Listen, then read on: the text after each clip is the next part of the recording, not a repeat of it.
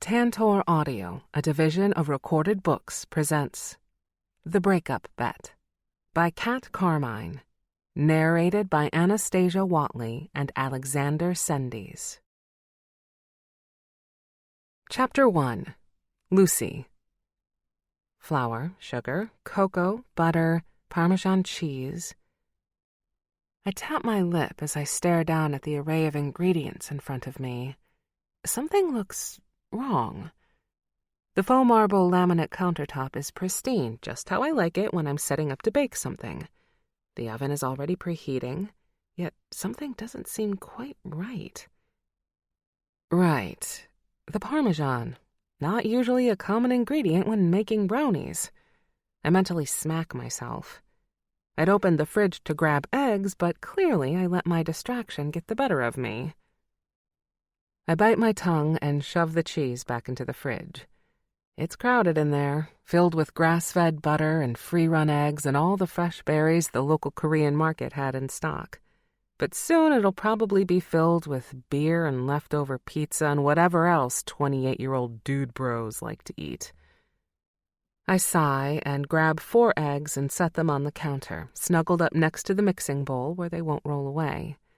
Then I take a deep breath to try to draw my focus back to the task at hand.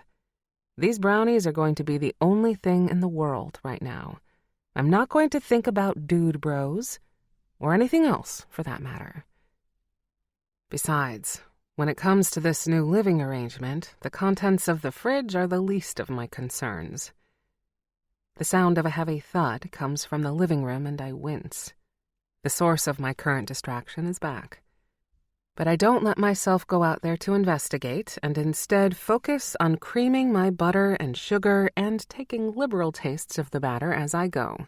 Yes, even with the raw eggs. I'm wild like that. I work as slowly and deliberately as possible. Baking is my happy place, the thing that keeps me grounded and sane. And right at this moment, I need a dose of sanity. And chocolate. I definitely need chocolate, too. I mix in the cocoa, the flour, a liberal sprinkle of sea salt. It's all coming together perfectly, so creamy and sweet. When you get brownies right, the batter practically glistens. And not to brag, but this bowl is a shining example. That's what I love about baking. It isn't foolproof, but if you follow the instructions, it always comes together the way it's supposed to. If only everything in life was that simple, and if only someone had bothered to tell my ex-boyfriend Lou that. I go back to creaming the butter, but now there's a viciousness to the way I attack the tiny lumps of flour. For 3 years, I'd put in the ingredients for a happy relationship with Lou Myers. Time, love, attention, affection. I thought it was only a matter of time before he, put a ring on it. After all, that's how things are supposed to come together, right? Relationships, like baking, are just a matter of following the recipe. At the end, if you've done everything right, you should get a perfect pan of brownies. Shouldn't you? Instead, 3 weeks ago, Lou had unceremoniously announced that he wasn't feeling it anymore, and that he thought we should break up. Break up! After 3 years! And for no damn good reason, as far as I could see. Not feeling it. Pfft, what does that even mean? I'd been racking my brain every day since then. Where did we go wrong? Did I forget an ingredient somewhere? Overmixed the batter? Salted when I should have sugared? Or maybe, I think bitterly as I attack another lump of flour, our metaphorical oven just wasn't hot enough. All I know is I haven't slept a night since it happened. I lie awake staring at the ceiling, my mind turning the recipe of our relationship over and over, trying to find the mistake. Because there has to be one. There has to be. Things don't just go so badly wrong for no reason. Another thud comes from the living room. I jolt at the sudden noise and drop an egg onto the floor. Damn it! It splatters over the cheap checkered linoleum. Yellow oozes through cracked white. I think that's the last of it. The voice from the living room is low and gruff and enough to make all my limbs tingle uncomfortably. I take a deep breath. I suppose I have to talk to him eventually. After all, he's going to be living here. I emerge from the kitchen and come face to face with Connor Pratt. Or, more specifically, with Connor Pratt's abs. There go my limbs, tingling again. Connor has his shirt pulled up, using the hem to wipe the sweat from his face. His perfectly sculpted abs glisten like he's in a men's cologne ad. It's really quite ridiculous. I'd roll my eyes if I could manage to tear them away from his midriff. "I think that's it," he says again, when he finally drops his shirt back into place and sees me standing there. With the offending muscles safely out of view, I'm free to roll my eyes as desired. You know, you could have put them right in your room, instead of leaving them out here in the living room. "I wanted to get them up here as fast as I could," he explained. "The truck's double parked." "Well, I'm just saying." He has this stupid half grin on his face, and it's so Connor. He always had such an attitude, even back when he was a cocky 16-year-old and I was the dumb little kid with a crush on her older brother's best friend. Of course, that was back before I understood what guys like him were really like. Now I know that those cocky grins come with equally cocky attitudes and a sense of entitlement that makes my skin crawl. No, I know guys like Connor. That's why I ended up with a sweet guy like Lou instead. Of course, look where that got me. Hiding out in my own kitchen making salted caramel heartbreak brownies where the salt came straight from my own tears. Okay, not really, but it might as well have. I fold my arms and stare down Connor. I'm determined not to let that grin have any effect on me whatsoever. Not like it used to. "Well, just get them out of the way soon. I don't want to be tripping over them all month." "Aye, aye, Captain." He gives me a fake salute. Once again, I roll my eyes. I have to get back in the kitchen. I dropped an egg. Connor raises one eyebrow. "Is that a euphemism?" Even my hair blushes. "No, I literally dropped an egg on the floor, and now I'm going to go clean it up." I scurry into the kitchen before I can potentially embarrass myself further. But as I clean up the broken egg and then get the brownies ready to go into the oven, I catch myself sneaking peeks into the living room. Connor had gone out to move the truck, but now he's back, and he's beginning to lug all the boxes of his things from the living room into his new bedroom. Watching him work is almost as satisfying as creaming butter and sugar together. His biceps bulge, his neck strains, and a sheen of sweat appears on his forehead. Every time he bends, his thighs flex, and as he lifts, those broad shoulders harden, testing the limits of the thin fabric of his t-shirt. I should go out there and offer to help him. It would be the nice thing to do. Then again, he'd probably just decline my offer anyway, I quickly reason. And the view is so much better from back here. I get so distracted by the Connor Pratt show that I forget all about the brownies. When a whiff of scorched chocolate catches my attention, I realize they've been in the oven far too long. Shit! I yank the door open and wave away the smoke. The brownies are dark and hard-looking, but at least they aren't on fire. I grab a dish towel and pull the pan out.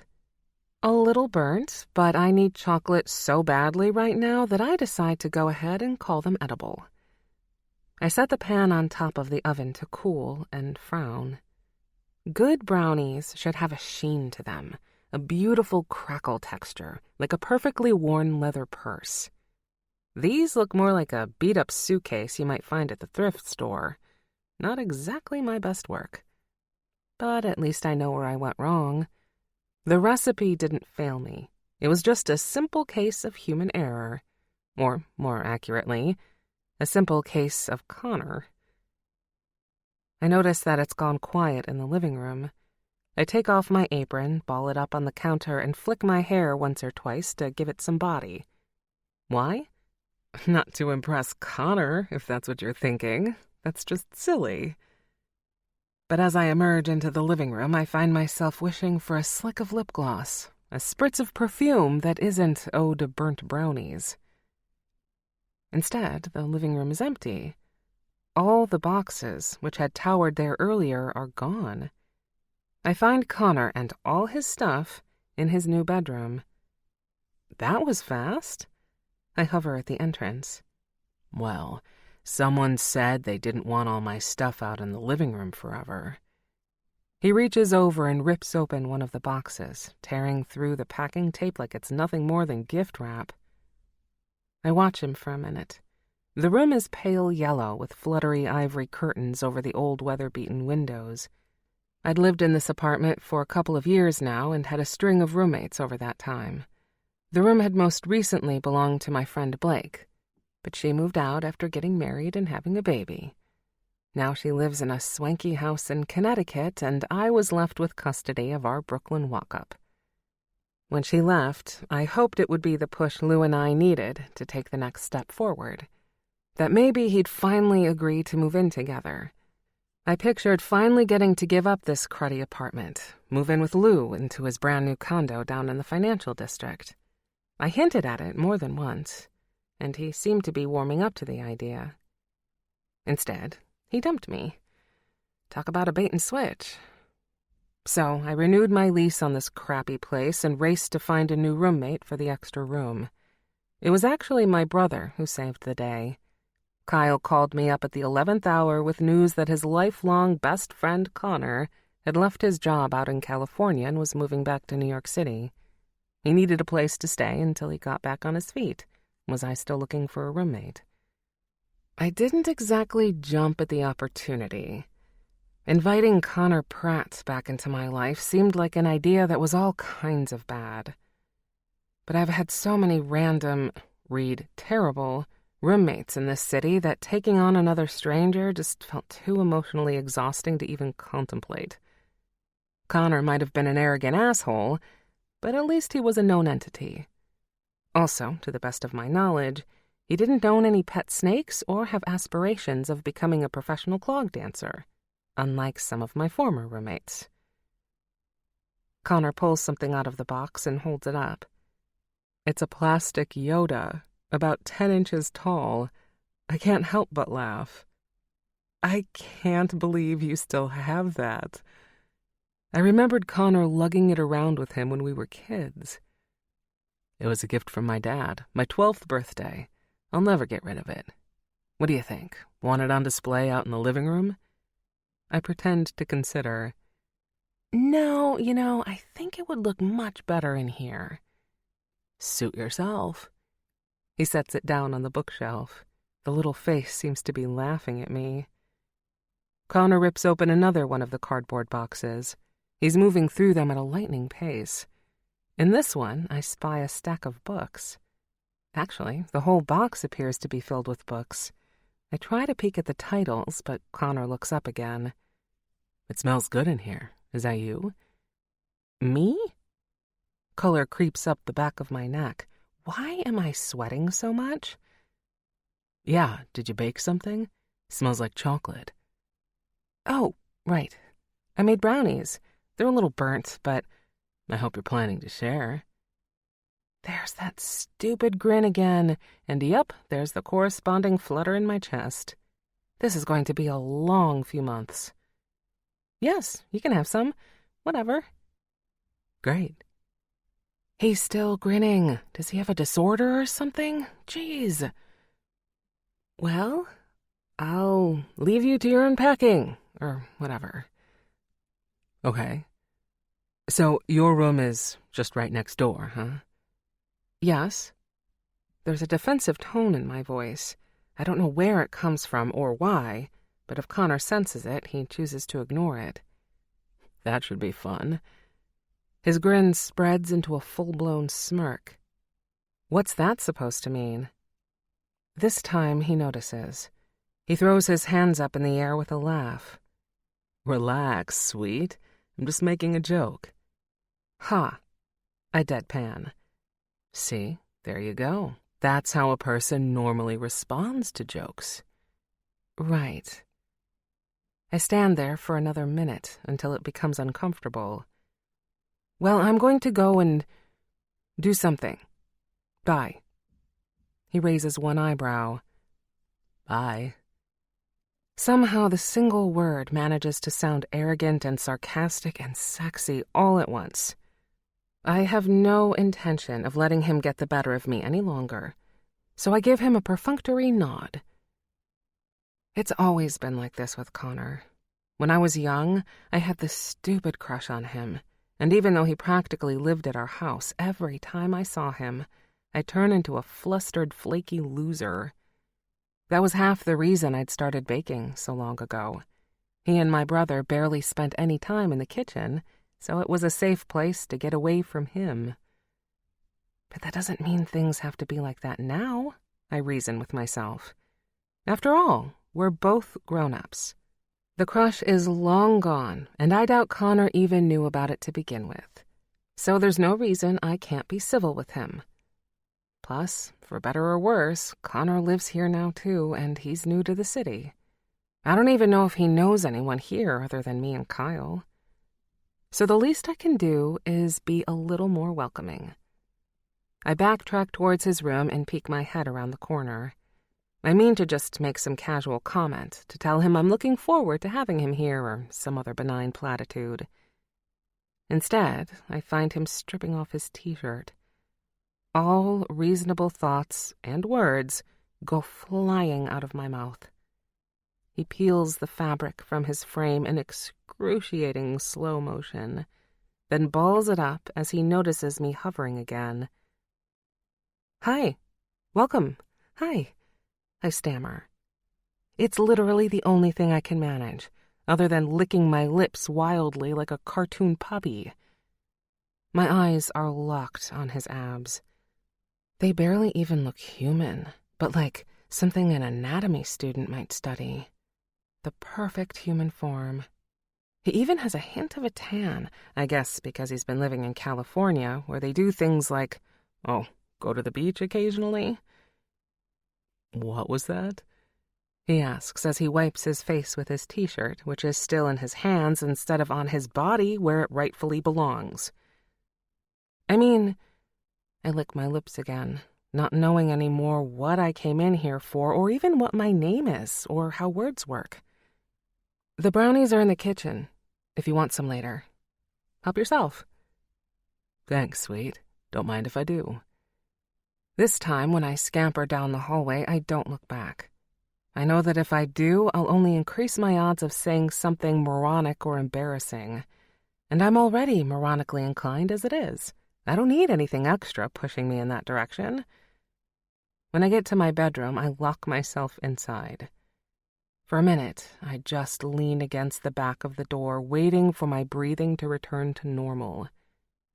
I can't believe I'm going to be living with this guy for the foreseeable future. What was I thinking when I agreed to this arrangement? All I can say now is, this is definitely going to be very interesting.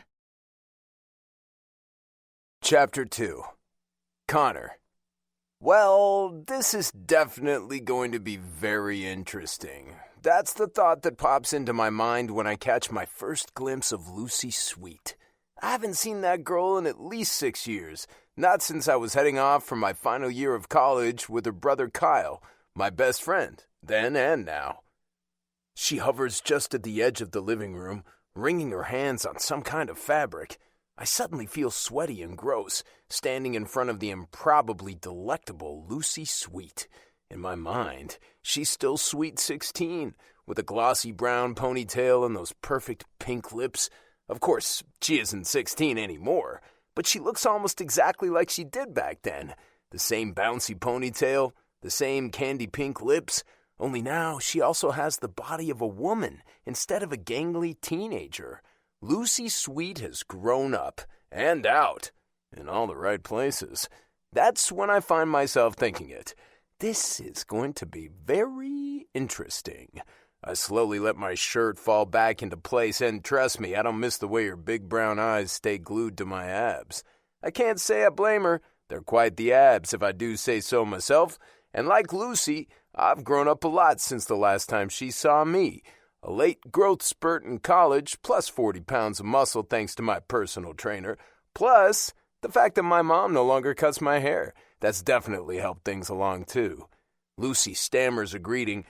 I think about going in for a hug, but she's twisting her apron. Yes, I realize now it's an apron. How fucking adorable is that? So nervously that I think I might spook her if I do. We exchange some small talk, and then she stops abruptly. I have to go. I dropped an egg. Is that a euphemism? I tease. Her neck flushes. Bright pink covers her skin, painting a mottled trail across her chest, or at least the part of her chest that isn't covered by the peach-colored t-shirt she's wearing. She bolts into the kitchen before I can admire it any further. I head back down to the truck and start lugging up the rest of my boxes. Kyle was supposed to be here helping me, but he'd been called in for an extra shift at the hospital. I couldn't exactly hold it against him. He works at a busy ER here in the city, and I figure his sick, shot, and stabbed patients are probably a little more important than helping me lug boxes up a 4-floor walk-up. I didn't bring that much stuff with me anyway. I wanted to leave my San Jose life far behind me, so I donated all my furniture, sold my apartment and my Tesla, and ditched anything and everything that reminded me of Farrah. Then I rented a pickup truck, threw a bunch of boxes in the back, and called it a day. Now, here I am, starting over in New York. A stupid, impulsive decision? Maybe, but I'm a stupid and impulsive kind of guy, I guess. It doesn't take me long to unload the last few boxes and the single duffel bag of clothes from the truck and, per Lucy's wishes, deposit everything directly into my new bedroom. When I'm done, I take a moment to look around the space. It's nothing fancy. Reminds me of the kind of apartments I lived in while I was in college, actually. The walls are pale yellow, and there's a double bed, already made up in faded sheets and an old patchwork quilt, which I'm sure Lucy has already gone to the trouble of washing for me. There's a small bookcase that looks like it came from IKEA. Good old Billy, even more popular with college students than Jack Daniels and Captain Morgan combined. I remember it well. There's also a small desk and a wooden chair, a nightstand with a wild little lamp, with a base shaped like a salmon jumping out of a lake. I recognize the aesthetic immediately as thrift store chic. Even though I don't have many boxes, they take up most of the floor space, so I get right to work on unloading them. It's mostly books anyway, and a few DVDs I can't bear to part with, even though I don't even own a DVD player anymore. My laptop, that's really about it. Oh, and a box of vintage sneakers. What can I say? Sometimes men like to splurge on shoes, too. I'm about halfway through the boxes when I hear Lucy making her way down the hall. She hovers outside my door, and for a minute I pretend I don't notice her. I wait for her to say something, and when she doesn't, I finally look up. That was fast, she blurts when she sees me looking. She eyes the boxes covering the floor. Well, someone said they didn't want all my stuff out in the living room forever. I give her a grin, and her cheeks color again. There's something a little too appealing about that, so I reach down and rip open one of the boxes and start sorting through a stack of books. There's an eclectic mix.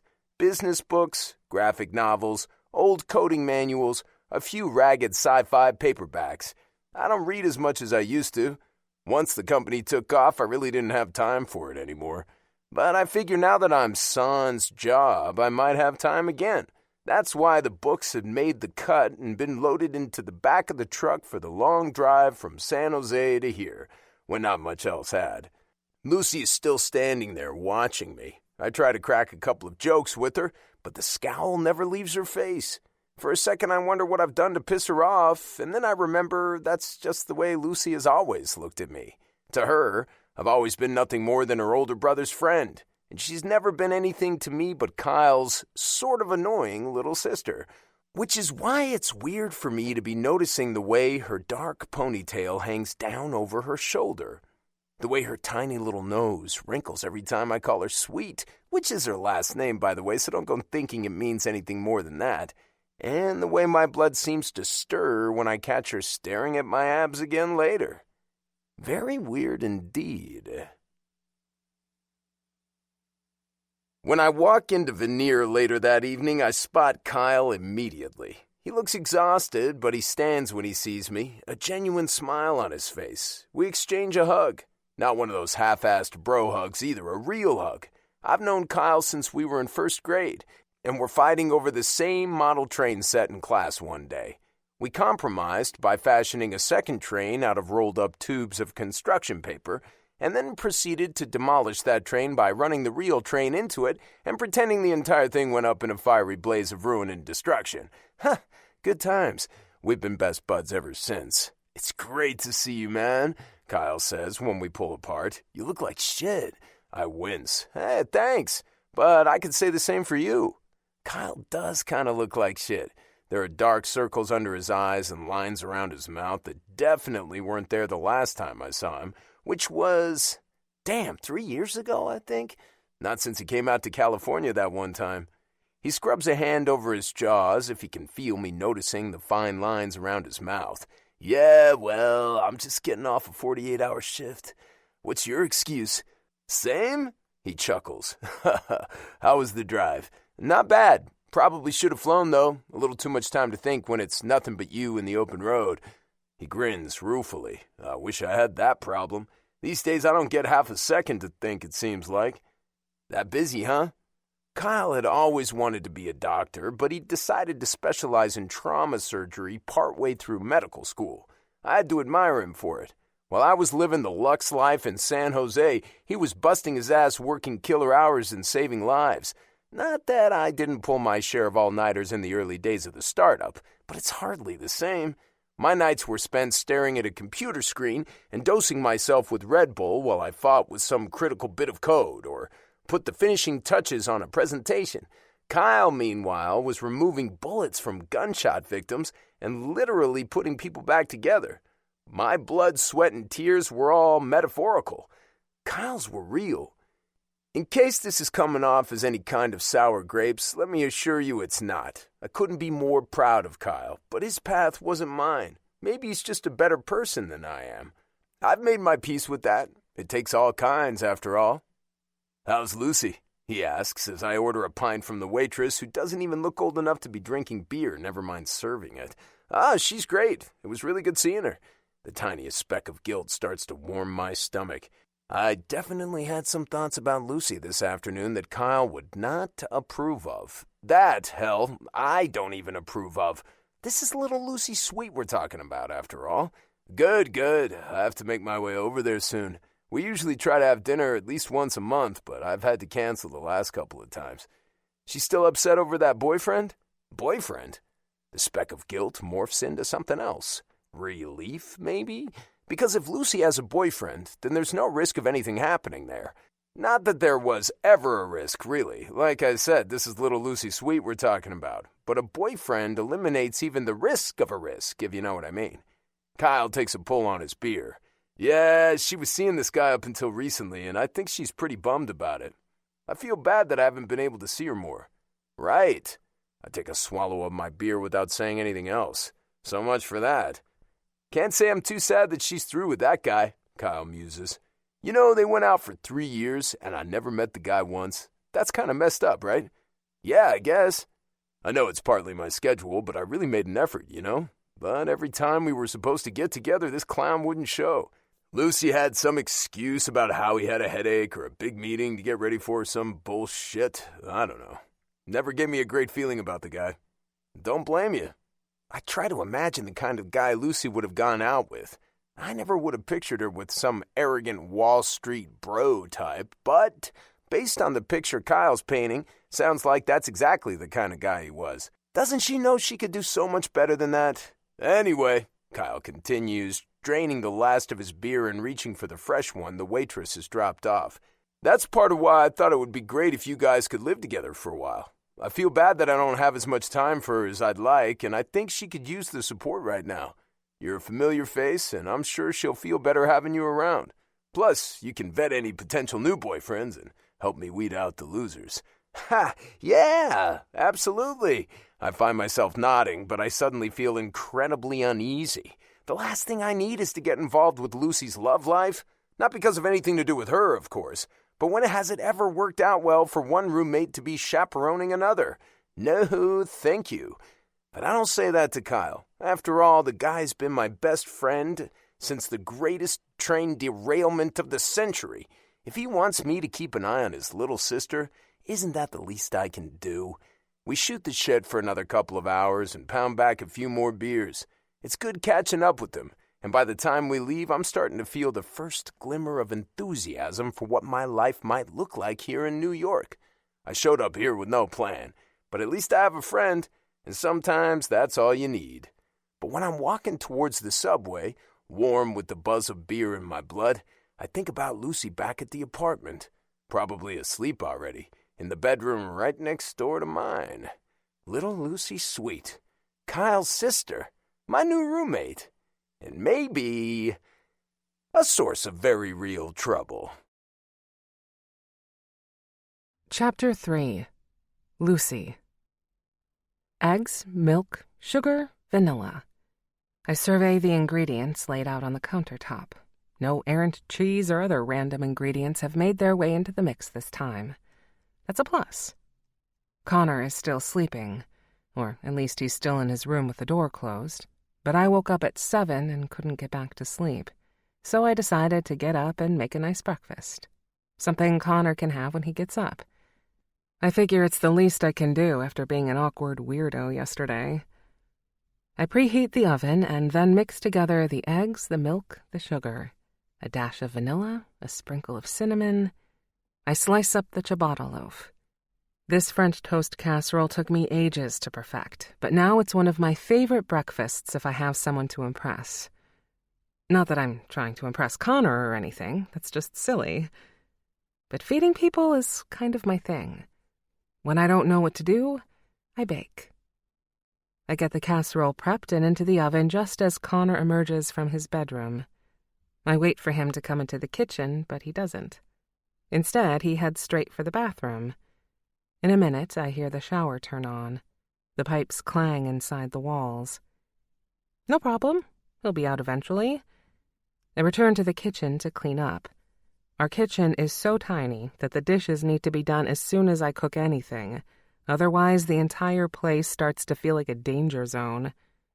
I put my laptop on the table and stream some music as I work. Eventually, I hear Connor come out of the bathroom.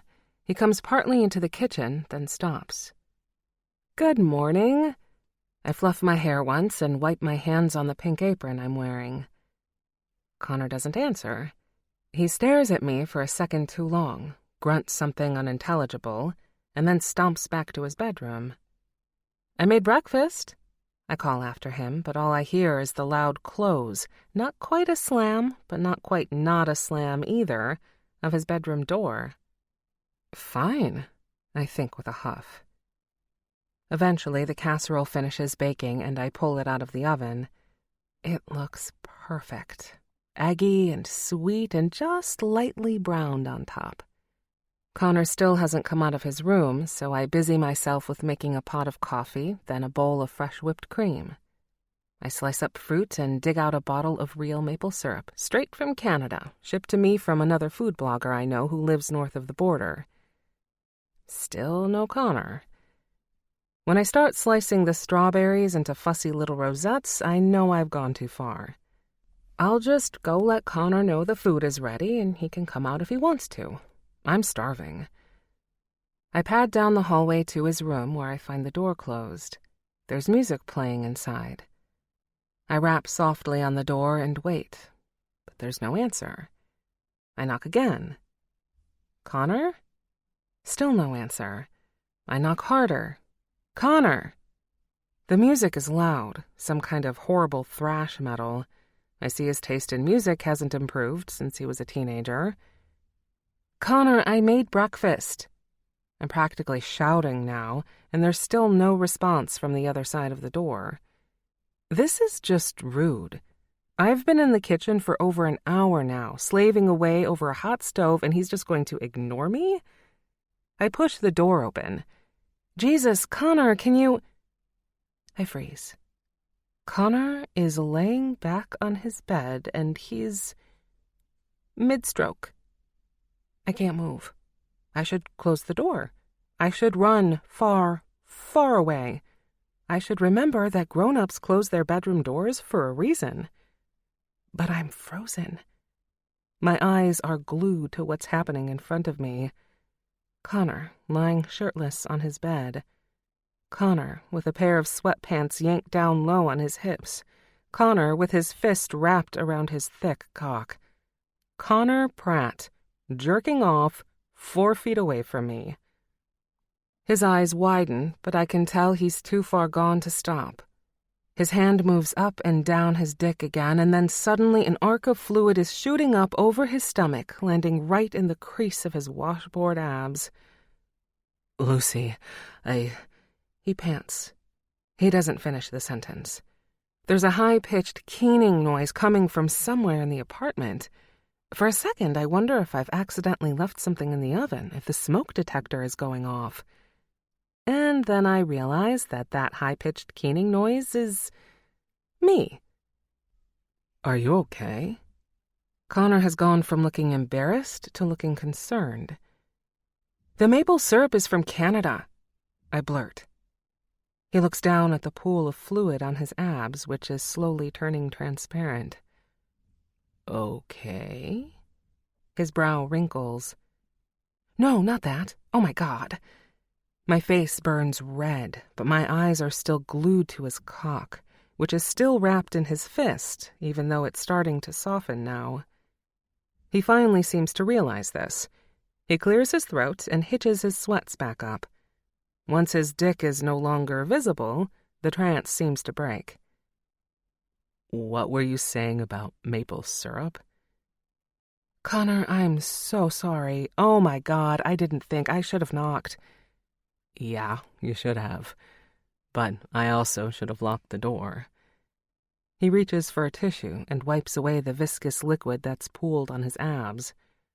"No, really, it's my fault. I should have... God, my throat is so dry. But other parts of me are not dry at all." I clench my thighs together and try to breathe.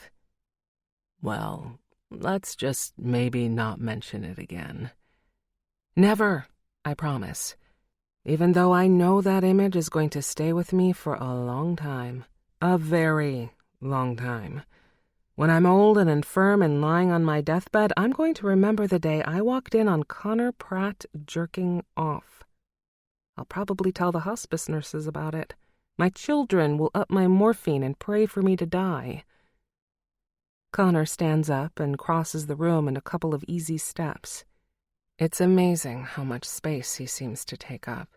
Even when he's 3 feet away from me, he seems to be right there. You promise?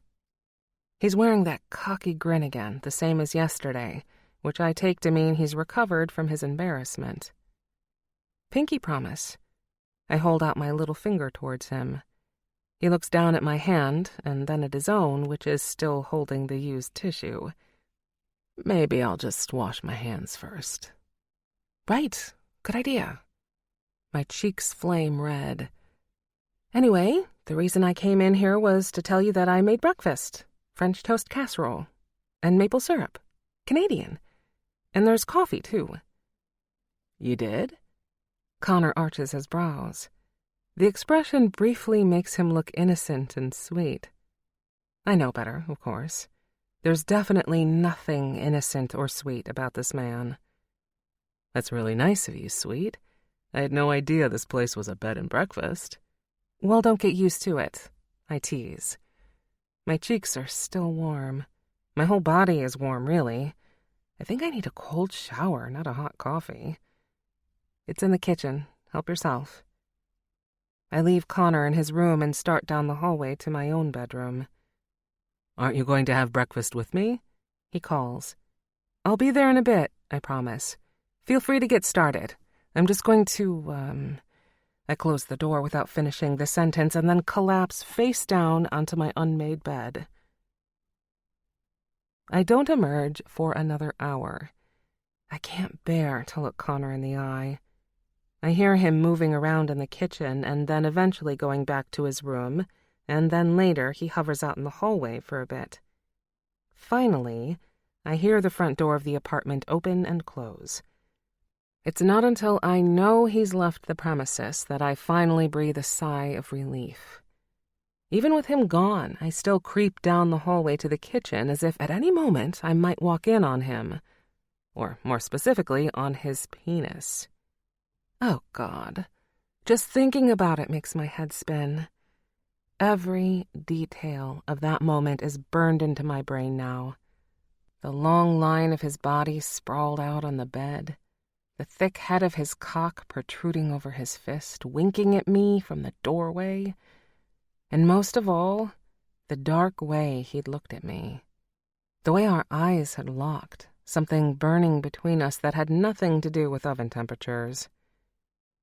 Or maybe I imagined that part. Yes, I'm sure I imagined that part. There's never been anything between Connor and I. Okay, maybe a little crush on my end, but that was just a silly kid thing. Seeing him like that today just activated a slightly deranged part of my brain, that's all. In the kitchen, I find the half-eaten brunch casserole has been covered and put in the fridge, and all the rest of the breakfast dishes are loaded in the dishwasher. The coffee pot is empty, but there's a Post-it note stuck to the pot that says, "Just hit brew." When I open it up, I find it pre-filled with water and fresh ground coffee. Guilt fills me. I'm the one who walked in on him, and now he's the one tiptoeing around me. I shouldn't make him feel bad or weird about something everyone does, right? I should just be cool. Easier said than done, of course. I scoop out a serving of cold casserole, dump what most people would call an excessive amount of whipped cream on my plate, and press the button to start the coffee machine. By the time I'm finished eating, my skin has finally stopped burning. Then the apartment door opens and Connor rolls back in. He's drenched in sweat. He's bare-chested, his damp t-shirt slung over his shoulder. He's still wearing the same sweats he was wearing earlier, which hang low on his hips. So low, I can see the deep V of his pelvis, the line of light hairs that lead down to his happiest of happy places. Hey. He uses his t-shirt to wipe a thin film of sweat off his brow. His chest still glistens. I almost offer to lick it off. Instead, I say something a million times more embarrassing. It's okay that you masturbate. It's fine. Oh my God. Way to go, Lucy. Super smooth. Connor stops mid-brow swipe. Thanks? I just don't want you to feel weird about it. He smirks. Trust me, I don't. Well, good, because it's fine. It's great, really. Oh, yeah? You think it's great? He's strolling towards me, and my eyes are compulsively drawn to the bulge in his pants. What is it about men in sweatpants? They shouldn't be hot, but somehow they are. Maybe it's something about the easy access, the way that certain shapes and sizes are just a little more visible than they should be. This must be how guys feel when women go around without bras. I don't mean great. No, I'm really flustered. I just mean that I don't want you to feel awkward or anything. This is your house too, and I promise I'm always going to knock from now on. Oh, I don't feel awkward. He crosses by me into the kitchen to get a glass of water. And you should feel free to wander in any time. Maybe next time you'll do more than just watch. I can barely swallow. But then he gives me a wink, and just like that, the spell is broken. That's the cocky Connor I remember. Nothing's real with him. He's just a perpetual tease. I scowl at him. I was just trying to be nice. He finishes off his water and shakes out his thick, dark hair. I know, and I appreciate it. He runs the tap again and refills his glass. When his back is to me, he says, Sometimes, for guys, it's kind of something we do to distract ourselves. And what do you need to distract yourself from? He turns back around, leans against the counter, and considers me. The smirk is gone now, and for once, Connor looks half serious. I don't know what Kyle told you about me leaving California, but it wasn't exactly on the best terms. Oh? My interest is piqued. I was seeing someone out there, and it went south. In a really bad way. Kind of did a number on me. Oh, I didn't know that, no. A mix of emotions run through me.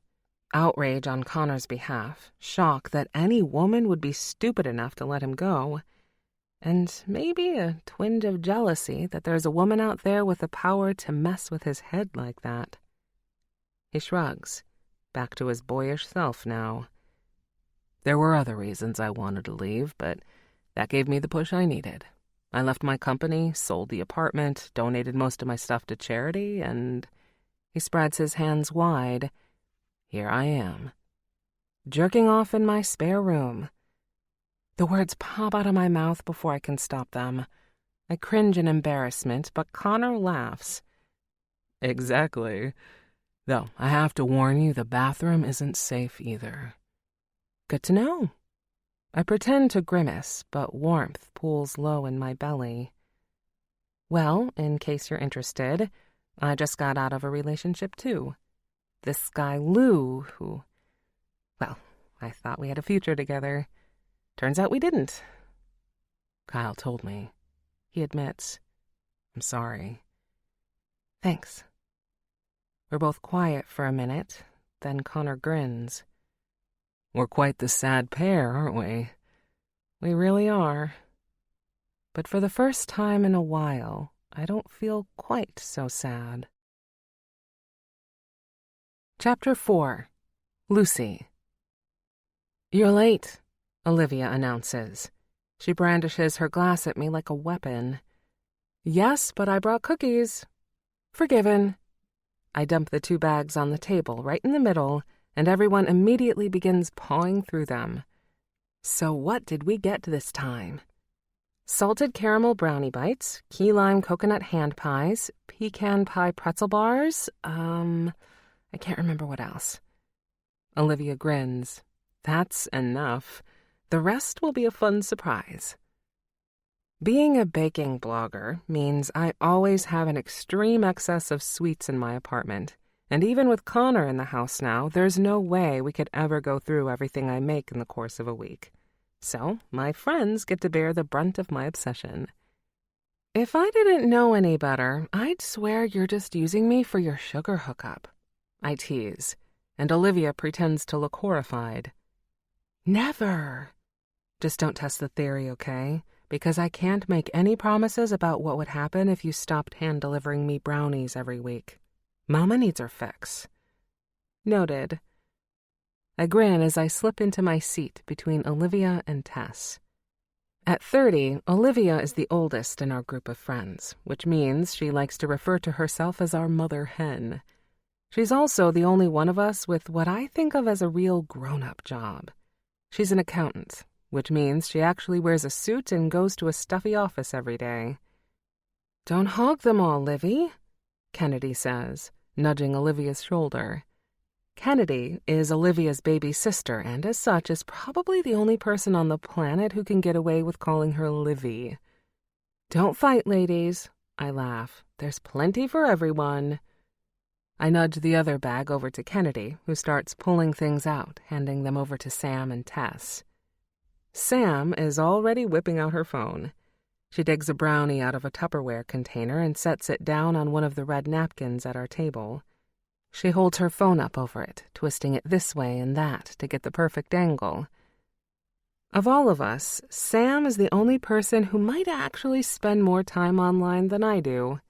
She does social media for one of those hip PR firms downtown, which means her whole livelihood is predicated on being cool. Here, try this. I take a second red napkin and fold it into a triangle and layer it over the first napkin under the brownie. Perfect. Sam grins and snaps her pic. You know all the tricks. Only for brownies. I still haven't mastered the selfie angle. We amuse ourselves by practicing our duck faces for a few minutes until a waiter appears at our table. Hi, ladies, I'm Ahmed. Can I start you off with some drinks? Suddenly, everyone at our table is sitting up straight, chests out. Sam flicks her hair back and hides the brownie. I bite back a smile.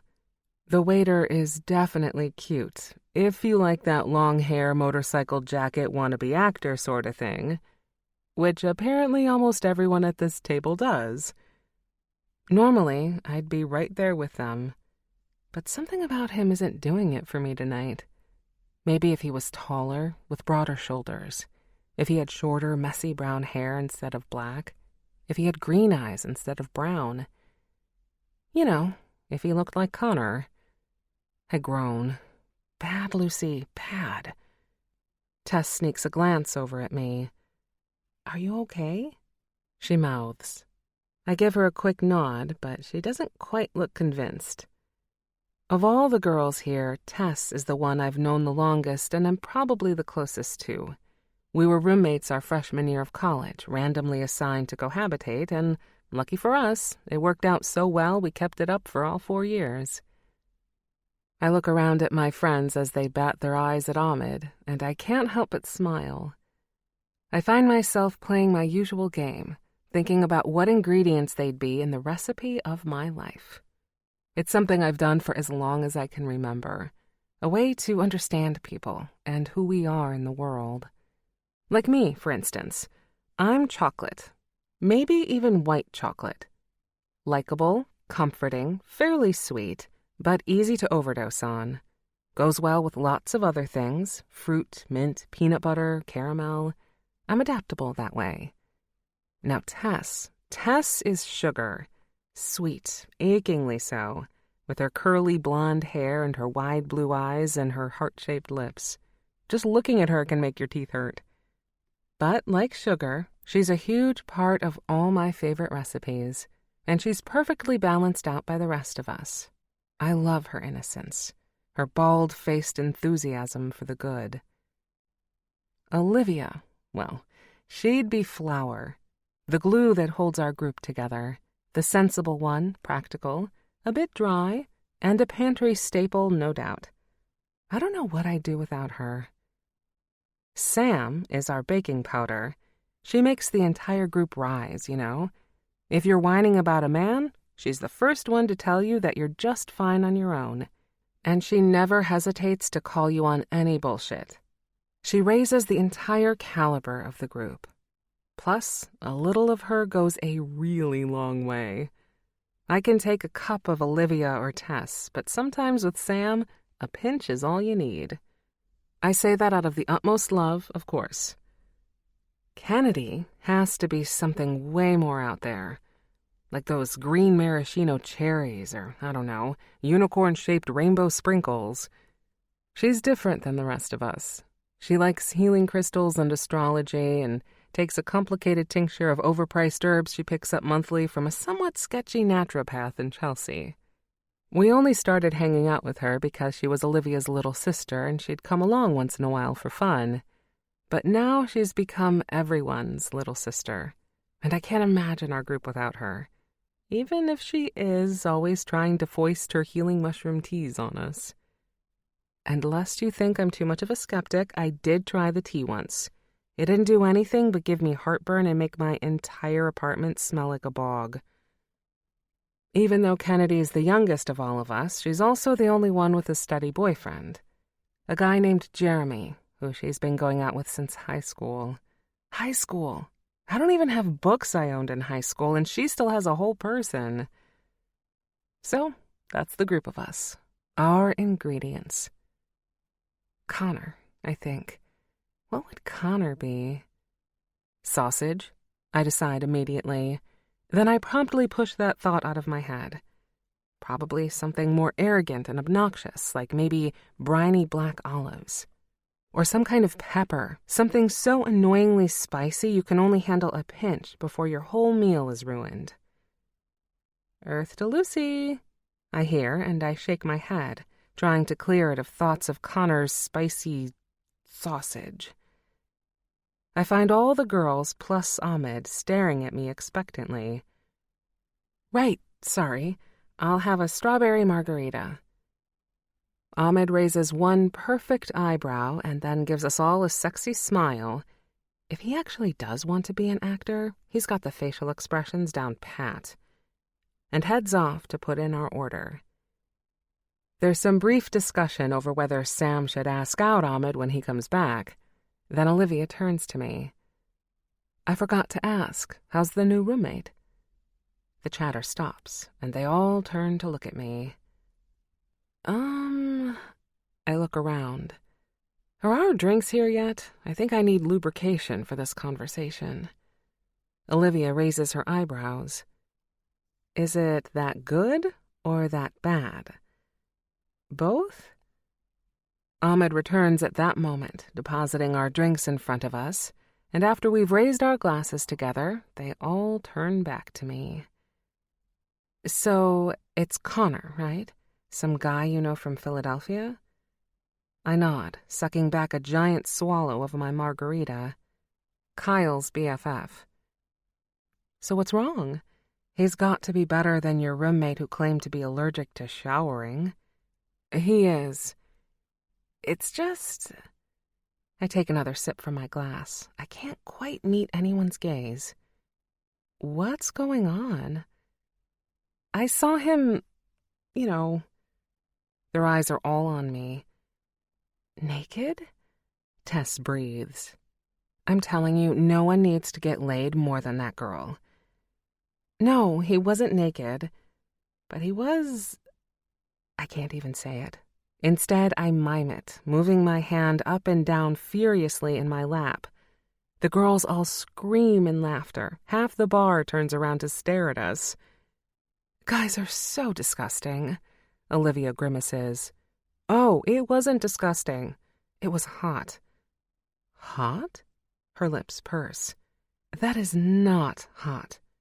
Oh, trust me, it was. I bring my drink to my lips and don't stop until I hear a slurping noise and realize I've sucked the whole thing back.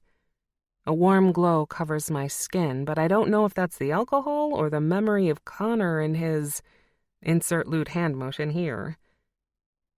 How is it other than the... I consider the question. Okay, I guess. He's very appreciative of my baked goods, which is nice. I bet he is. Sam arches one eyebrow, a smart talent I wish I could master. I laugh.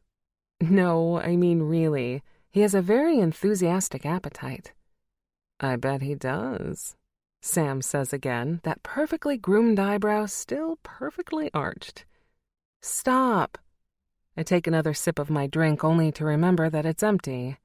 I flag down Ahmed. He's flirting with another table of women nearly identical to ours, and point to our glasses.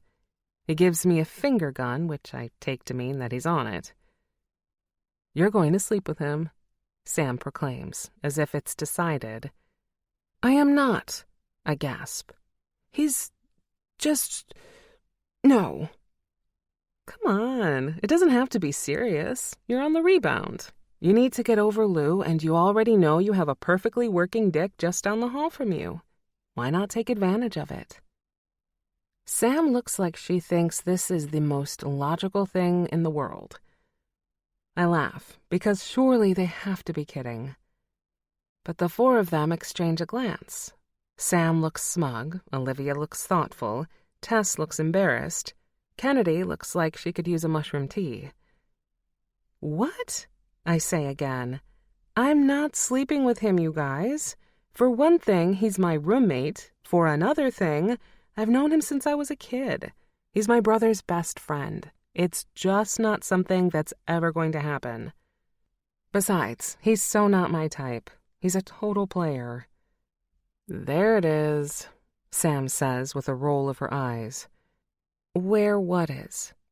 The real reason. What does that mean? He's a player, or you think he is, and so you won't touch him with a 10-foot pole. Yeah, so? Is that such a bad thing? When it comes to a relationship, sure, it's fine. When it comes to rebound sex, who cares? But I'm shaking my head. No way. You know how I feel about guys like that. Not happening. Sam looks like she's about to say something else, but right at that moment, Ahmed returns with our drinks, and she turns her attention temporarily back to him. The thing is, Sam's right. I don't touch guys like Connor. Too good-looking, too charming, too everything. They're the kind of guys who hurt you, who walk out on a Saturday morning to get ice cream for the kids and never come back. The kind of guys who will hurt you so bad you can't get out of bed for weeks. Can't even fix your kids a can of soup for dinner because you can't stop crying. I saw it happen to my mother, and I refuse to live through it myself. I know what you're thinking. Classic daddy issues. And you're not wrong.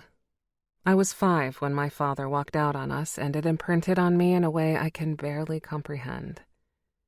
People think it's not a big deal when a parent leaves. They think that because it's so common, it must not hurt that bad.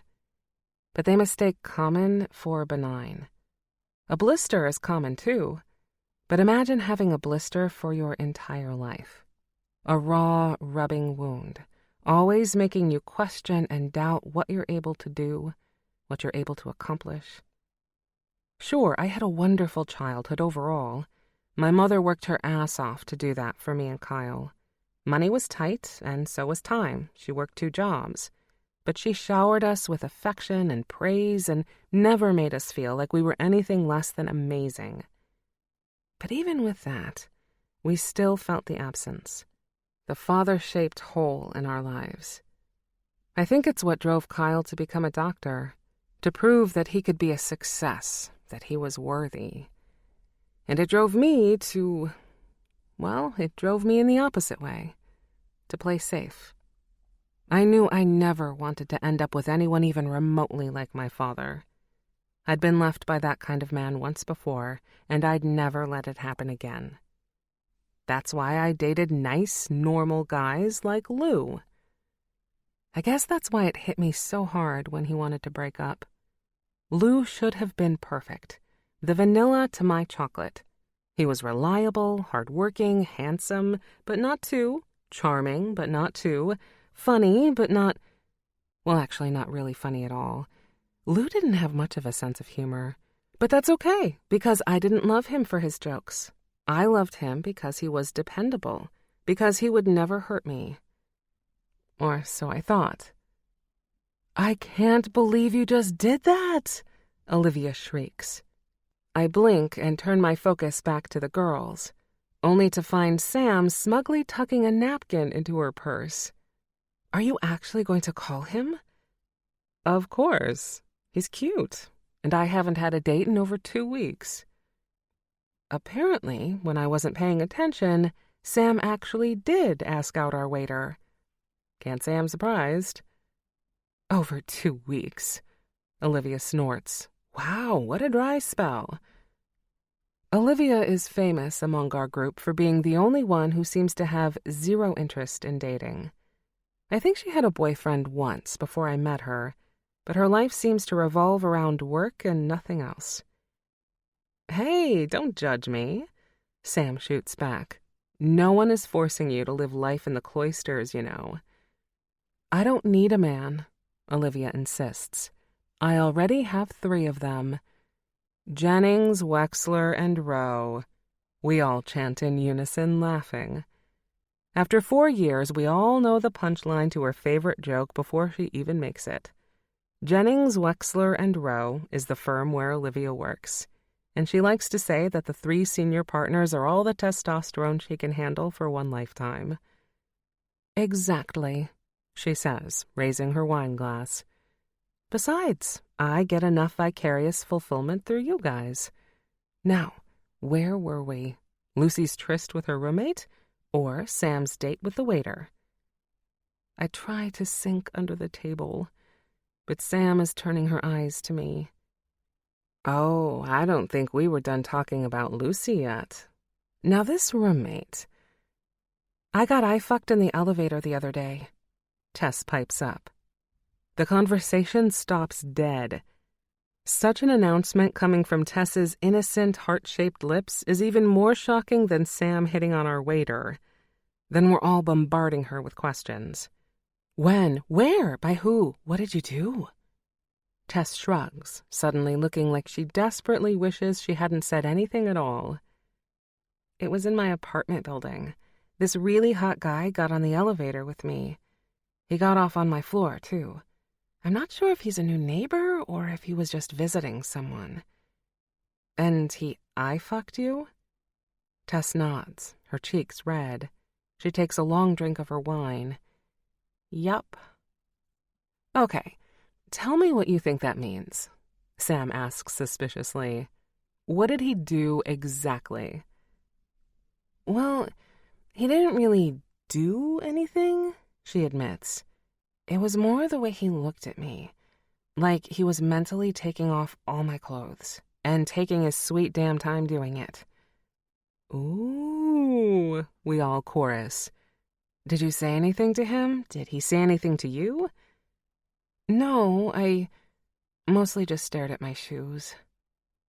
This is typical Tess. Was he cute? Oh, God, yes, Tess gushes. Gorgeous, actually. Although, what? He looks vaguely familiar, like I knew him from somewhere, but I can't figure out from where. So then I wondered if maybe I was imagining the eye-fucking thing. Maybe he was just trying to figure out where he recognized me from. No way. Sam shakes her head. There's a big difference between the "do I know you" look and the "can I fuck you" look. Very big difference. Tess considers this, and then nods. Well, anyway, it doesn't matter. I haven't seen him again since then. The rest of the night continues in much the same way, though, believe it or not, we don't spend the entire time talking about men. We talk about our jobs and our families and what we're binge-watching on Netflix right now. By the time we leave the bar, Ahmed giving us one last smile and a finger gun, I'm feeling happy and pleasantly distracted. When I get back to my apartment, I stop in the lobby to check the mail, which I haven't done in a couple of days. I slide my key into the tiny box with only a little bit of drunken wobbliness, then pull out a thick stack of flyers and other junk mail. I flip through and find one phone bill and one bank statement, then go to chuck the rest in the waiting recycling bin. Then I see the thick envelope, pale blue, with my name on the front. I look at the return address and rip it open. My stomach is already starting to sink. I knew this was coming, but I'd somehow forgotten about it. My happy, distracted feeling vanishes. I hold the envelope in my hands and think about tipping it into the recycling bin with everything else, pretending I just never saw it. I don't, though. I keep hold of it and start slowly climbing the 4 flights of stairs back to the apartment. Chapter 5. Connor. I take the stairs up to the apartment 2 at a time just to prove to myself that I can. If I can do that, it means I didn't drink too much whiskey. I make it most of the way up and only catch the toe of my sneaker on the last step and still manage to keep my balance, so I figure I'm doing okay. I didn't plan to spend the night drinking by myself and getting maudlin, but somehow, that's what had happened. The night had started out okay. I'd taken a dinner meeting with an old colleague from California, one of our investors actually, Jean-Paul K., JP to anyone he wanted to schmooze, which was everyone. He was in town and had gotten in touch to see if I wanted to get together for a friendly drink or two, or so I thought. Halfway through dinner, he started telling me about a new project he was getting in on, some kind of educational software, really going places, already had the interest of the Secretary of Education and so on, the usual bullshit. I nodded politely until he confessed that the current CEO was on a downward spiral and that they were looking to replace him ASAP. I realized this wasn't a casual dinner after all. It was a pitch. Ha! Thanks, but no thanks, I told him. Come on, Connor, you'd be perfect. I'm not interested. You got something else better going on? No, I admitted. I'd come to New York without a plan, and so far that was working out just fine. You've got to do something with your time. You're too talented to sit around on your ass. Why don't you just fly out and meet the team? They're the best of the best. Really, no. I'm happy here right now. For now, sure, but you love the valley, the excitement, the adrenaline. What are you going to do without that? I didn't have a good answer for him. I'd left dinner already feeling a bit out of sorts, so I'd rung up Kyle to see if he wanted to get a drink. It had gone straight to voicemail, though, and I was pretty sure I remembered him saying he was working all weekend. Lucy was spending the night out with friends, and since the sweet siblings represented the sum total of people I know in New York, I was on my own. I didn't want to go back to the apartment, too quiet without Lucy there, so I just started to walk. Eventually, I'd landed at a little dive bar. Didn't even know what neighborhood I was in, but the drinks were cheap and plentiful, which was all I cared about. And that's how I ended up spending the entire night drinking whiskey and thinking about how just a few months ago, I seemed to have everything, and now I had nothing. See what I mean? Maudlin. Now I fumble the key a couple of times, trying to be quiet as I attempt to jam it into the lock. Did this keyhole shrink since I left this afternoon? I swear it used to be bigger. I look at the apartment number again just to make sure I'm in the right place. Yep, number 17, my new home. It's past midnight now, and I'm guessing Lucy will be asleep. I try not to think too hard about her lying in that big bed all by herself. Oh, I definitely try not to think too much about what she might wear to sleep in. Cute little shorts, a lacy nightgown. Maybe she even sleeps naked. With that thought, the apartment door wrenches open, and I stumble into the front hall. I catch myself right before I face-plant into the parquet floor. Then I freeze. I strain my ears, listening into the quiet, trying to gauge whether I might have woken Lucy. But the apartment isn't exactly quiet. There's a low murmur coming from the living room. Did she leave the TV on? Did I? The room is dark. There's a dim blue glow, but it isn't coming from the television. Lucy! What are you doing sitting here in the dark? She looks up from her laptop. Her dark hair is pulled back off her face, which only serves to highlight the fact that her makeup is streaked halfway down her cheeks. Jesus, are you okay? What happened? Nothing. I'm just watching Titanic. She points to her laptop with one hand while she swipes at her eyes with the other. I crack a smile. Seriously? Why? She doesn't smile back. Oh, I just like it. The part where Jack lets Rose go. She sniffles. On the laptop screen, dark water is washing over a young Leonardo DiCaprio. I chuckle.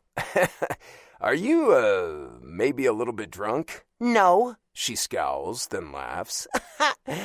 Maybe a little. I'm gonna get you some water. I leave her in the living room long enough to get her a glass of water, and when I return, she's scrubbing back through the video to the part where Rose first goes into the water. Yeah, I may have seen Titanic a couple of times. Kate Winslet has a nice rack, okay? Are you actually just gonna watch the same scene again? I ask as I hand Lucy the water. She takes it without looking at me. I've watched it 6 times in a row now. I snort.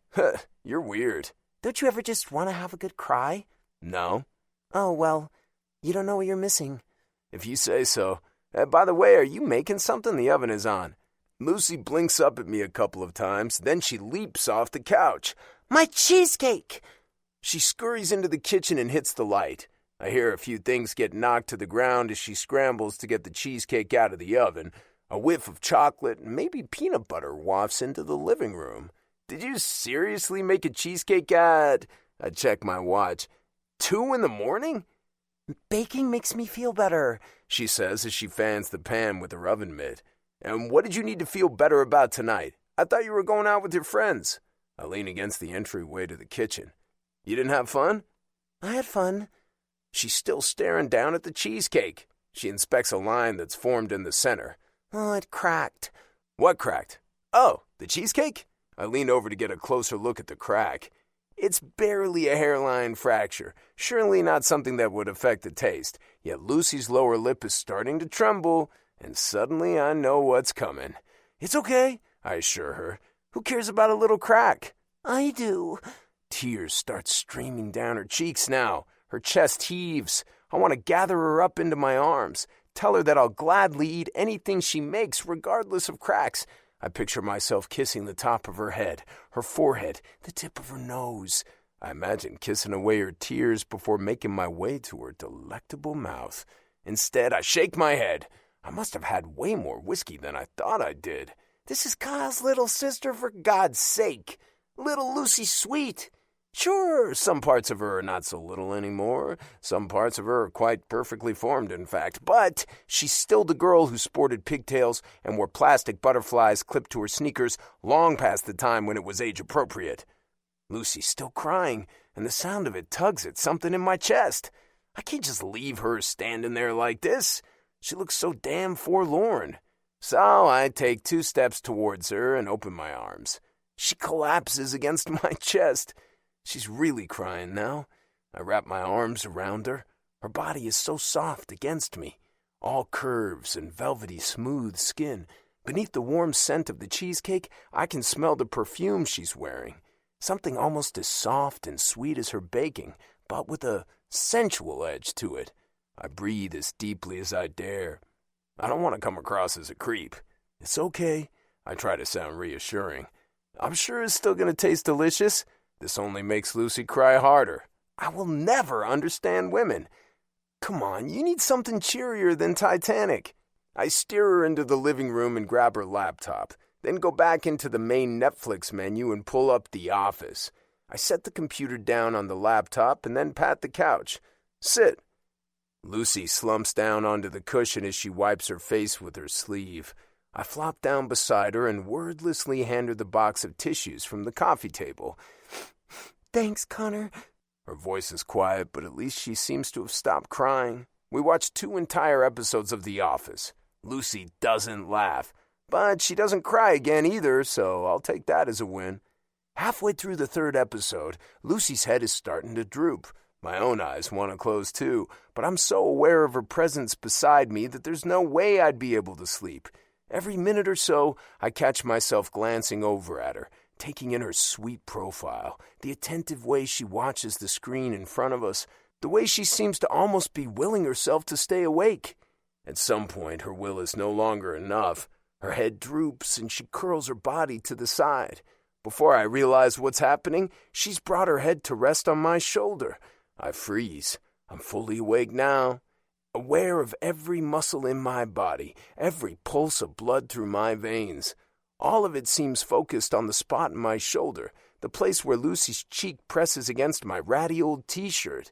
It would be so easy to sling my arm around her, to pull her against my chest and let her sleep like that.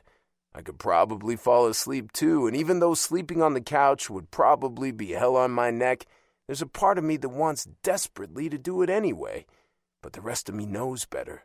The last thing I need in my life is more complications, and getting cozy with Lucy, my roommate, my best friend's little sister, is about as complicated as things get. No, thank you. I moved away from San Jose because I wanted less drama in my life, not more. I slowly ease her back into a sitting position. She blinks at me in confusion. Connor, what time is it? Bedtime. I stand and grab her hand to pull her to her feet. She moves easily and then follows me blindly down the hallway. When we get to her room, I plant my feet firmly on this side of the doorway and let go of her hand. She stands there, eyes almost closing, still half asleep, I think. Thank you, she says. No problem. My voice sounds gruff. No, get some sleep. She's still standing there looking up at me. Those big brown eyes blink slowly, almost like she's waiting for something. I force myself to turn away. I need to splash some cold water on my face. Connor. Her voice makes me stop. Yeah? I don't turn around. I'm afraid that if I do, I might do something I regret. The cheesecake? It has to go in the fridge. I let out a breath. Relief. No problem. I'll go put it in right now. Thanks. Finally, her door closes. I go cover the cheesecake with foil and shove the whole thing in the fridge. Not an easy feat with the other containers of cookies, muffins, some random lemon things that taste like heaven on a graham cracker crust. I finally wedge the cheesecake in. Then I slump against the closed fridge door. Moving here, to New York, to Lucy's apartment, had seemed like a much better idea a few weeks ago, when I first concocted the stupid plan. Now, though, now I'm not so sure. Chapter 6. Lucy. Ugh, my mouth tastes like ass. I reach blindly towards my nightstand and find a half-full glass of water. It's been there a couple of days now, but I don't care. I chug it back. Dusty. I touch my head. Not too bad. I thought I'd be more hungover today. I try to remember how many drinks I had last night. 4? 5? I must have drank some water before I went to bed because I don't feel too bad. I try to recall what exactly happened last night. Right. I made a cheesecake, which cracked, which I guess is about what I should have expected. Drunk baking is never a good idea, and cheesecake is notoriously fussy. I try to remember if I at least stuck it in the fridge before I went to bed. I can't recall actually doing it, but... Oh, right. Connor did it. Connor. Oof. The memory of sobbing against his chest comes back to me. Blood rushes to my face, heating my cheeks. I reach for the water glass again, but of course it's empty. Ugh. What did I say to Connor last night? Nothing embarrassing, I hope. At least nothing more embarrassing than crying over cheesecake. I plant my feet on the ground and stand. Okay, still not too bad. The room doesn't spin at all, which is positive. I grab the empty glass and creep out into the hallway. And run straight into Connor. Lucy. He stares at me for a second, then down at the floor. Good morning. Good morning. Long pause. Connor is still staring at the floor. Are you feeling better? I'm fine. Thanks for putting up with me last night. Sorry if I was kind of a basket case. Sure. He still won't look up at me. I'm just going to go for a run. Okay. Have fun. I try to sound cheerful, but I don't get why he's being so weird. I try to push past him, and we end up doing that awkward hallway dance where we each keep stepping the wrong way. Of course, this would be easier if Connor would stop staring at his sneakers. I finally manage to ease past him and head towards the kitchen. As I pass through the living room, I catch a glimpse of my reflection in the window. I nearly drop the glass I'm carrying. What's wrong? Connor races into the living room. I realize I just shrieked. Nothing. Go for your run. At least he's looking at me this time. Only now I wish he wasn't. Because when I walked out of my bedroom, I sort of neglected something. Namely, putting on clothes. Are you sure you're okay? Yep, all good.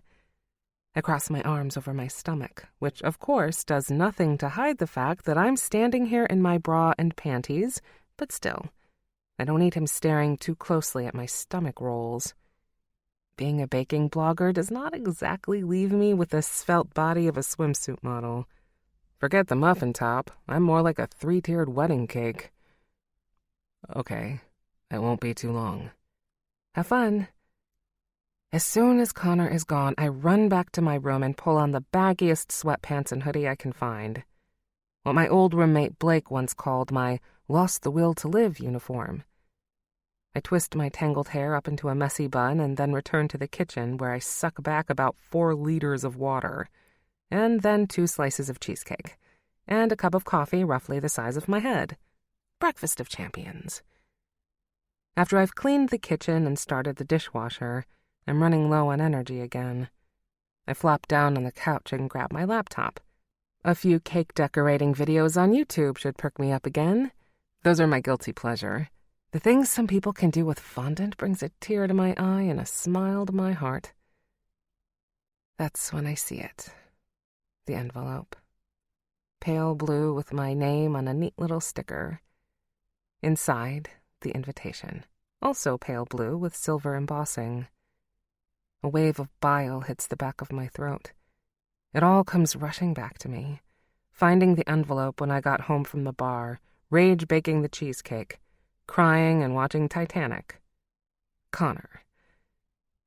Tears are pricking my eyes again, but the door swings open and Connor strolls back in. He's like a whirlwind.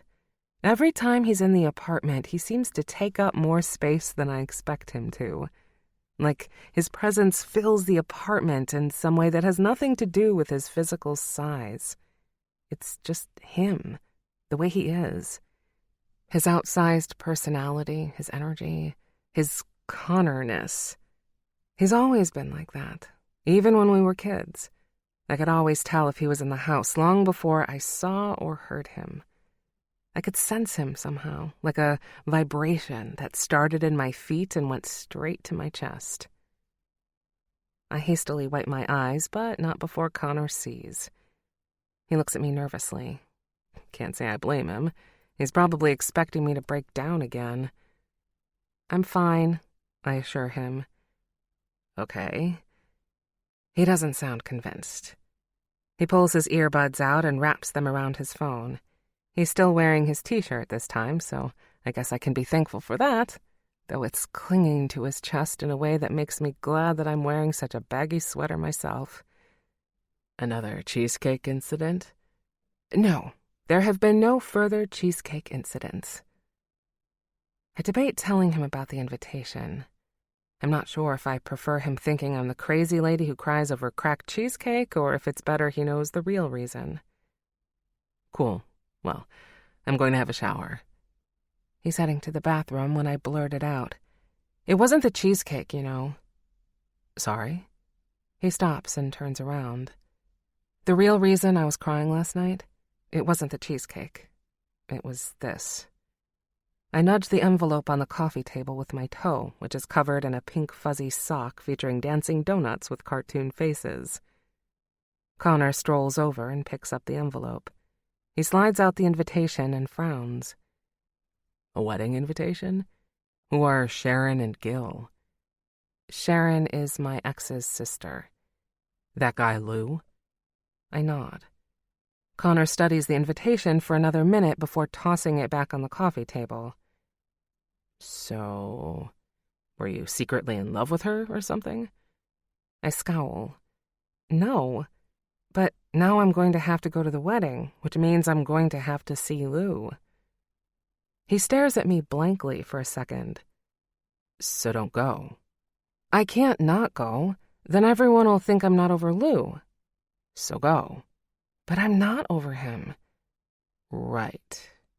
Connor frowns. His expression is serious, maybe even a little annoyed. I don't know what to tell you then. I'm not waiting for you to tell me anything. I was just trying to explain why I was upset last night. He shakes his head. Women are weird. We're not weird. Whatever. I huff. Why are we weird? Because who cares if you go to the wedding or not? Just say you can't make it. Send a gift. Best wishes to the happy couple. The end. It's so not that simple. Why not? Because. He waits, then smirks when I don't elaborate. See? Women are weird. I wish I had something to throw at him. Any one of my girlfriends would totally understand why I'm upset right now, but Connor's making me feel like an idiot. What would you do if it was your ex, if you had to go to a wedding where you knew you'd have to see her?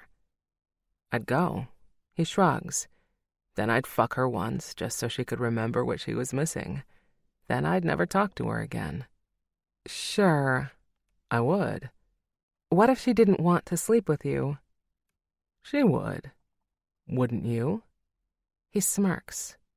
Despite the arrogance, his words make me squirm. We're not talking about me. We could be. I shake my head. I don't have the mental energy to parse that statement right now.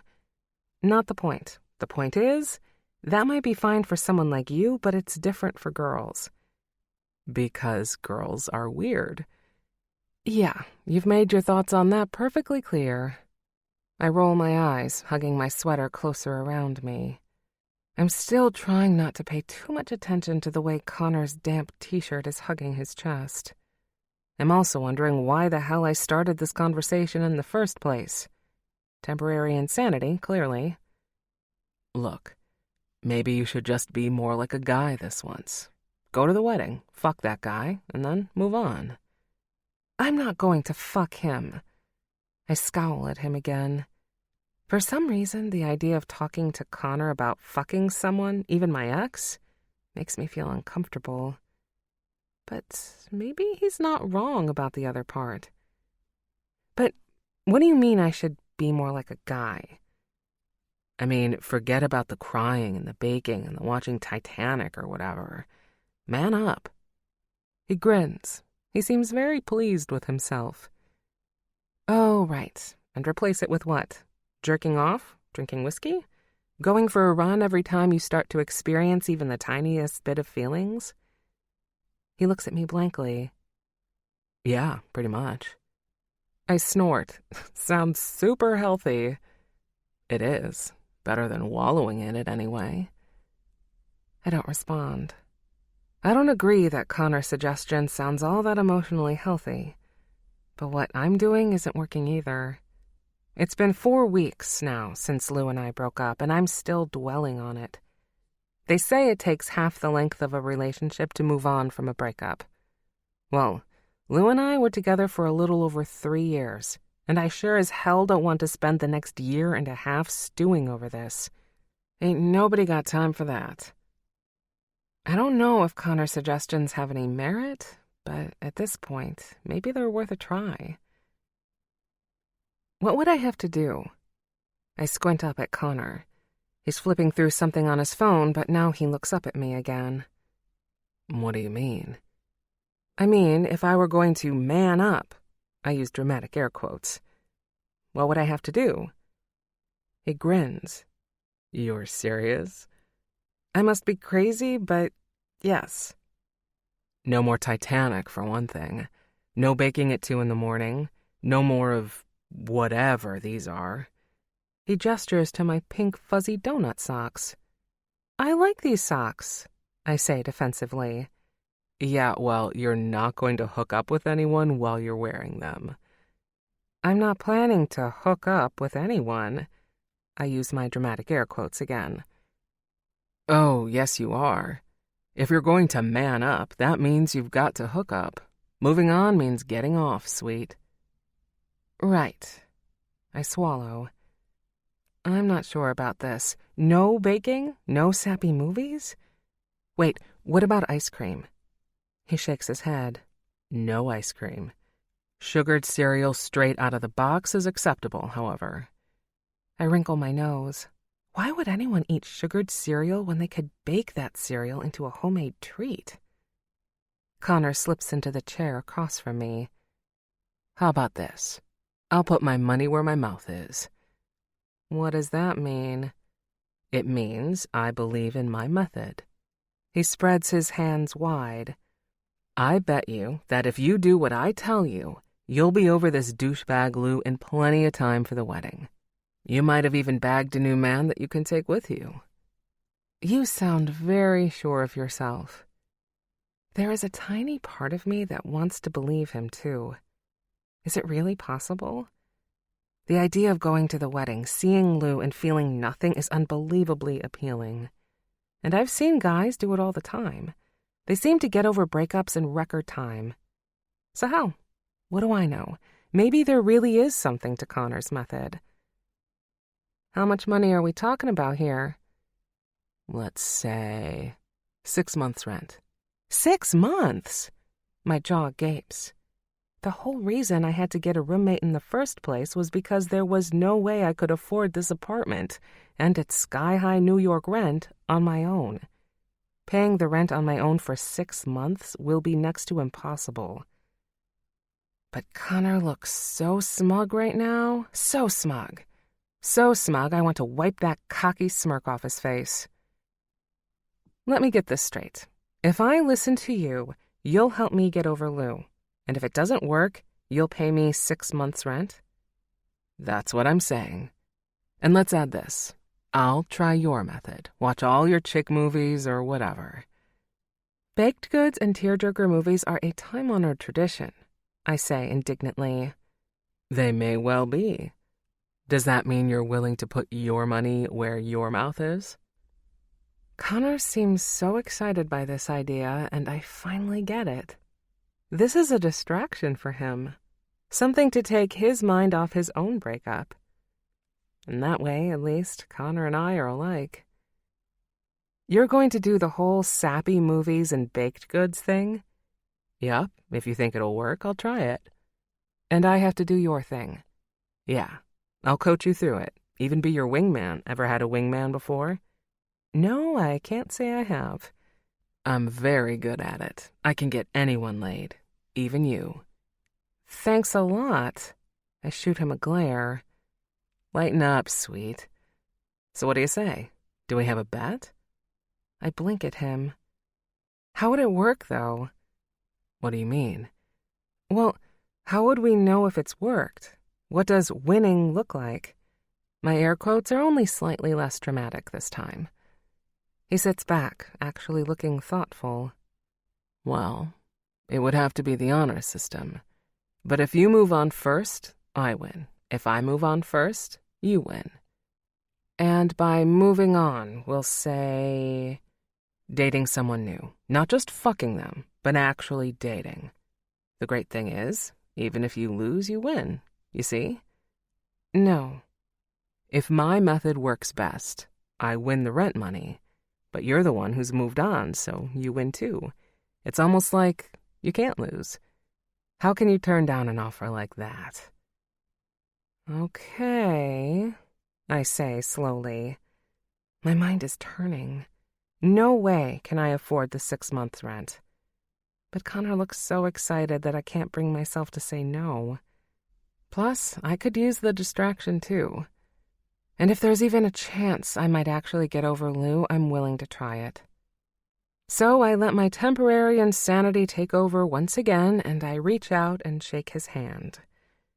We have a bet. 6 months' rent. May the best man win. Or woman. Sure.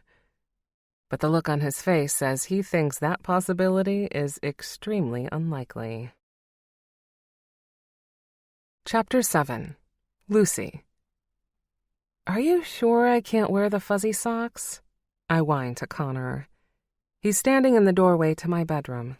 It's Saturday night, which Connor says is the optimum night to hit the bars. The Friday crowds are too preoccupied with blowing off steam from the work week, but by Saturday, no one has anything else in mind except hooking up, which is apparently what I'm supposed to be doing tonight. Still haven't quite wrapped my mind around that. Now he stares in disbelief at the fuzzy socks I'm holding.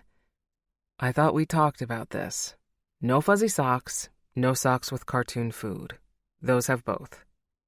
I know, but I'm going to be wearing boots. No one will be able to see them, and they're so nice and warm. He rolls his eyes. It's not about whether anyone will be able to see them at the bar. It's about later. Later? He sighs, then starts to slowly explain as if my ignorance requires great patience. You know, when you're getting hot and heavy with a guy and he's ripping your clothes off, and then he gets to your feet and sees a muffin staring back at him. It's not hot, sweet. My cheeks flame red. Right, got it. The socks are out. What else are you planning to wear? He peers over my shoulder into the disarray that is my bedroom. I blink. I was thinking this. I spread my hands out to indicate the outfit I'm already wearing. No. Just like that. No? No. I look down at what I'm wearing. Skinny jeans and a black wrap top. Nothing pink, nothing fuzzy, nothing with anthropomorphized food on it. I thought I'd picked a winner. The shirt is okay, he considers. Though, do you have a push-up bra? No. You should get one. But for now, we'll work with what we've got. Gee, thanks. Note the sarcasm. Connor just grins. Don't be offended, sweet. We've got lots to work with, don't worry. His tone has dropped into that lower octave again, the one that I think means he's flirting with me. Or he would be if I were anyone other than Kyle's sister. Thanks, I think. What about the rest of the outfit?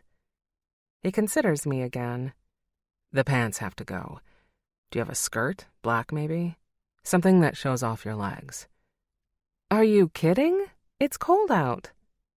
We're in that period of fall where the days can still be warm if the sun is out, but the evenings are ass-chappingly cold. Connor looks like he's about to blow his stack. According to the bet, you're supposed to listen to me, remember? And I'm telling you, you need to wear a skirt. Show off the assets. You've got killer legs. Why wouldn't you want to show them off? Fine. I stomp to my closet and pull out a long black winter skirt. How's this? I don't know. Are you Amish? I glare at him, but Connor is coming into my bedroom now, walking over to my closet and studying the contents inside. Here. He reaches into the very back of the closet and pulls out a little black dress, one I haven't worn in about 3 years. Since before I met Lou, actually.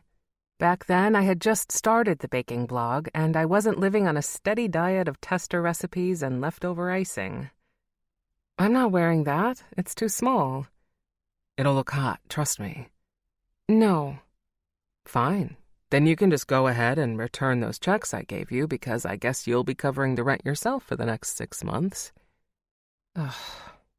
Remind me again why I agreed to do this bet. Because you're a sucker for punishment? Must be.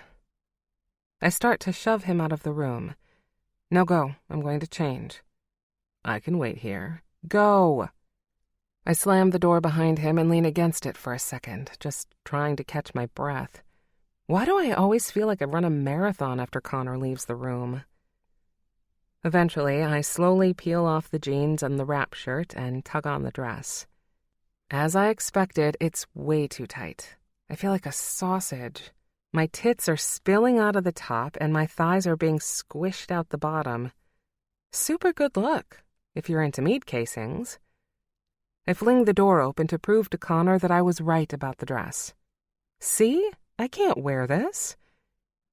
He looks me up and down, then up and down again.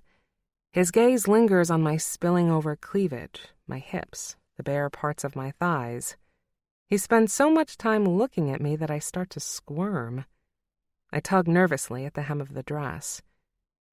See? I say again. It's too small. It's perfect. He finally draws his eyes back up to mine. They seem darker than they did a few seconds ago, the green narrowing around his pupils. You're wearing it. Do you have boots? Yes. I mean nice ones, not winter boots. Oh, yeah, I think so. Show me. With a huff, I go back to my closet. I rummage around the bottom amid the pairs of kitten print sneakers and bunny slippers. Okay, I do seem to have a lot of clothes that have faces on them. And pull out the knee-high black boots. Connor nods approvingly. I take them to the bed and unzip the first one so that I can pull it on. What are you wearing? Connor doesn't answer me. I look up and find him watching me as I slide my foot into the boot and slowly ease up the zipper. His eyes are glued to my legs. Earth to Connor. I said, what are you wearing? Huh? He rips his eyes away finally. Oh, this. He points his thumb at the black polo he's got on. You don't want to wear something nicer? You made me change. Yeah, but I already look awesome. I make a sarcastic noise, but he's not actually wrong. He does look good. Why is it so easy for guys? Seems quite unfair, really. I get the boots on and stand in front of the full-length mirror. I still think the dress is too small, but otherwise, I look pretty good. Maybe Connor's onto something. Hair down? I ask, fussing with my long curtain of dark locks. Or up? Connor comes to stand behind me. Very close behind me, actually. So close I can feel the heat from his body. He takes my hair out of my nervous hands and lets it fall over my shoulders. Definitely down. Okay. I swallow thickly. And makeup? Let me guess. Red lipstick and smoky eyes? He shakes his head. He's watching me in the mirror. It makes me squirm again. No, I like the natural look. Whatever you normally do is great. Okay. I tug on my dress again and turn back to the mirror. What do you think? I try to joke. I do me. I do you too. He grins. But your brother would probably kick my ass. Right. I'm sweating now. I desperately need fresh air. Should we go? Connor studies me for another minute, but then finally nods and whisks me out of the apartment. He takes me to a bar called Carmine. It's not the kind of bar I would normally go to. It's got a favorable ratio of men to women, but all the guys look kind of douchey. Shirts made of fabric that's just a little too shiny, cologne that's just a little too strong, hair that's just a little too slick. Are you sure about this? I ask Connor, shouting above the bass that's just a little too loud. You just need a drink. Or 7. Come on. Connor drags me towards the bar. We have to push our way through the crowd. There's a small group of people clustered near the DJ booth dancing, but most people are just milling around, half engaging in conversation, but mostly just scoping out the scene. At the bar, Connor orders for both of us, and a minute later hands me a glass of something creamy and white. Piña colada? I ask hopefully. When he nods, I grin. How did you know? He chuckles. I just asked myself what was the most syrupy sweet drink they make. I stick my tongue out at him. I can't help it. A girl's got to have her sugar. Connor leans back against the bar and sips his beer. I lean in next to him as he surveys the room. Now what? I ask him after a silent minute. He shrugs. Now we watch and wait. Oh. I don't know what I was expecting, but that seems pretty anticlimactic. That's it? Yup. I keep quiet for another minute, but the whole exercise starts to feel so silly. I suck back my drink just out of boredom. It's a surprisingly good piña colada for a bar that looks like it probably doesn't make too many of them. Are we really just going to stand here? Yup. Connor's eyes are floating over the bar. I wonder if he's checking out the female clientele.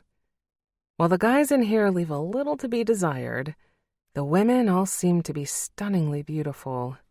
Form-fitting dresses, sky-high heels, perfectly blown-out waves. I feel more like a sausage than ever.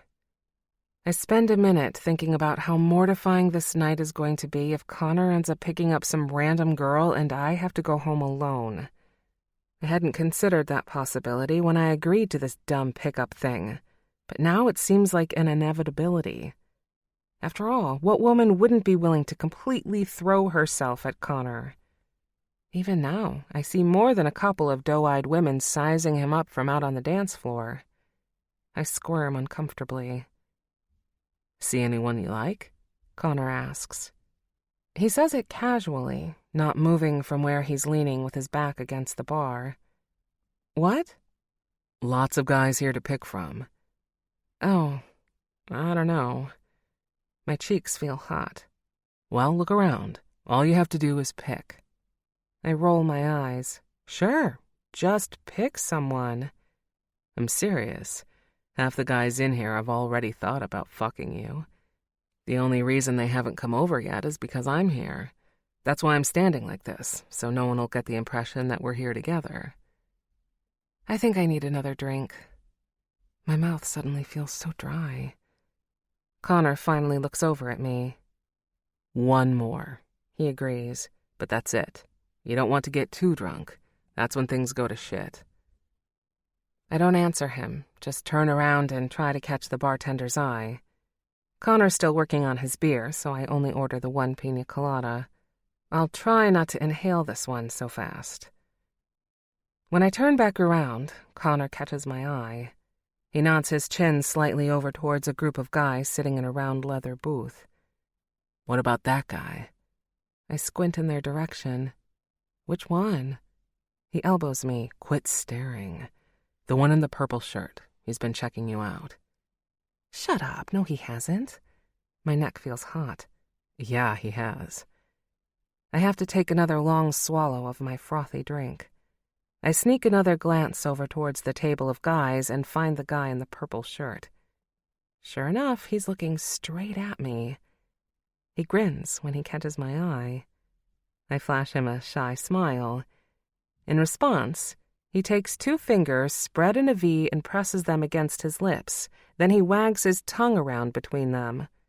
It's so lewd that I let out a little yelp. I look away and shield my eyes with my hand. No, definitely not that guy. Okay, you pick then. Do we really have to do this? Maybe we can just go for burgers or something. Scrap this whole thing.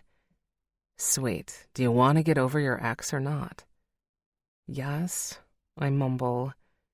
I'm sure Connor can't hear me over the music, but he doesn't have to hear me to know he's already won. Good. Now pick. With a huff, I start scanning the bar in earnest. I tick off the guys as I go. Douchey, douchey, douchey. Looks too much like my dad. Douchey.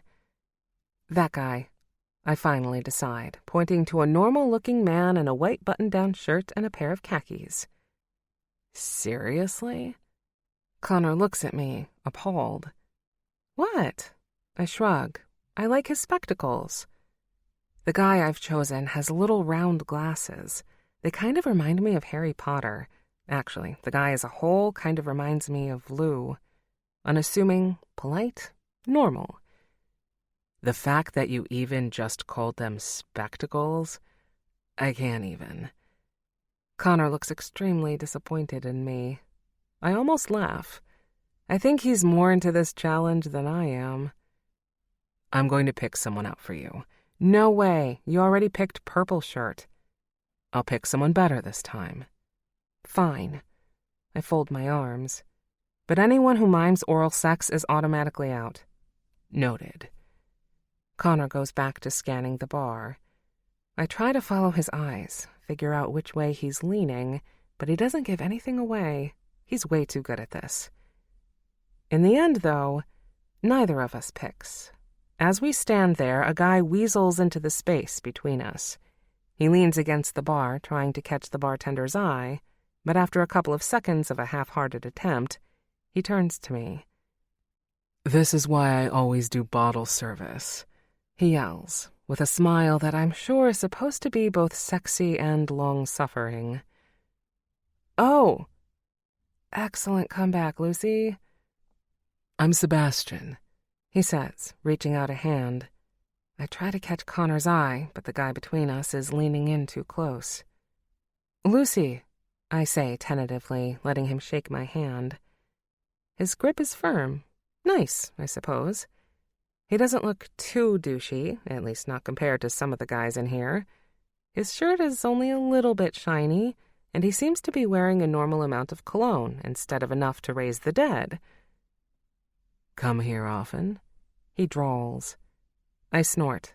Is that really a thing people say?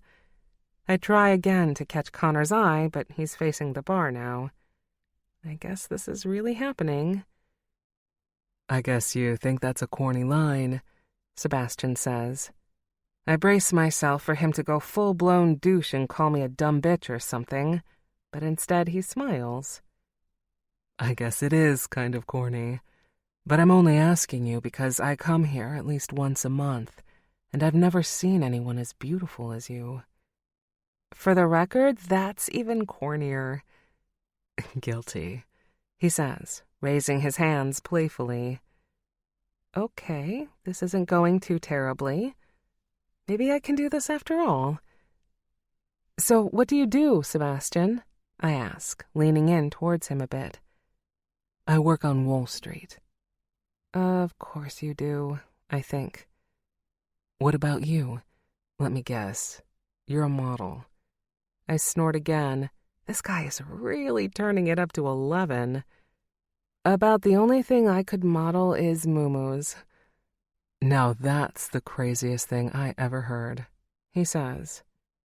He leans in closer, reaches out and tucks a lock of hair behind my ear. Other than the hug Connor gave me the other day, it's the first time a man has touched me since Lou. It feels strange. Wrong, somehow. His fingers are too long and his breath is kind of sour, and suddenly all I can see is the way one of his eyelids droops and... What the fuck, man? Sebastian jumps back suddenly, his body coiled tight as a spring. I blink in confusion as Connor picks up the beer bottle that's spilled all over the bar. He hands Sebastian a sodden stack of napkins. "Sorry, buddy," he says, though there's a cheerful grin on his face. "My bad." I look down and see the huge wet spot covering Sebastian's gray pants. Then back up to his face, which is filled with rage. Chapter 8. Connor. Sorry, buddy. I say, even though I'm not sorry at all. My bad. At least I keep the grin off my face. No need to further inflame the situation. Wall Street here already looks like he wants to clean my clock. Lucy is glancing back and forth between us in confusion until her eyes finally settle on the rather large wet patch on Wall Street's pants. While I don't particularly like her staring at another guy's crotch, I'm glad to have succeeded in making Wall Street look stupid. Of course, he also looks pissed. Pissed enough to punch me? I'm not going to stick around long enough to find out. I've no doubt that I could take him. He looks like the type that considers arm day to be the day he jerks off 4 times instead of just twice. But I have no interest in dragging Lucy into the middle of a cockfight. I sidestep Wall Street and take her by the arm. "Ready to go?" I ask her. "I think we'll have better luck somewhere quieter." She blinks a couple of times, but I'm not the only one who's noticed that Wall Street is turning from Bruce Banner into the Hulk. Sure. Bye, Sebastian. It was nice meeting you. She slams the rest of her drink down on the bar top and slips her hand in mine. We head quickly for the door of the bar. I cast a couple of glances back over my shoulder, but Wall Street isn't following us. He's still standing at the bar, dabbing at his crotch with the soggy napkins I handed him. I'm not gonna lie, the sight pleases me more than it should. I'm not really sure what came over me. We had come here with the express purpose of hooking Lucy up. I'd been to Carbon a couple of times in the past when I'd been visiting New York, and it had always been a hot spot for pickups. I checked a few reviews online and found it still had the same reputation. I thought it would be the perfect place for Lucy to find a one-night stand, something to take her mind off that loser ex of hers. It had been going fine, too, until Wall Street had shown up. I was going to pick someone out for her, someone who could get the job done, if you know what I mean, but not someone who'd hold her attention for any longer than an evening. Sebastian was probably that guy, to be honest. Average looks, average height, and, from what I could tell, average moves. Then he made Lucy laugh. She leaned in closer, smiled, and then he touched her, tucked her hair behind her ear, a gesture that was way too intimate for my liking. That's when I sent the beer bottle sailing into his lap. Was it on purpose? An accident? I can't rightly say, but it did something to ease the tightness in my chest. It also put a swift end to their conversation, and pretty much ensured there was no way she'd be going home with him, which is quite all right by me. We burst out of the bar and onto the sidewalk beyond. It's almost 11, which means this part of town is getting busy. There are a half-dozen bars on this block alone, all of them clones of Carbon, all of them perfect if you want to go home with someone you can shove out the door the next morning and never talk to again. Any of them would be a viable alternative for Lucy. I could find her a guy in any one of these places, especially looking like she does tonight. Instead, I find myself stepping to the edge of the sidewalk, holding out my arm and flagging down a cab. Where are we going? She asks as I hold the back seat door of the cab open for her. You wanted burgers, didn't you? Now get in and slide over. She stares at me for a second and then does as I say. I slide in next to her and give the driver directions to Veneer, the same place I'd met Kyle the other day. Once we're there, we find a booth easily. Veneer is busy, but not packed. It's the kind of place you go with your friends if you actually just want to sit, drink beer, and talk with them.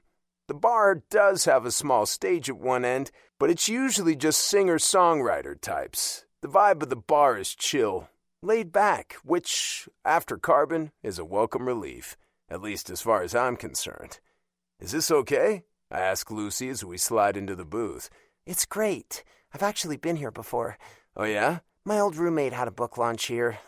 She laughs to herself about something, her mouth stretching into a wide smile. She has one of those smiles that some people might say is too big, that shows too much teeth, but I think it's the perfect size. It suits her. But how'd you know about it? Your brother, I admit. We came here the other day. Right. She snaps her mouth closed, frowning slightly. It must be nice for you to be back in the same city as him.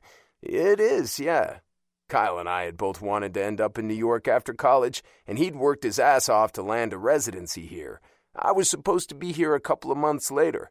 But then SCORE happened, and San Jose seemed like a better spot to give that project a shot at life. It worked out, too. I'd made a fortune on that little app. Hilarious, considering it started out as something I used to procrastinate on when I was supposed to be studying. I actually almost failed my advanced database systems course because I'd spent too much time working on my own project and didn't complete enough of the assignments.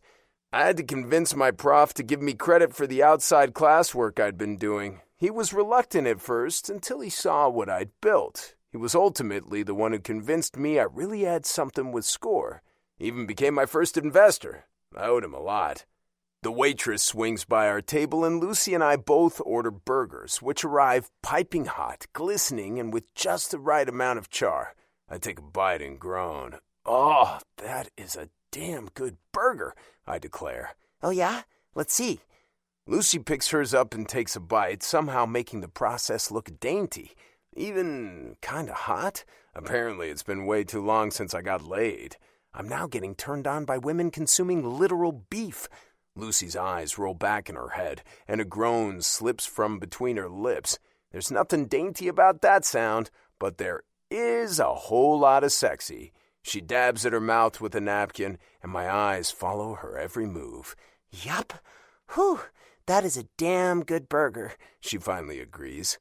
What do you think is in there? I taste garlic, salt, pepper, something else too. Maybe a tiny hint of paprika? You have a better palate than I do. All I taste is deliciousness. We finish our burgers. The conversation between us flows easily. We mostly talk about Kyle and about other people we knew from back home. Lucy asks about my parents, and I tell her about how they've sold their home in Chesterbrook, the one I grew up in, and moved to downtown Philly, into a chic little condo. I'd been trying to convince them to move out to San Jose, but now I'm kind of glad they didn't, I admit. Do you think you'll actually stay in New York, or is this just a pit stop? I shrug. The question makes me uncomfortable for some reason. I don't know. I haven't thought about it much. I guess I was on autopilot when I left San Jose. That's an understatement. There was only about a week between the time I discovered Farrah was cheating on me and the day I hopped in that U-Haul with the remainder of my possessions and started hauling ass back to the East Coast. What exactly happened there? Lucy asks carefully. You just quit your job and left everything behind? Pretty much, yeah, except it was more than quitting. I sold my company, and my apartment, and my car. Everything, really. Wait, you sold your company? I didn't even know you had a company.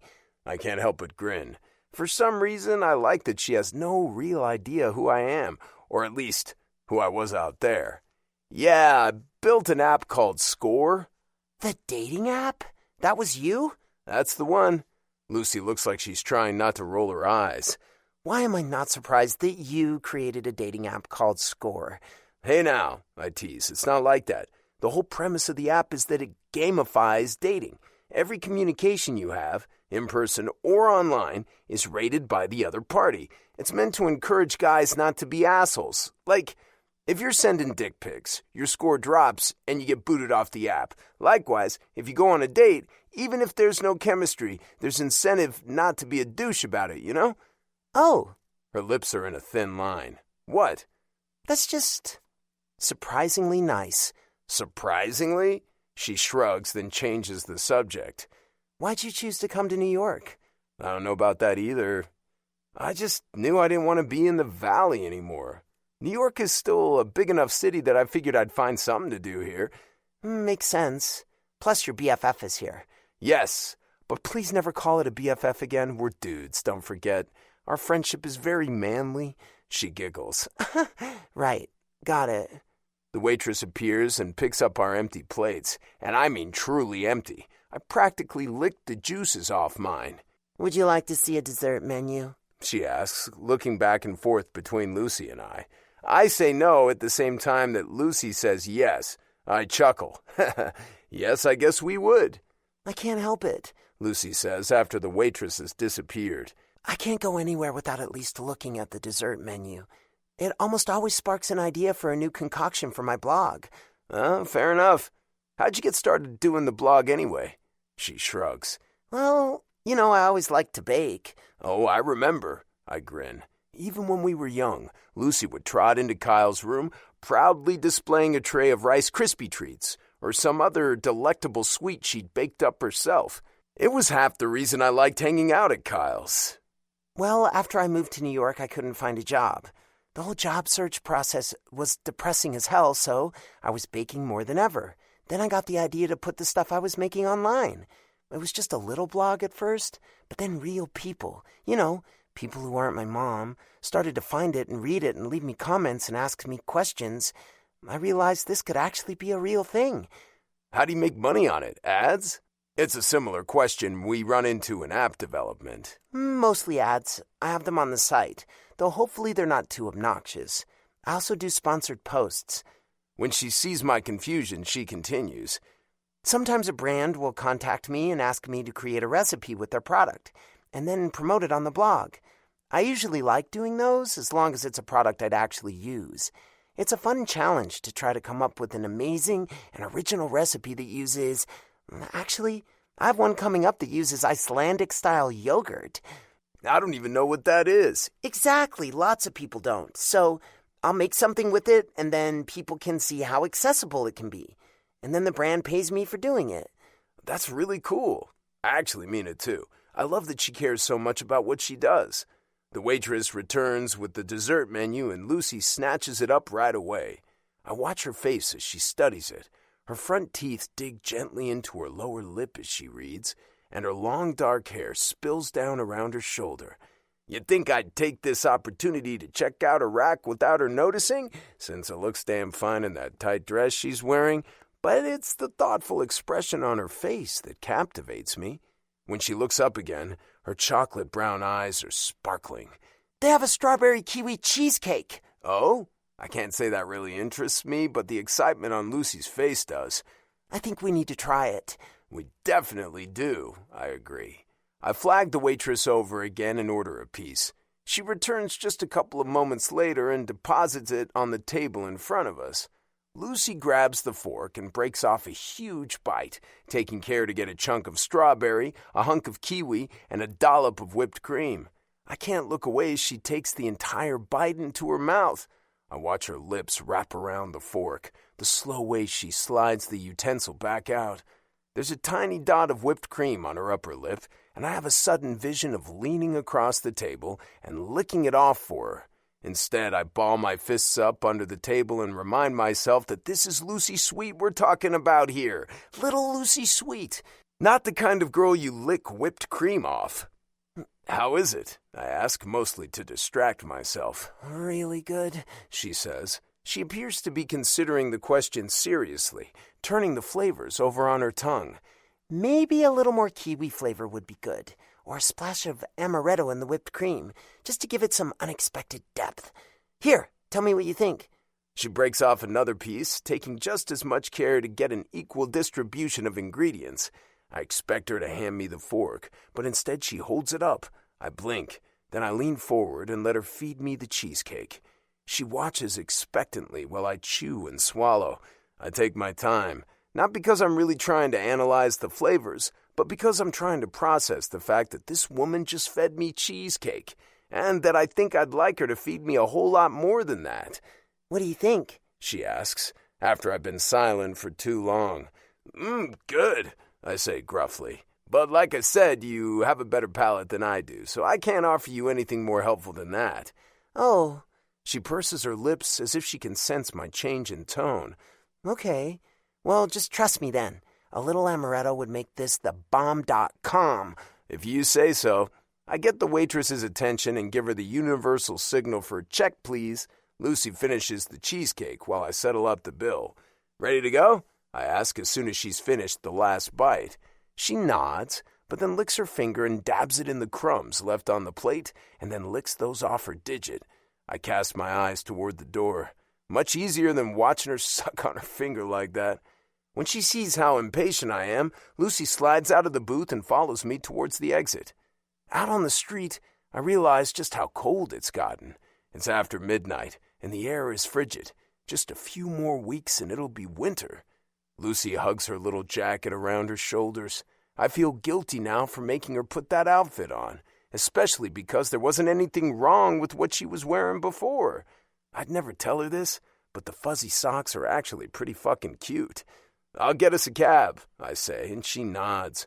Her teeth are chattering. I shrug off my jacket and drape it over her shoulders. She snuggles down into the fabric and grins. "Wear the dress, Lucy," she mimics. "Well, look where that got me. No one's tearing off my clothes and I'm freezing." "Yeah, sorry, my bad," I grin. "Guess it was an off night." "I thought you could get anyone laid." She pokes me in the ribs. "You fail as a wingman, Pratt. Big time. I didn't even get a kiss tonight." She pretends to pout, and the way her bottom lip sticks out fries the rational part of my brain. It must, because the next thing I know, I'm pushing her up against the brick wall of veneer and covering those lips with mine. Lucy is so surprised, she doesn't move for a second. Then her body eases, and she kisses me back, her lips pressed against mine. So soft and sweet and perfect. Her body so warm and curvy against me. Kissing her feels all kinds of wrong and yet so damn right. Her breath comes in short pants against my mouth, and it takes me a second to realize she's laughing. Okay, she says. "I get it. I got my kiss. You don't fail as a wingman." I recover, plastering a smile on my face. "Good. Just didn't want you to end the night with nothing." "I appreciate it." She's looking towards the street already, waving one arm towards a passing cab, but with her other hand, she's pressing her fingers to her lips. She doesn't look at me.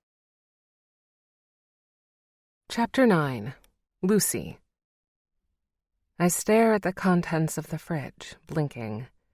I know I opened the door to get something, but damned if I can remember what that something is now. My eyes skate over the various cheeses, yogurts, creams with differing fat percentages, whipping cream and half and whole milk. I'm starting to think I should buy shares in a dairy farm. Beside my stuff is Connor's stash, which he's slowly been accumulating over the last couple of weeks. Not beer and leftover pizza like I expected, but bags of baby carrots and green apples and a carton of something called bone broth. Just my luck that he would turn out to be a health nut. Maybe that's the California influence. It makes me feel even more frumpy to look at his groceries, practically luminescent with their healthy vibes, next to my full-fat ricotta and my creme fraiche. Ricotta, right, that's what I open the fridge to find. I pull the container out. The carrots sit in silent judgment. For a second, I consider making a giant carrot cake instead of crepes. Then we'll see who's laughing. "I'm going out to get coffee. Do you want some?" Connor appears at the entrance to the kitchen, startling me out of my carrot Cold War. For a second, I just gape at him. "You kissed me last night," I want to say. I have a million questions swirling around in my mind. Questions like, did the kiss mean anything? And did you lie awake thinking about it all night like I did? Except, if I know Connor, and I think I do, I'm pretty sure the answer to those questions is nothing and no. So, instead, I keep my mouth shut about that and force a stiff smile. "Yes, please, the biggest one you can find." Connor grins. I try to rip my eyes away from his lips, but all I can think about is the way they felt against my mouth last night, the way his tongue felt sliding past my lips. The 15-year-old Lucy wants to shout from the rooftops that Connor Pratt kissed me. But the semi-sensible 26-year-old me is determined to play it cool. "Milk, sugar?" "Yes and yes. 2 sugars and lots of milk." "Got it." "Connor?" He swings back around the corner. "Yeah?" "I mean lots of milk." He laughs. Okay. Connor? Yeah? I'm making crepes. His eyebrows go up. Oh, yeah? Just, if you want some when you get back. They're for the blog, but if you can wait while I take the pictures, you can have some. Sounds great. He waits, as if he's anticipating me calling him back one more time. But when I turn around to face the counter, he bounds out of the apartment. With him gone, it feels like some of the tension evaporates. I get to work on the crepes, mixing the batter, whipping up the lemon ricotta mix, macerating the strawberries. I post 3 recipes a week on the blog, which means I'm always working on something new. And I usually like to do it in the mornings, because the light in our apartment at around 11 a.m. is absolutely perfect for photos. Sometimes I'll have to spend a couple of days or even a couple of weeks perfecting a recipe before it's ready for prime time. But in the case of the crepes, the main crepe recipe is one I've posted before, and I'm only highlighting the topping variation. So today is pretty straightforward. Or at least it would be if my mind wasn't on a certain roommate and a certain bet I'm not so sure I should have ever agreed to. So somehow, even though it should be simple, I still end up oversalting the first batch of crepes and over-lemoning the second one. The third batch turns into something resembling Elmer's school glue. I'm still not sure what happened there. But by the time Connor gets home, I actually have a decent batch whipped together, and I've even successfully cooked a half-dozen of them without burning them or tearing them or otherwise fucking them up. Smells great in here. Connor drops a mammoth coffee down on the counter next to me, and I take it gratefully. I chug down about a third of it in one gulp. Enough milk? I nod, still drinking. Perfect. How are the crepes going? Almost done. I'm just going to do a couple more to make sure I have enough for the pictures. Anything I can do to help? I don't think so. Caffeinating me was already a huge help. I'm happy to caffeinate you anytime. Right. My cheeks turn red. It's such a silly thing, but somehow the way Connor says it makes it sound dirty. Instead of disappearing into his bedroom as I'd hoped he would, Connor parks himself at the kitchen table to watch me work. Great, because crepes are totally a low-pressure food. But despite the audience, I managed to whip out a couple more nearly perfect crepes. I add them to the stack with the others. I planned out the photos in advance, so now I start assembling everything on the table. The artfully folded pink napkin, the gleaming white plate, the intentionally yet haphazardly strewn strawberries, and the dusting of fresh lemon zest that falls from the plate to the table beneath. You'd be surprised how much effort goes into even the most seemingly casual photos. Connor doesn't say anything, just watches me work. And surprisingly, it doesn't bother me to have him there. I love what I do so much that in this moment it even eclipses whatever nervousness I feel around Connor. The photography wasn't a part of this job that came naturally to me. I started the blog because I wanted to bake and share my recipes. But these days, a recipe with no mouth-watering photos is about as useful as socks for a squirrel. It's all about the Instagram, the Pinterest-worthy photos. But it turns out that I actually love the photography aspect. Styling the dishes and then getting the perfect shot of them somehow makes the whole process even more satisfying than just baking something delicious. When everything is arranged just so, I grab my camera, position it on the tripod, and start taking pictures. It takes about half an hour of moving around, zooming in, zooming back out again, moving the props around, getting different angles and different focal lengths. I get some good shots, though. I can always tell as soon as I've captured something that it's going to be good. Connor waits patiently through the entire process, and when I'm finally done, he wordlessly helps me pick up the extra props and store them away while I reheat the crepes, which are now at room temperature. When we finally sit down to eat, Connor takes one bite and groans happily. Another winner, sweet. Definitely worth the wait. Thank you. You've got a real gift, he says, sawing off another mouthful. So, what are we going to bake? We? Connor eyes me.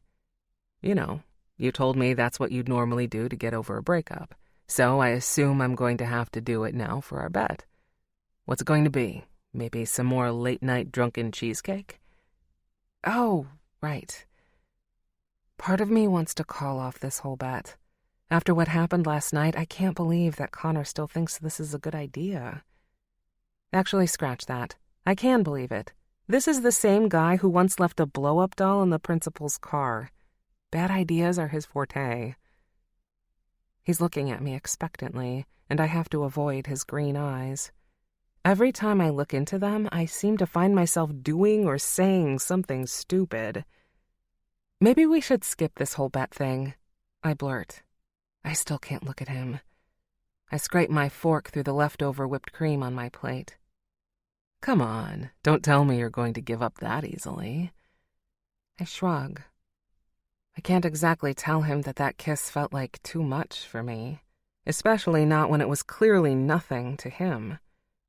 That had been pure torture for me to pretend to laugh it off last night. Just seems kind of silly, don't you think? I say instead. Connor doesn't say anything for a second. Then he grins.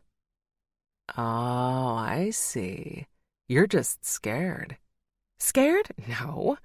I protest, probably a little too quickly. Connor, you have no fucking idea. Oh, yeah. Scared I'm going to beat you and you're going to owe me 6 months' rent.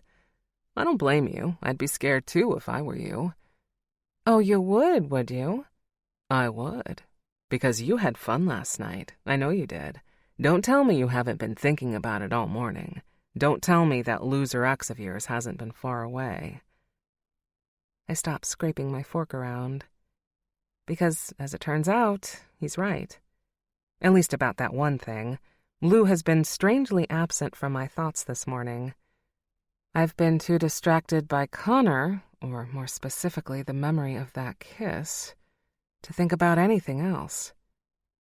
Damn you, Connor Pratt. Well played. Fine. I stand up, scooping up my empty plate and Connor's too, and take both into the kitchen, where I dump them in the sink with the rest of the dishes. You, me, chocolate chip cookies, when Harry met Sally. You better bring your A-game, mister. I always do. But you might want to give me something harder than chocolate chip cookies. Come on. I shake my head, laughing now. No way. Chocolate chip cookies are classic, and having the perfect recipe is a skill every human should master. At least, every human with a heart that has the potential to be broken. I amend. Okay. I can respect that. So when's this date? Should I wear sweats? Date. I ignore that word and focus on the second part of his question. Yes, definitely, and a t-shirt you'd never be seen in public wearing. I don't think I own anything like that. You know I look good in everything. I roll my eyes. Fine, just wear your oldest t-shirt, something ratty. I'll see what I can scrounge up. Now, you didn't answer my first question. When is this date? Stop calling it a date, I want to tell him. I don't know. When are you free? Saturday night? My schedule is not exactly jam-packed at the moment, as you might have noticed. But okay, Saturday night sounds good. Saturday night, just a week away. A week to forget about that kiss and come to terms with the fact that Connor is my roommate and an old friend and nothing more. Sure, I can do that. I can definitely do that. But come Saturday, I find myself ferrying around like someone who actually does have a date that night. It's silly, really. But I wake up early, and I wash my hair, and then I go to the grocery store and stock up on all the things we'll need to make cookies. I have most of it already, but I'm out of chocolate chips, and I could use an extra bag of flour anyway. While I'm there, I also grab a couple of bottles of wine. I tell myself it's about giving Connor the full experience. If I were doing this on my own, my movie and baking night would definitely involve wine. So I have to make sure his does too. And it has nothing at all to do with the fact that I want to sit next to him on the couch and watch a movie and drink wine and pretend this is something more than it is. When I get home, Connor is out. I'm not really sure what he does all day. If he's out looking for jobs, or passing his resume around, or if he's working at a coffee shop, or what. Most days he disappears for at least a few hours. I try not to think about him having coffee dates or chatting up cute baristas. So not any of my business. To take my mind off the upcoming evening, I spend the rest of the day working on editing the photos for the blog and putting together a couple of slideshow videos. It's strangely immersive work, and I'm surprised that by the time I pull my head away from my computer, it's almost 7 o'clock and my stomach is growling. I emerge into the apartment and find it dark. Connor's not home yet. I flick on the lights, then wander into the kitchen and open the fridge. Cheese, cheese, and more cheese. I'm just about to pop a bagel in the toaster when I hear the front door open. I try not to get excited, I really do, but my heart kicks up a notch just the same. "Who wants gyros?" Connor's bassy voice booms from the living room. I peek my head around the corner. "Gyros?" "Yeah, I hope you haven't eaten. I wasn't sure what the appropriate food for Sapfest was, but I figured you couldn't go wrong with Greek." "No, that sounds great. Thanks." I throw the bagel back in the bag and join Connor in the living room. His face is red from the cold, and when he peels off his jacket, I see he's wearing a long-sleeve, chest-hugging black tee. I try not to stare, but I'm pretty sure that chest is outlawed in several countries. "I have something else for you, too," he says with a sly smile. He holds up a small white square bag. "Oh?" "Well, for us, really." For us? Color me intrigued. "What is it?" He hands me the bag, and I poke my nose inside, then burst out laughing. "Really?" I ask, pulling out a pair of pink socks with grinning cupcakes on them. "Those are yours. These ones are mine." He produces a pair of black socks with cartoon fox faces on them.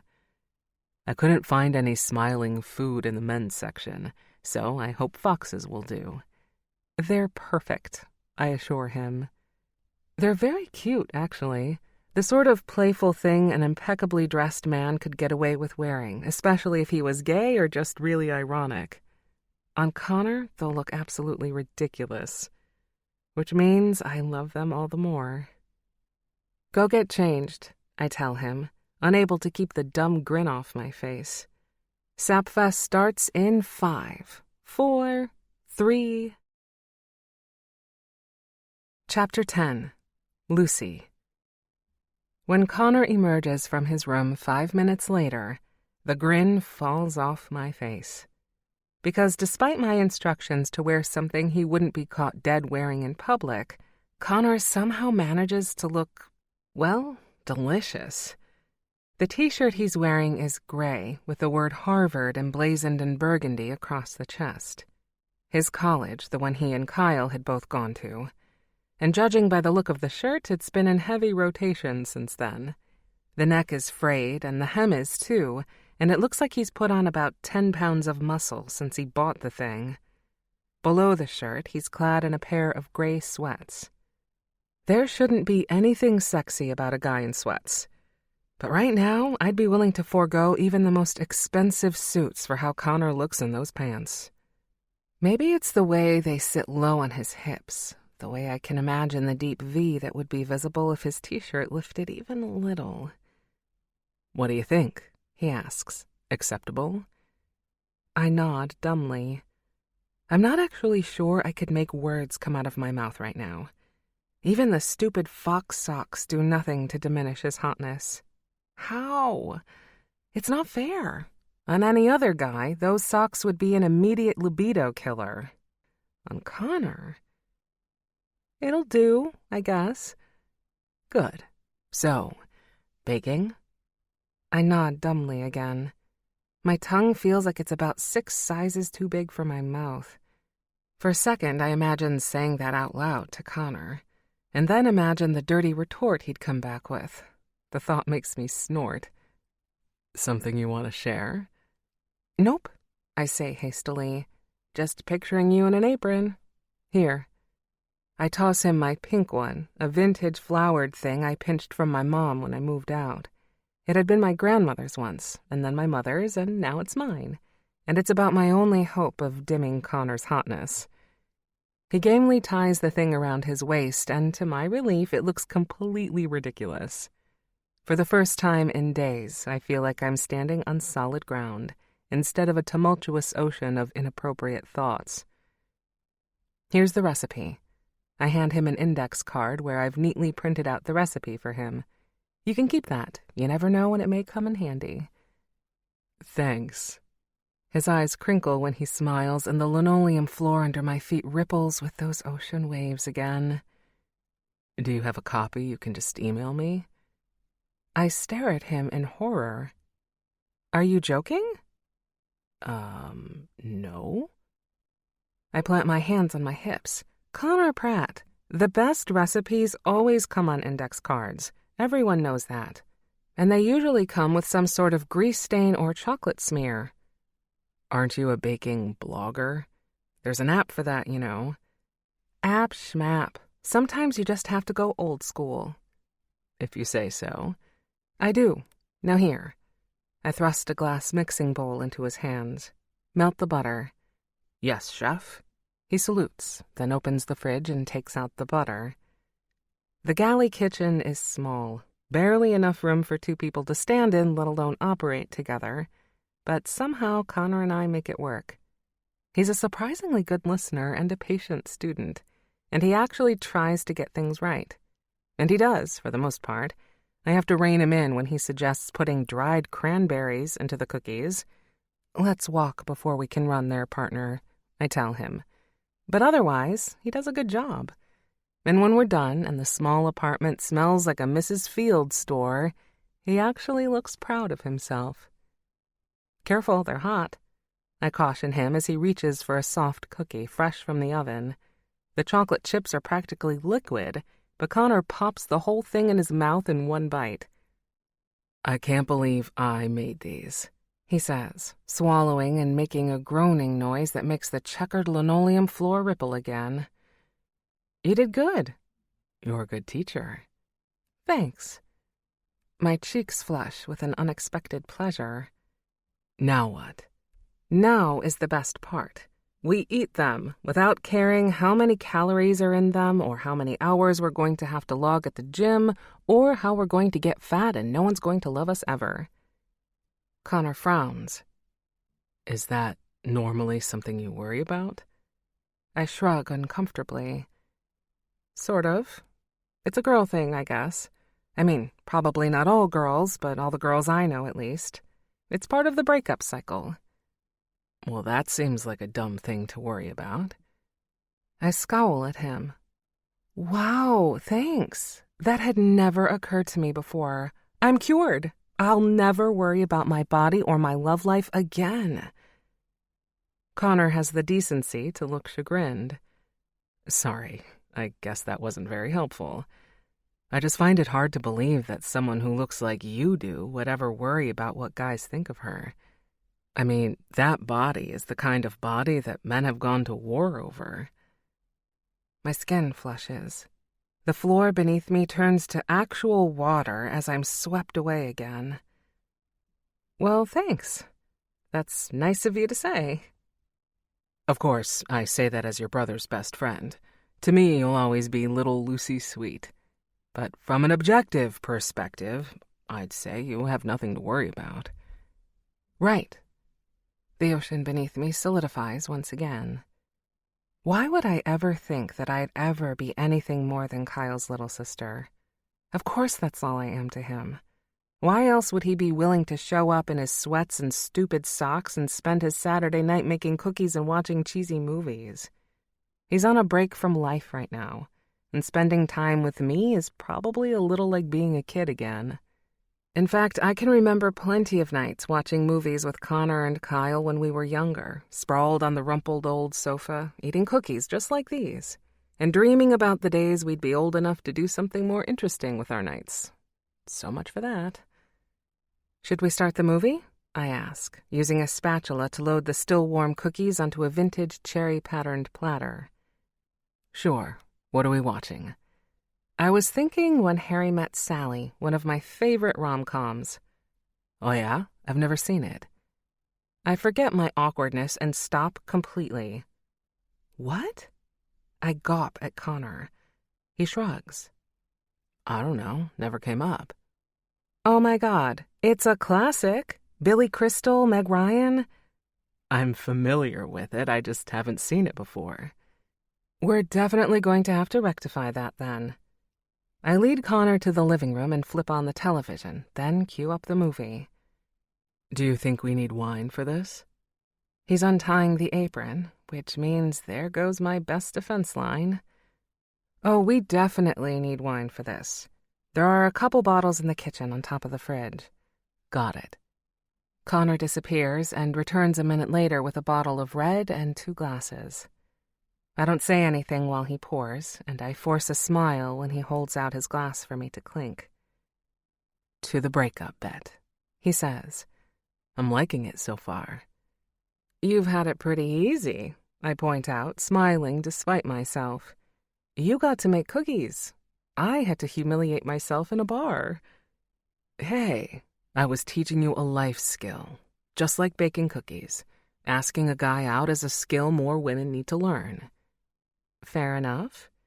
Now shut up and watch the movie. I hit play, and Connor and I settle in.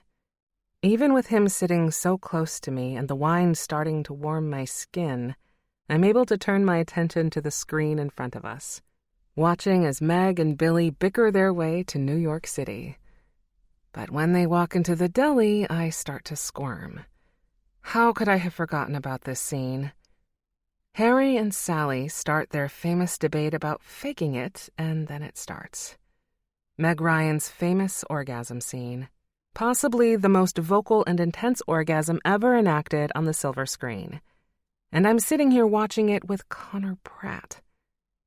While Meg Ryan lets loose with wild abandon, I sneak a glance over at Connor. I can't help it, I just want to see his face, to see his reaction. But instead, I find him looking at me. I hurriedly look back at the television. I can still feel Connor's eyes on me. Meg Ryan finally brings her performance to a close, but the flush doesn't leave my cheeks. It only gets worse when Connor turns to me. Truth time. Have you ever faked it? I gulp. Feign ignorance, Lucy. Faked what? Come on. Oh, no. I stare down at my wine glass. Really? It's more of a statement than a question. Really? Never. With your ex? No. I shift uncomfortably on the couch. You don't look so sure. Well, I wiggle my toes, staring at the cupcakes on my new socks as if they're the most fascinating things on the planet. Maybe once or twice. Once or twice is downplaying it, of course. I wasn't kidding when I said Lou and I might not have had a hot enough oven. But sex isn't everything in a relationship. It barely even makes the top 5.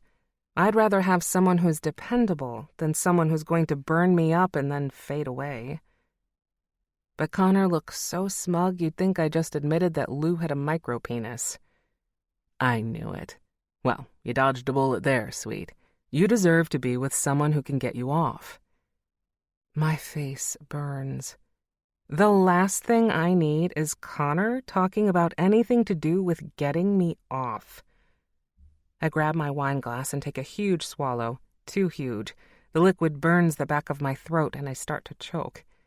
Before I know it, I'm doubled over, gasping for breath and fanning my hand desperately in front of my face, as if that's going to help in some way. Connor thumps my back a couple of times, but I wave him off. I stagger to my feet and take a few awkward steps, leaning on the back of the sofa and trying to get my breathing back under control. After a couple of excruciating minutes, my throat is no longer on fire and my breath starts to return to normal. Connor's face is painted in worry. Jesus, sweet, you scared me. Sorry, wine went down the wrong hole. You're sure you're okay? He's standing next to me, too close for comfort. He puts his hand on my back and rubs small circles between my shoulder blades. It feels good. Too good. I sag against it for a second. Just a second, though. Then I force myself to stand up straight and plaster on a smile. All better. I'm just going to get some water. I escape into the kitchen and run the water into the empty sink while I try to get my balance back. In addition to the pain at the back of my throat, mostly what I feel is stupid. Why do I let Connor get to me like this? He's been having this effect on me since I was about 10 years old, long before I even knew what an orgasm was. It's really starting to get old. Especially because I know his kind. Handsome, charming, ruthless. He doesn't mean to be callous, I don't think, but he's had everything handed to him his whole life. He's not used to thinking of anyone else. He'd walk all over me if I let him, rip my heart out and blink in confusion if I ever dared to call him on it. No, I've had enough men walk out on me in my life. I don't need to risk everything over a guy like Connor. I grab a glass out of the cupboard and pour myself a huge glass of ice-cold water. I chug it back. It immediately takes some of the flush out of my skin, the wobbliness out of my knees. I hold the glass to my forehead for a second and then down the rest of the water. I paint a bright smile on my face and re-adjourn to the living room. There. Sorry about that. No need to apologize. You sure you're okay? Totally. I flop back down on the couch, keeping a safe distance from Connor. Ready? Sure. Connor had paused the movie, but now he grabs the remote and hits play again, just in time for us to hear the old lady say, "I'll have what she's having." A bit of a blush creeps into my skin again, but I push it away and concentrate on enjoying the movie. By the time the movie is over, I have actually mostly forgotten about the awkwardness of the orgasm scene. Connor's a good movie partner, laughing in all the right parts, getting mad at Harry when he walks away from Sally after their night together. There's nothing worse than showing someone your favorite movie and realizing they don't appreciate it in the same way you do. And the more you love the movie, the more the transgression worms its way into your relationship. Like, could I even be friends with someone who didn't like chocolat? So, what's next? Connor asks when the movie is over. We finished off half the platter of cookies and 1 bottle of wine, and I'd successfully managed not to choke on any of it. Another movie? Oh, you don't have to do that. I don't expect you to give up your whole evening. Are you kidding? I've already got my sweats on. I'm in this to win it. Okay, I say, unable to keep the grin off my face. Let's do another movie. Have you ever seen Sleepless in Seattle? He shakes his head, and I sigh dramatically. You're lucky I'm here, Pratt. I am, he says. And there's something in his tone that makes me look up sharply. But when I try to meet his eye, he's already reaching for a cookie, shoving the whole thing in his mouth in one go. I only imagined that, I assure myself as I flick through the movies to find the one I want. More wine? He asks, standing and stretching. Sure. I avert my eyes from his waistline, where his shirt is riding up and revealing the deep V that I knew was hiding just above the waist of his sweats. Connor disappears into the kitchen and then returns with a second bottle of wine. He pours me a generous glass and then one for himself, and we settle in to watch the movie. Maybe it's the wine, or the fact that the apartment is bathed in darkness now, but somehow the space on the sofa between us seems to slowly shrink. I'm not conscious of moving closer to him, and I don't notice him inching over either. But somehow, any time one of us shifts position, we manage to nudge over a little closer until, during the last quarter of the movie, our shoulders are touching. It catches me by surprise, the feel of his light t-shirt rubbing against my upper arm. I hold my glass against my lips and focus on swallowing the liquid and not dying this time. My brain clicks at a frantic pace, as if I'm trying to solve a complicated math problem. Maybe I am. There's a time-space continuum that doesn't seem to apply to me and Connor. I wait out the rest of the movie, but as soon as the credits roll, I leap up off the couch. "Well, I'm exhausted," I announce dramatically. "I think I'm going to go to bed." Connor looks up in surprise. "It's barely even 11 o'clock. "I know, but I'm exhausted. All the wine, I guess." "Sure." Connor frowns at me. Somehow he looks attractive even when he's frowning. His brow furrows in a way that hasn't changed since he was a kid. Eyebrows knitted together, a single crease perfectly bisecting the width of his forehead. I fake a yawn, as if this proves my point, but Connor still doesn't look convinced. "Well, this night was pretty easy," he says, slinging one arm across the back of the sofa. "If this is all it takes to win the bet, I bet I'm a shoo-in. You women have it easy. Wine, cookies, movies. This is child's play." "I'm telling you, it works." I can't resist a smile. So much better than throwing yourself at someone at some dive bar. He nods thoughtfully. "But to be fair, those nights usually end in sex, which is a definite point in favor of my way." "Yes, well," I stammer, "sex is just a distraction." "And cookies are true healing." He chuckles. "I see. But don't you think distraction can be good?" I can't read the expression on his face, but I know this conversation can't be going anywhere safe. "I guess it has its place," I allow, "but I'll take sugar and flour over bump and grind any day." "Your loss." His grin is maddening, and yet he wears it so well. Bastard. "I'm going to bed." "Your loss." I grab my pajamas from my bedroom and then lock myself in the bathroom where I can take my time brushing my teeth, combing out my long dark hair, plucking a few stray hairs from my brows, changing from my comfortable sweats into even more comfortable pajama pants, and pretty much anything else I can do to avoid going back out into the apartment where I'll have to see Connor. But, to my delight, eventually he clicks off the television and pads down the hall to his room. When I hear the distinct sound of his door closing, I breathe a sigh of relief. Safe at last. But after I slip out of the bathroom, I have to pass by Connor's door to get to my own room. And from the darkness behind his door, I hear a noise. No, not just a noise. A moaning. A woman moaning. What the... And then I realize what he's doing. Only this time, my first thought isn't to be embarrassed. Oh, no. My first thought is that this isn't part of the bet, and that there's no way I'm going to let him get away with this. Chapter 11. Lucy. I bang against Connor's door. "What exactly do you think you're doing in there?" There's silence from the other side, complete with a lowering of the volume on his video of choice. "You're watching porn, aren't you?" 2 weeks ago, I would have been embarrassed to utter those words, especially recalling what happened the last time I barged in on him. Now, I don't care. I'm falling behind on this bet, and no way in hell I'm going to let Connor get away with cheating. "You're not allowed to watch porn, you know. That's not part of the bet. I don't watch porn to get over a breakup, so you can't either. You're supposed to be eating cookies or crying in bed. Maybe both. If you feel really bad, then call someone.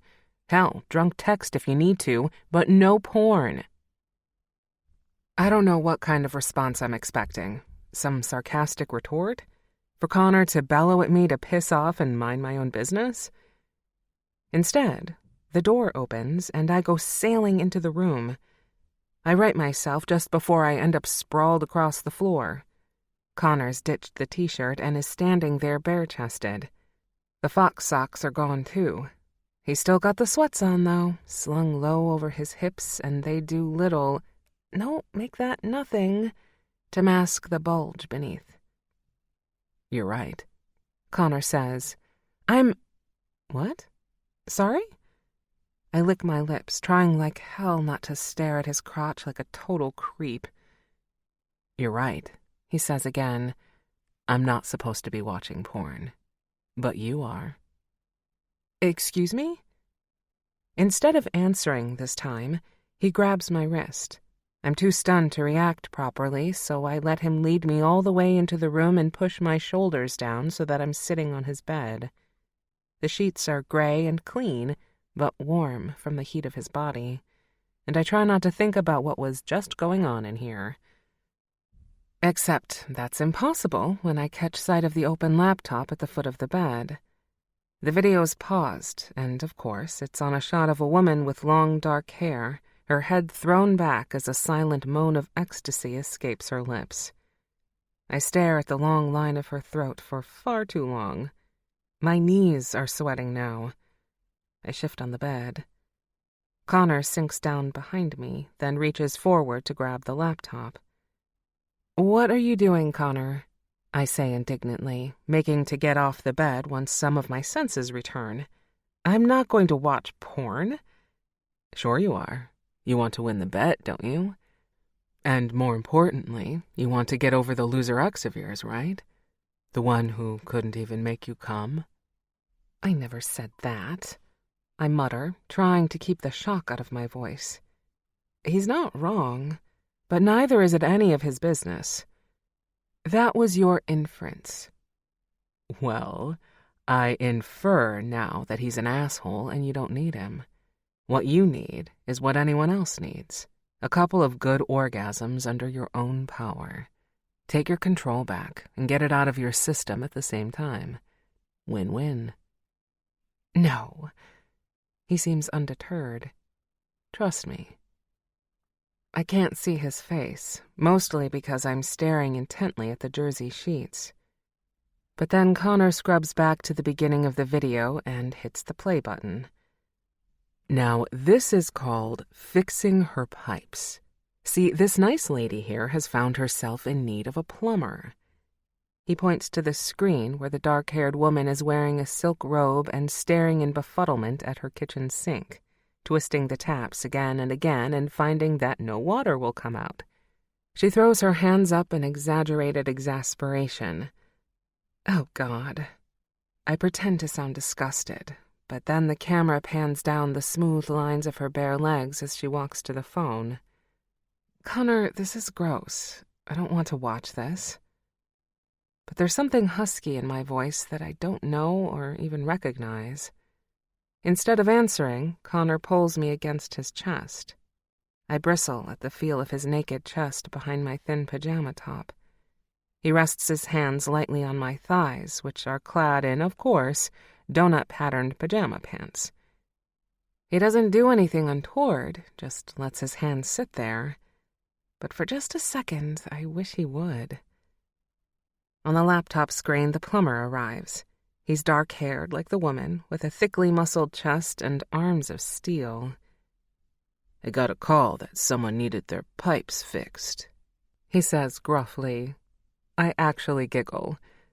Yes, she needs her pipes fixed, all right. But what kind of tool could you use to fix something like that? I pretend to muse. Connor chuckles. "Oh, I'm pretty sure he has the right tool for the job." I hope so. I mean, she wouldn't want to have to call in a second plumber. That's the sequel. Oh, there's a sequel. Good. There's always a sequel. Now be quiet and watch the movie. You're going to be confused, and I don't want to have to explain the plot to you. I snort. I think I can follow it. But still, I turn my attention back to the screen in front of us. Though it's hard to concentrate with the feel of Connor's solid chest warm against my back, I follow along with the woman. Mrs. Roberts, apparently, or at least that's how she introduces herself to the plumber, who turns out to be called Hank. As he settles in to work, she offers him a glass of iced tea. Iced tea. I snort again. Sure. Look, maybe they're thirsty, Connor says innocently. You don't know. True. I guess I'd have to wait and see what happens. Oh no, look, her rope fell off. That's very common, you know. Don't tell me your robe has never just fallen off like that. I can't say it has, actually.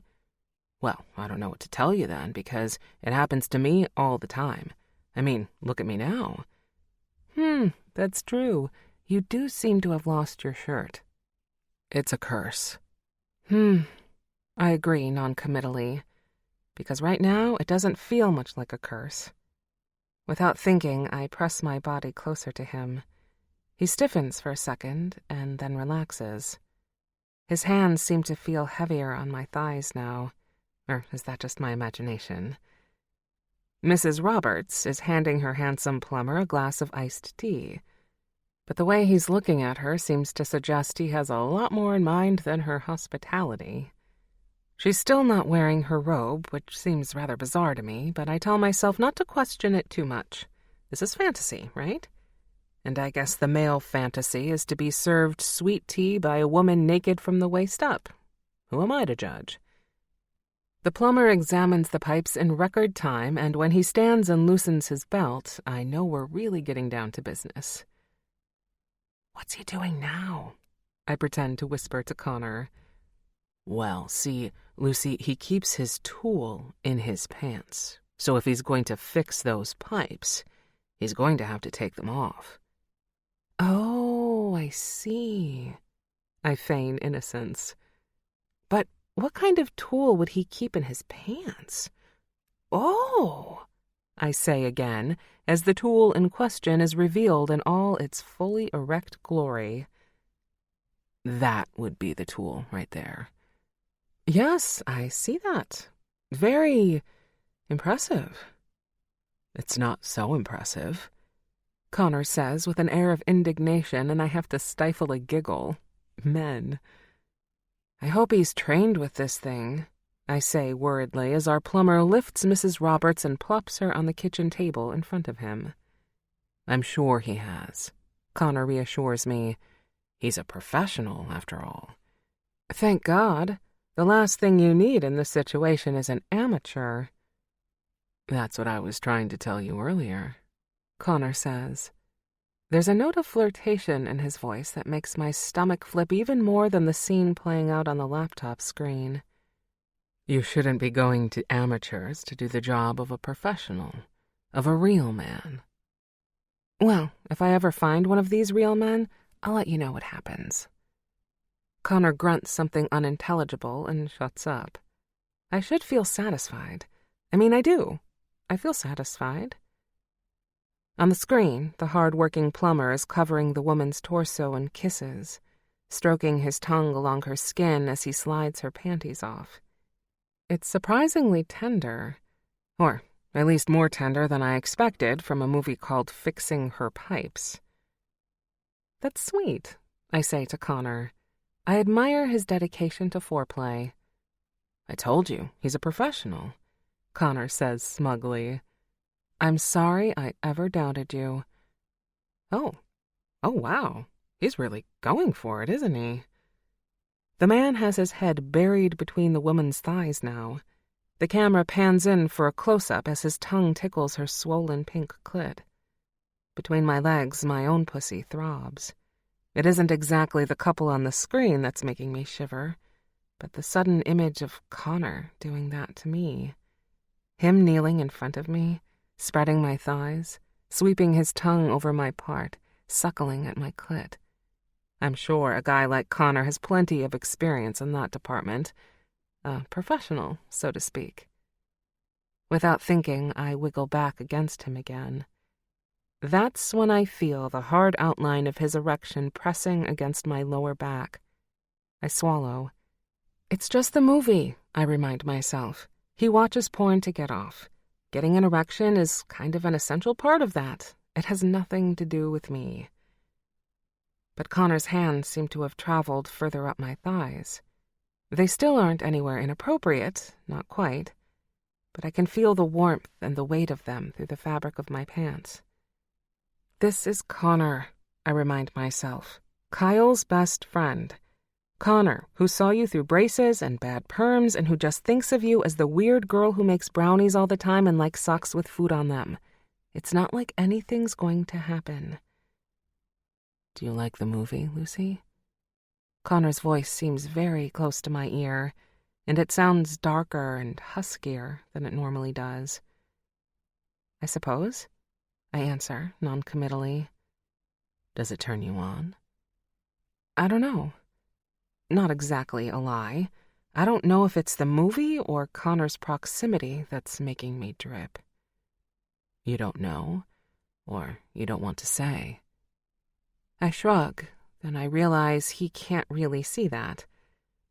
I don't know, I say again stubbornly. You can touch yourself, you know.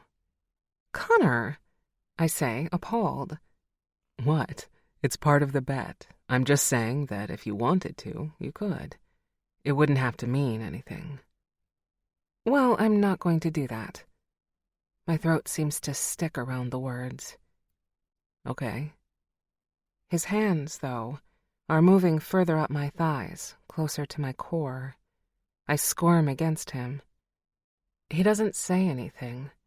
I can feel his breath against the back of my neck, his hard chest pressed against my spine, and still his erection digging into me. Larger now, it seems.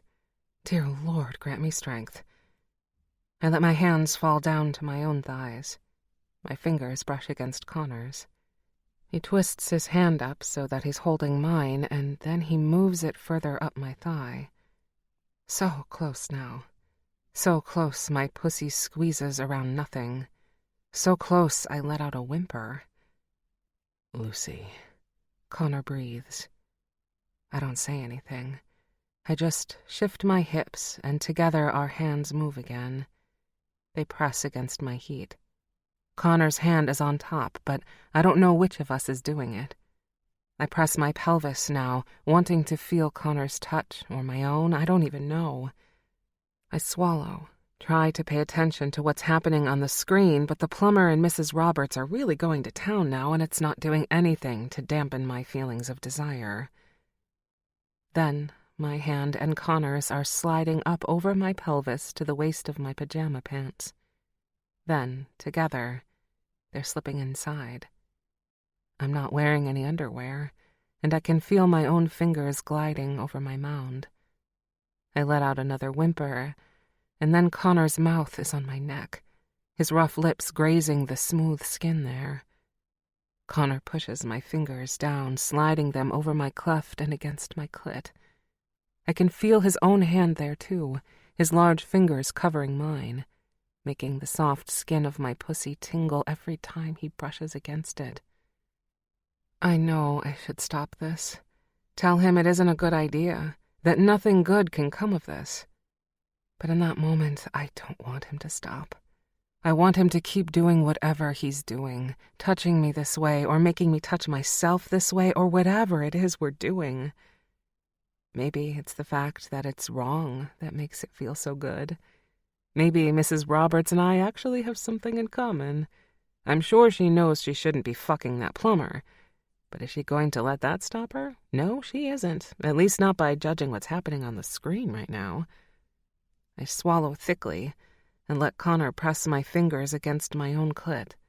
Another whimper escapes my lips. You are so damn sexy, you know that? Connor groans. Stop, I'm not. My cheeks are turning red. I'm usually someone who can take a compliment just fine, but Connor Pratt calling me sexy just feels too weird for words. Hell yeah, you are. Do you feel how hard I am right now? That's all you. As if to prove his point, Connor shifts his hips, nudging me in the back with his rock-hard erection. Somehow, thinking that I had anything to do with that makes me feel more confident. I'd like to see what you could do with that someday, I murmur. Connor groans. His fingers press harder against mine, swirling them around my clit. My pussy clenches and trembles. Don't tempt me, he growls. I'd love to show you how a real man fucks. There'd be no need for faking. I wouldn't stop until I made you come at least 3 times, just from my hands and mouth. By the time I put my cock in you, you'd be jelly. You'd be begging me to fuck you. I want to beg him right now. This dirty talk is turning my body into a pool of molten hot lava, and Connor is the only thing that can cool it. I move my other hand, still locked with his, to join the first. I press that hand lower, finding my entrance, using my own finger and Connor's to tease the opening. Connor groans again when he realizes what I'm doing. "See?" he growls. "Sexy as fuck." With his finger pressed close to mine, he pushes both of them inside me. The angle is awkward, but I lift my hips slightly, and then he's fucking me with his finger and my own and rubbing my clit, and the feeling of both our hands locked together like that is turning me to jelly, just like Connor promised. "I want to feel you come," he says, his voice hoarse against my ear. His breathing sounds thick, short. "Connor." "Yes," he says firmly. "Make yourself come." With one more whimper, I let go. My torso arches, my head coming back to rest on Connor's shoulder as my body shakes and shudders. The roar of pleasure nearly consumes me completely, rushing through my ears as loud as the ocean. I rock against Connor again and again until every last inch of pleasure is wrung from my body. When it's over, all the expected awkwardness comes roaring up to greet me, just as ferociously as the orgasm had. I carefully pull my hands out of Connor's, and then out of my pajama pants. On the laptop screen, Mrs. Roberts and her plumber are still going to town, now in a position that looks extremely uncomfortable, at least for her. I know the feeling, I want to tell her. I can't look at Connor, I just can't. And even though it probably makes things even more awkward, I stand up from the bed without saying a word, then hightail it back to the safety of my own bedroom. Chapter 12. Lucy. I successfully avoid Connor for a whole day. The day after the fixing her pipes incident, I get up early and Tess and I spend the morning at the Brooklyn flea market. It's the second-to-last weekend before it closes for the winter, and I'm hoping to score some new pieces for my food photography. Food blogs are all about the photos, for pinning and Instagramming, and good photos are all about the styling. I have an ever-growing collection of cute plates and bowls, aged metal serving platters, vintage linens. "You're quiet today," Tess laments as I half-heartedly paw through a basket of old cutlery. I shrug. "Do you like the rosettes better, or these little stripy things?" I hold up two beautifully patinaed old spoons. "Way to change the subject, and I like the stripy things." "Me too." I root around for a matching knife and fork, then take them over to the dreadlocked woman manning the booth to pay. When my new old utensils are tucked safely in my bag, Tess and I keep walking. I clutch my coffee as if it's the only thing keeping me alive, and right now, it feels like it actually might be. I barely slept last night. After I had finished with Connor, quite literally, I had bolted into my bedroom and closed the door tightly behind me. I didn't even say goodnight to him, just left him sitting there alone with his laptop. I imagine he was asleep within minutes. I, on the other hand, lay there on my bed for hours. Hours and hours and hours. Every time I closed my eyes, I could feel his hands on mine, feel his fingers pushing inside me. My entire body still pulsed with the fire of his touch. Even alone in my bed, I could feel it. The heat of his body against mine, the rasp of his stubble against the back of my neck. But mostly, it was the hitch in his voice that I thought about. The hitch that seemed to say more than the words did. The hitch that promised something even more. But that's crazy, right? Because this is Connor we're talking about. Connor, who's known me since I was 4. This can't happen. It just can't. Yet my body still tingled, and the longer I laid there, the worse it seemed to get. Which is why I ended up staying awake until the sky was starting to turn pink, and only then did I fall into a restless, fitful sleep. And which is why I'm now clutching my coffee like it's the lifeblood of the gods. So, how are things going with Connor? Tess asks. Did you tell him to install a lock on his door yet? No. But I think I've learned my lesson about barging in on male roommates. I feel guilty for lying to Tess. I debate telling her about what happened last night, but even the thought of it still sets my skin on fire, and I can't imagine trying to spell it out for poor, sweet Tess. I can, however, imagine what she'd say. That it's a bad idea to get it on with your roommate. That I'm vulnerable right now and on the rebound. That I need to put my foot down and tell him there'll be no more funny business. Which is totally what I'm going to do, of course. As soon as I get home. Probably. There's a good chance he already knows anyway. I'm sure he feels as weird as I do about the whole thing. You know, he's going through a breakup too, I say instead. Oh yeah? Let me guess. Some gorgeous LA celebutante broke his poor widow heart. My stomach turns. I hadn't pressed too much about Connor's ex, but Tess is probably right. She's probably a beautiful blonde glamazon skilled in the art of sexual gymnastics and X-rated tongue maneuvers. Yeah, something like that. We stroll across the pavement, warm from the late October sun, and browse the last few couple of booths, but I don't find anything else I like. What do you want to do now? I ask Tess as we make our way back to Front Street. She glances at the time. Well, I was going to go walk the dogs. I'll come with you. Really? Tess arches an eyebrow. She works at an animal rescue group called Old Dogs New Tricks that specializes in finding homes for senior dogs. Well, I use the term works loosely here. She devotes nearly 100% of her non-sleeping hours to them, while they pay her for a scant 15 hours a week, which is all they can afford. It's not at all unusual for her to be going in on a Sunday to walk the dogs just because. What is unusual is for me to offer to go with her. It's not that I don't like dogs. I like seeing dogs on television and in funny YouTube clips, and I think the charity is amazing, and what Tess does for them is even more amazing.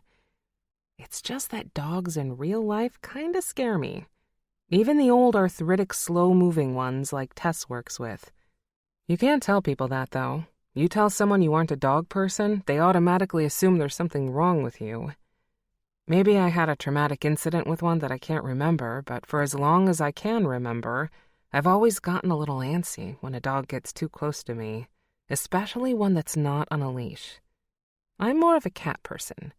Cats are so much calmer, so much more dependable. Now Connor's probably a dog person. Just another reason we're completely wrong for each other. What's up with you today? Tess says, and then her face softens. I'm sorry, it's Lou, isn't it? Do you still miss him? Yes, I blurt, grateful for the excuse. The truth, I realize with a start, is that I haven't thought of Lou in a few days now. That has to be some kind of record. What do you know? Maybe Connor was right about his approach to breakups. Maybe all you really need to move on is to get off with someone else. Too bad in my case that someone else was my off-limits roommate. I think about telling Tess about the bet, leaving out, of course, the whole kissing and porn thing. But even that makes me hesitate. I can already imagine what Tess would say.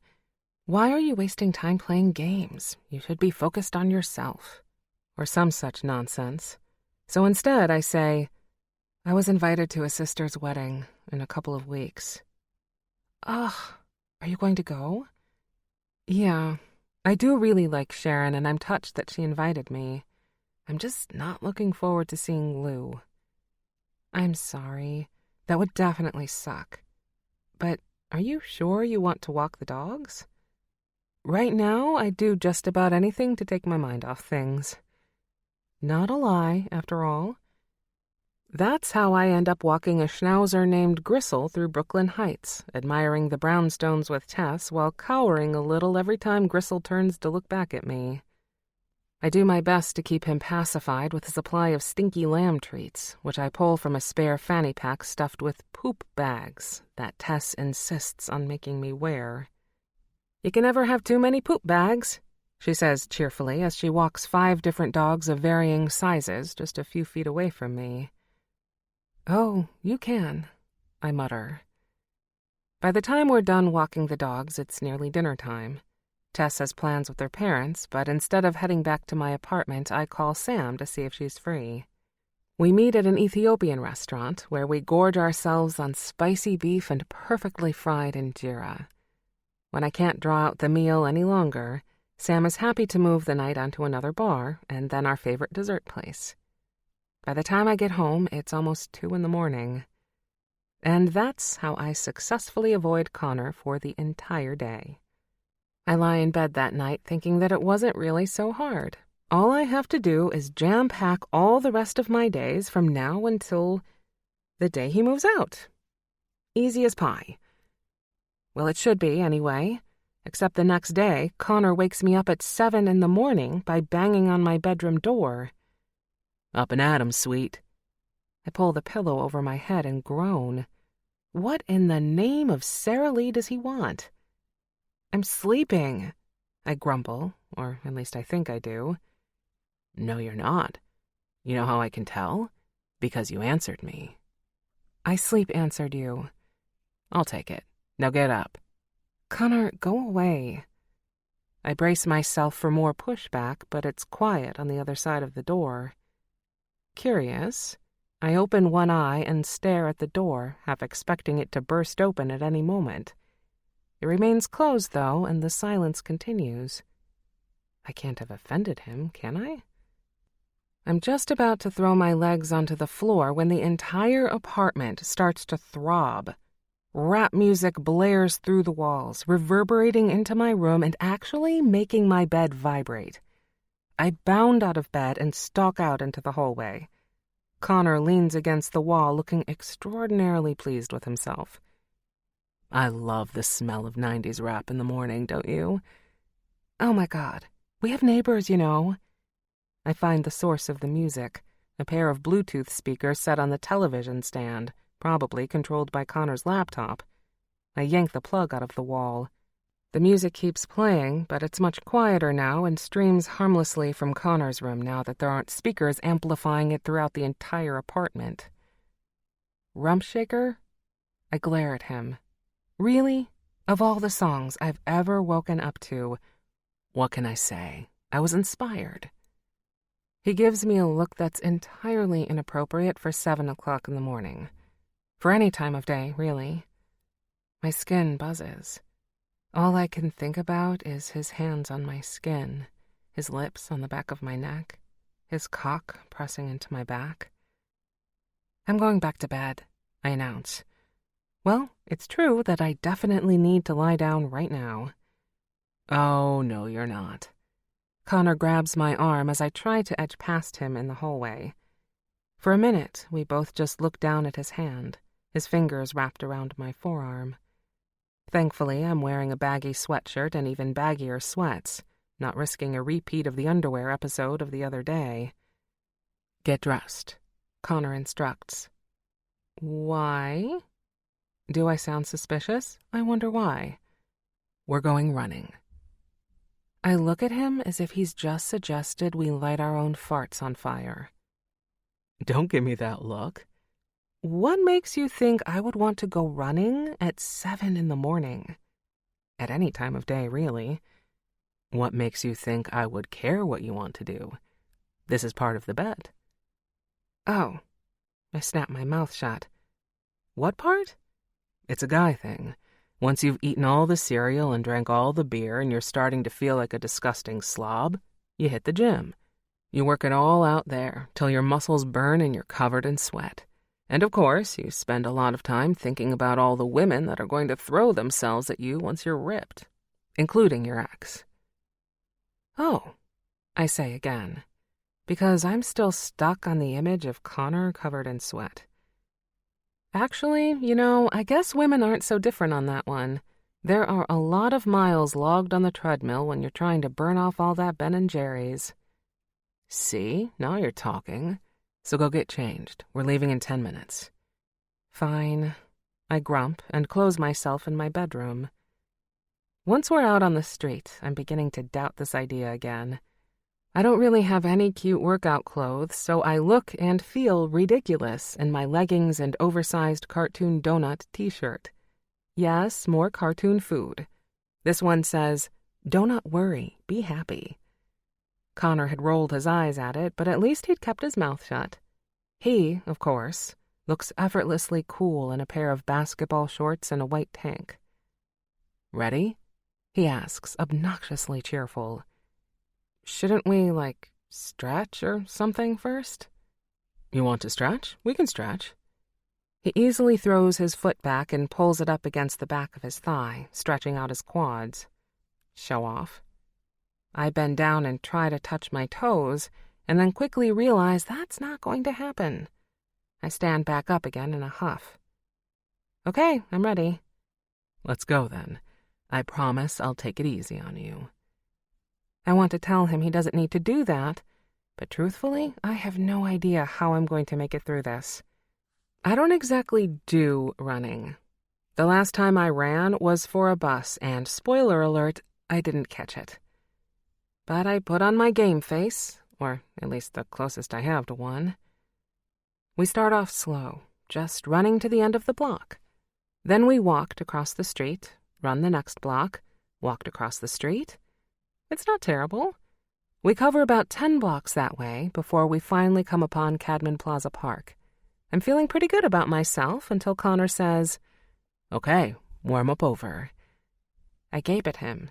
He looks confused. "What? We're at the park. It's the perfect spot to do an easy 5 miles. 5 miles? My voice is strangled. Right, perfect. Looking forward to it. But when Connor takes off at a jog, I just stand there. He makes it about 100 feet before he realizes I'm not following him. He jogs back to where I'm standing, then continues to run in place while I glare at him. "Something wrong?" "Yeah. I'll make you a deal. 1 mile, and then we go for breakfast." "How about this? 1 mile, breakfast, and then we run back to the apartment." "Fine. I can handle that. Besides, no way is he going to want to run after eating a huge breakfast." Connor lets me set the pace, and we take off on a slow, very slow, glacial even, run around the park, fueled by thoughts of pancakes and bacon. Chapter 13. Connor. "This is torture," Lucy laments as we climb the stairs back up to our 4th-floor walk-up apartment. It's torture, all right. I can't take my eyes off her ass as we trudge up the stairs. In those leggings, the curvy roundness of it is perfectly, delectably visible. "My thighs are screaming," she huffs. Mine too. Except it's not my thighs that are the problem. I adjust my shorts and try to ease some of the strain on my poor dick. Bet you didn't think I was going to make you run all the way back here. "No, and running after that many waffles is a particularly cruel form of torture. I can't wait to get in the shower." She pulls the key out of the pocket of her leggings while I try to push away the image of her climbing naked into the hot stream of the shower. Me too. "Well, I'm going first." She unlocks the front door and stumbles in, kicking off her sneakers immediately and sighing in relief. It's stupidly cute like pretty much everything else she does. "Go ahead. I'm going to do some push-ups." Anything to take my mind off the girl in front of me and the fact that she's mere seconds away from stripping off her clothing. Lucy disappears into the bathroom and I hear the water start. My imagination is in overdrive. I can picture every single movement behind that closed door. Lucy peeling off her t-shirt, then her leggings, unknotting her hair, climbing naked into the warm water, sighing happily the same way she did when she eased off her sneakers. My dick twitches with every image that flashes through my brain. Not good. So not good. I shove the coffee table up against the couch to make some room, then drop down and do a dozen push-ups. It takes my mind off Lucy for about 10 seconds, but mostly it just sends more endorphins to my brain, which in turn sends more blood to my cock. I try a dozen more, and then I keep going until I hit 50, and then 100. The water is still running in the bathroom. What's she doing now? Washing her hair, soaping her tits, sliding her hands between her thighs? The memory of the other night metaphorically whacks me in the face again, and then the floor actually whacks me in the face as I drop out of my push-up. Lucy and me on my bed, our hands locked together as she got herself off, with an assist from me. I'd barely even touched her, and it was still the hottest experience of my life. What I wouldn't give for a repeat of that night. A chance to do more than slip my hands beneath the waist of her pajama pants. A chance to see that body in all its glory. Every ripe, round curve. Every sweet plane of skin. And it's so close. She's so close. Right now, at this moment, that body is just behind the door. A door made of nothing but cheap plywood. A door that, like every other room in this apartment, doesn't lock. I pull myself up off the floor and walk like a zombie towards that door. I'm not actually doing this, I tell myself, but my feet move regardless. I take silent steps until I'm standing on this side of the door. From here, I can hear the thrum of the water, and beneath that, the sounds of Lucy singing something to herself.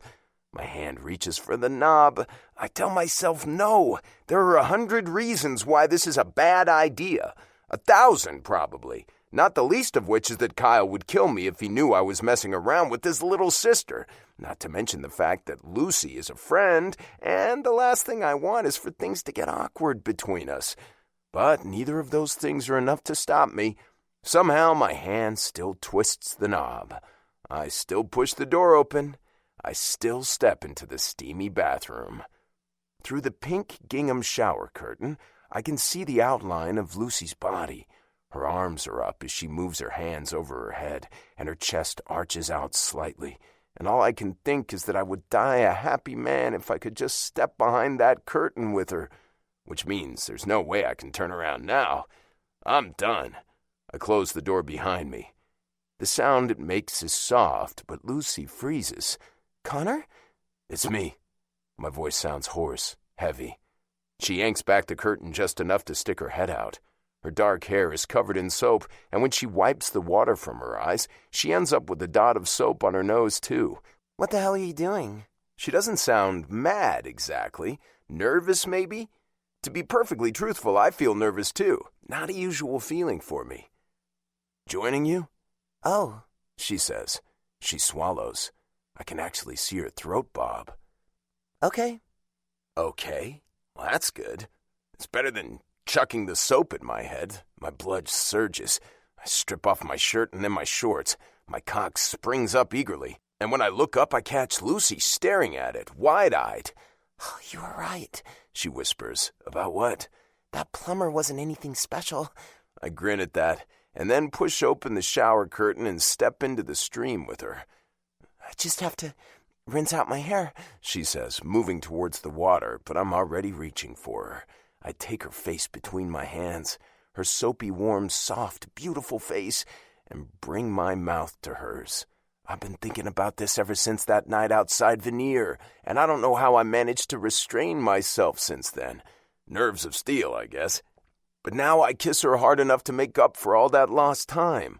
All those days when I wanted to be kissing her but wasn't. All those times I had to watch her bite her lip in concentration or run her tongue over them when she thought no one was looking.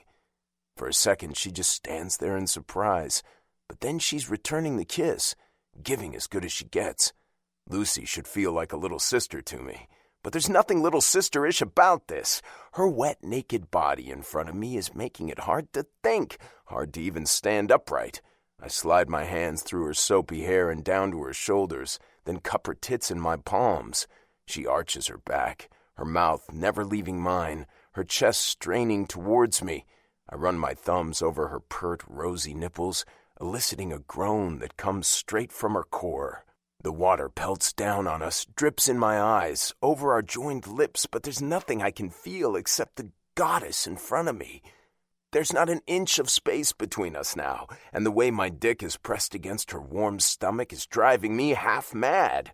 I push her up against the wall, that horrible peach-colored tile that looks like it was installed in the 70s, and bring my mouth down over her perfect tits. Taking one nipple into my mouth is even more glorious than biting into one of her perfect brownies.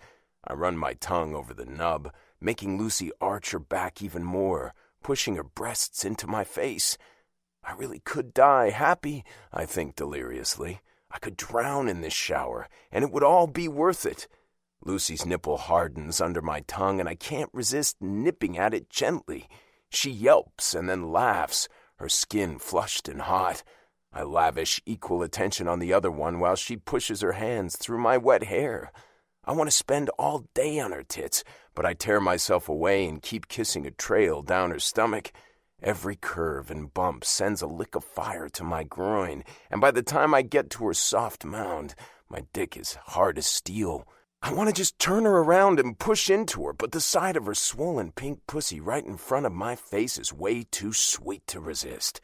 I nudge her legs apart, and she immediately and obediently shifts her position, angling her hips to give me better access. I run my thumb over her plump pink folds, and she whimpers. "Connor," she breathes. I look up to make sure she's okay, but the look of lust I see in her eyes tells me she's more than okay, that she's about to be destroyed and she knows it. I spread her lips gently, revealing her plump little clit. My tongue lunges for it instinctively, swooping across it, swirling over it, painting in long strokes and short, teasing her and making her squirm against the tile. Her hands are in my hair again, holding my head against her. I want to tell her she doesn't have to bother, because there's no way in hell I'm going anywhere but right here, right now. I bring one hand up to join my tongue and my lips, and I find her center. I tease her a little, until she arches her hips closer to me, jamming her mound against my teeth, desperate for more of what only I can give her. I push 2 fingers inside her, and she squeezes me right away, forcing me deeper inside her, her muscles already starting to spasm. I pull her clit into my mouth and suck, while I use those 2 fingers to fuck her mercilessly. Lucy's legs start to shake, and her grip in my hair tightens. "Connor," she breathes again. "Oh, Jesus, Connor." Music to my ears. So is the loud keening noise she makes as her body starts to shudder against me, as her pussy clamps tightly around my fingers, as her clit swells between my lips. Her orgasm seems to go on forever, shudder after shudder. With each one, she seems to slip further down the tile. I'm almost afraid she's going to pass out. Finally, she rights herself. I look up, feeling rather pleased with myself, but I find her shaking, lips chattering and everything. That's when I realize that the water has gone cold. More than cold, really. Freezing. And I hadn't even noticed. Oh, shit, you're gonna freeze. I hit the tap to turn off the water, then grab a big towel and wrap it around Lucy's shoulders. I rub the towel, trying to warm her up, but she's still shaking. I'm not sure how much of it is the cold and how much of it is the orgasm. The dazed expression on her face is definitely from the orgasm, I think smugly. "Come on, you should get some clothes on." I help her out of the shower. Not exactly how I wanted to wrap up this session, but I can take a hint. A cold shower is a sign from the universe, right? Has to be. Lucy lets me walk her to her room. She sits on the bed, the towel still wrapped around her, her long dark hair hanging down over her shoulders, dripping water trails over the rise of her breasts. "Do you want a tea or something?" I ask. She looks up at me in surprise, and her eyes move over my body. It occurs to me that I'm still completely naked, and that even the surprise cold shower hasn't done anything to, diminish my lust for Lucy. "No." She licks her lips, still checking out my body. The intensity of her gaze makes my cock surge. Suddenly, I just want to throw her backwards onto that bed and fuck her until she can't remember her own name. Until I can't remember that I ever thought of her as just little Lucy Sweet. Fuck! What am I doing? She is little Lucy Sweet, whether my dick agrees or not. She's Kyle's sister. That's something you don't do to your best friend. You don't bang his sister, even if she's staring at your dick and licking her lips like a fucking vixen. Well, I'm gonna get dressed. I have to get out of here before I do something I really regret. "Okay."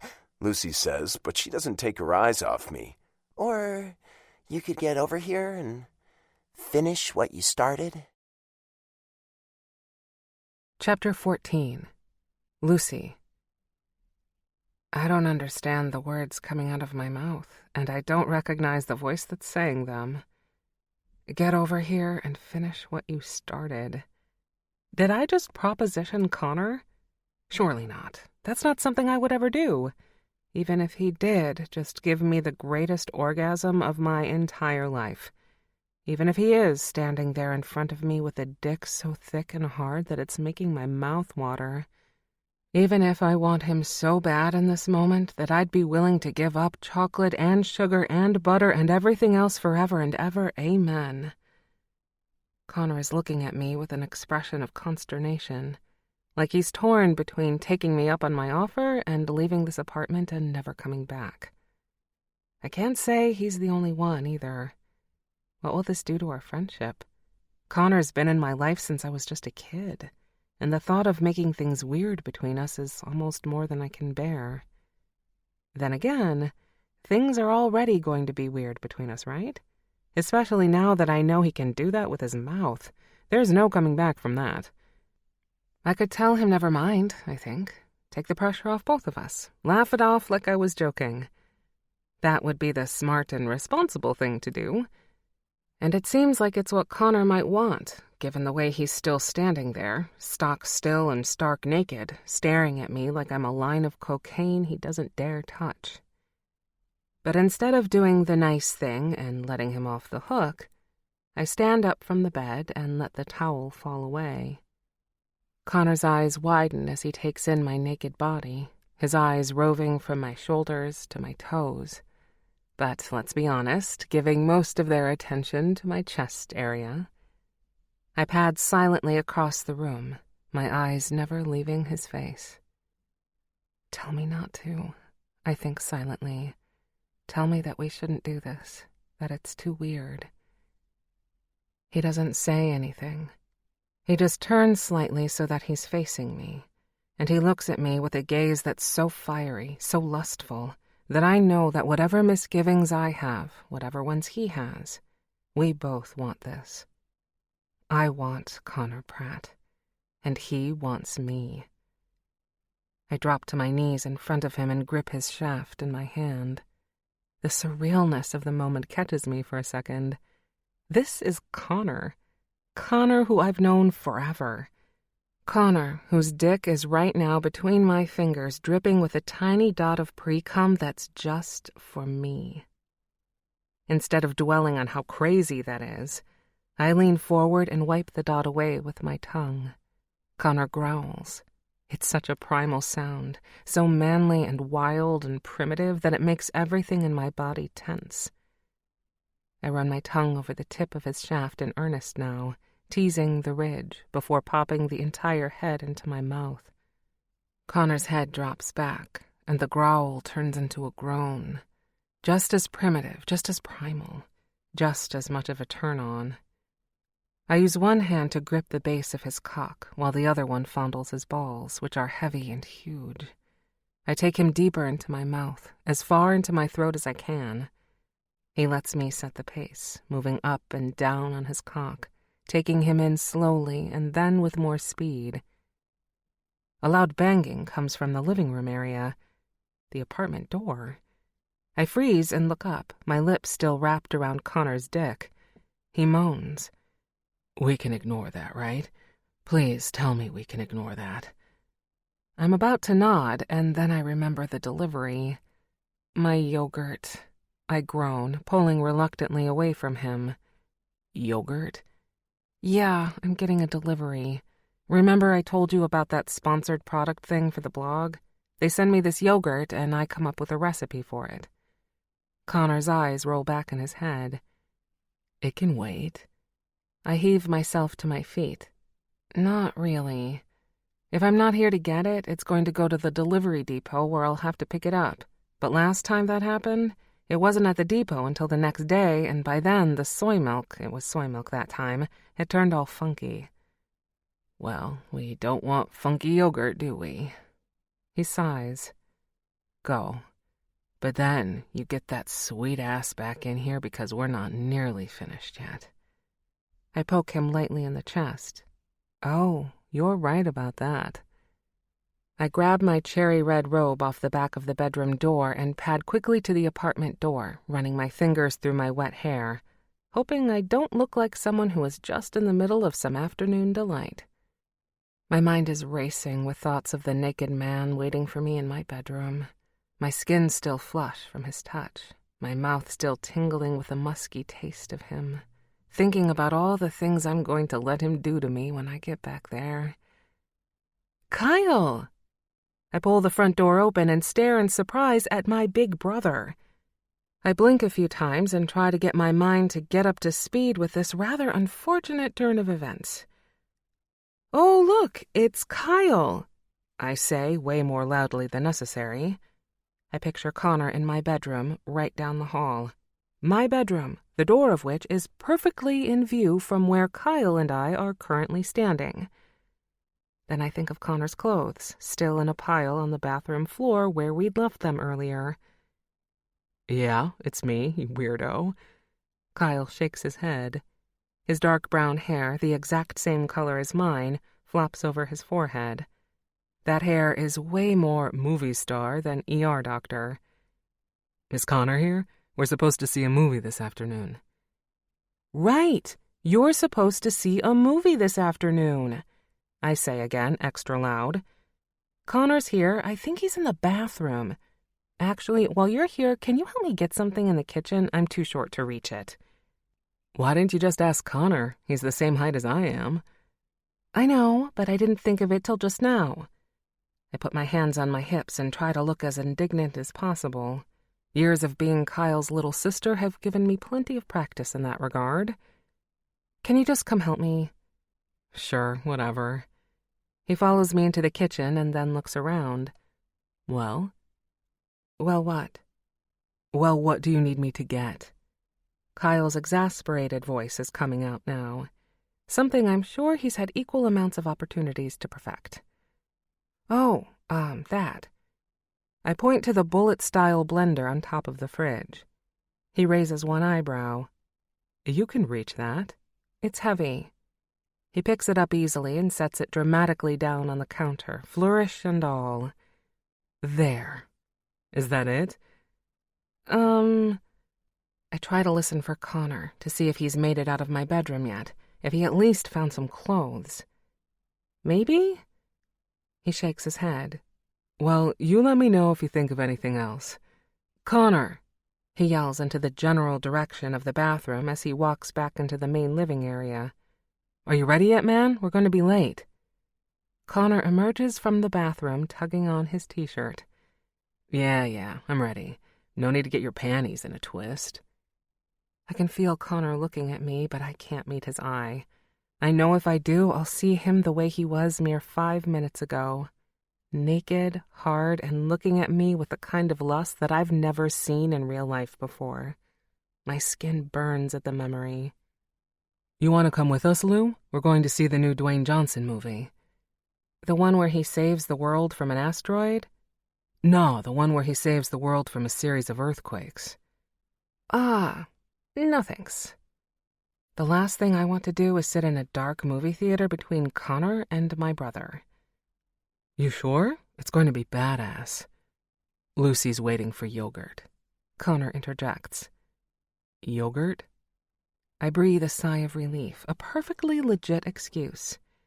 "Yeah, I'm waiting for a delivery, some yogurt for a blog project.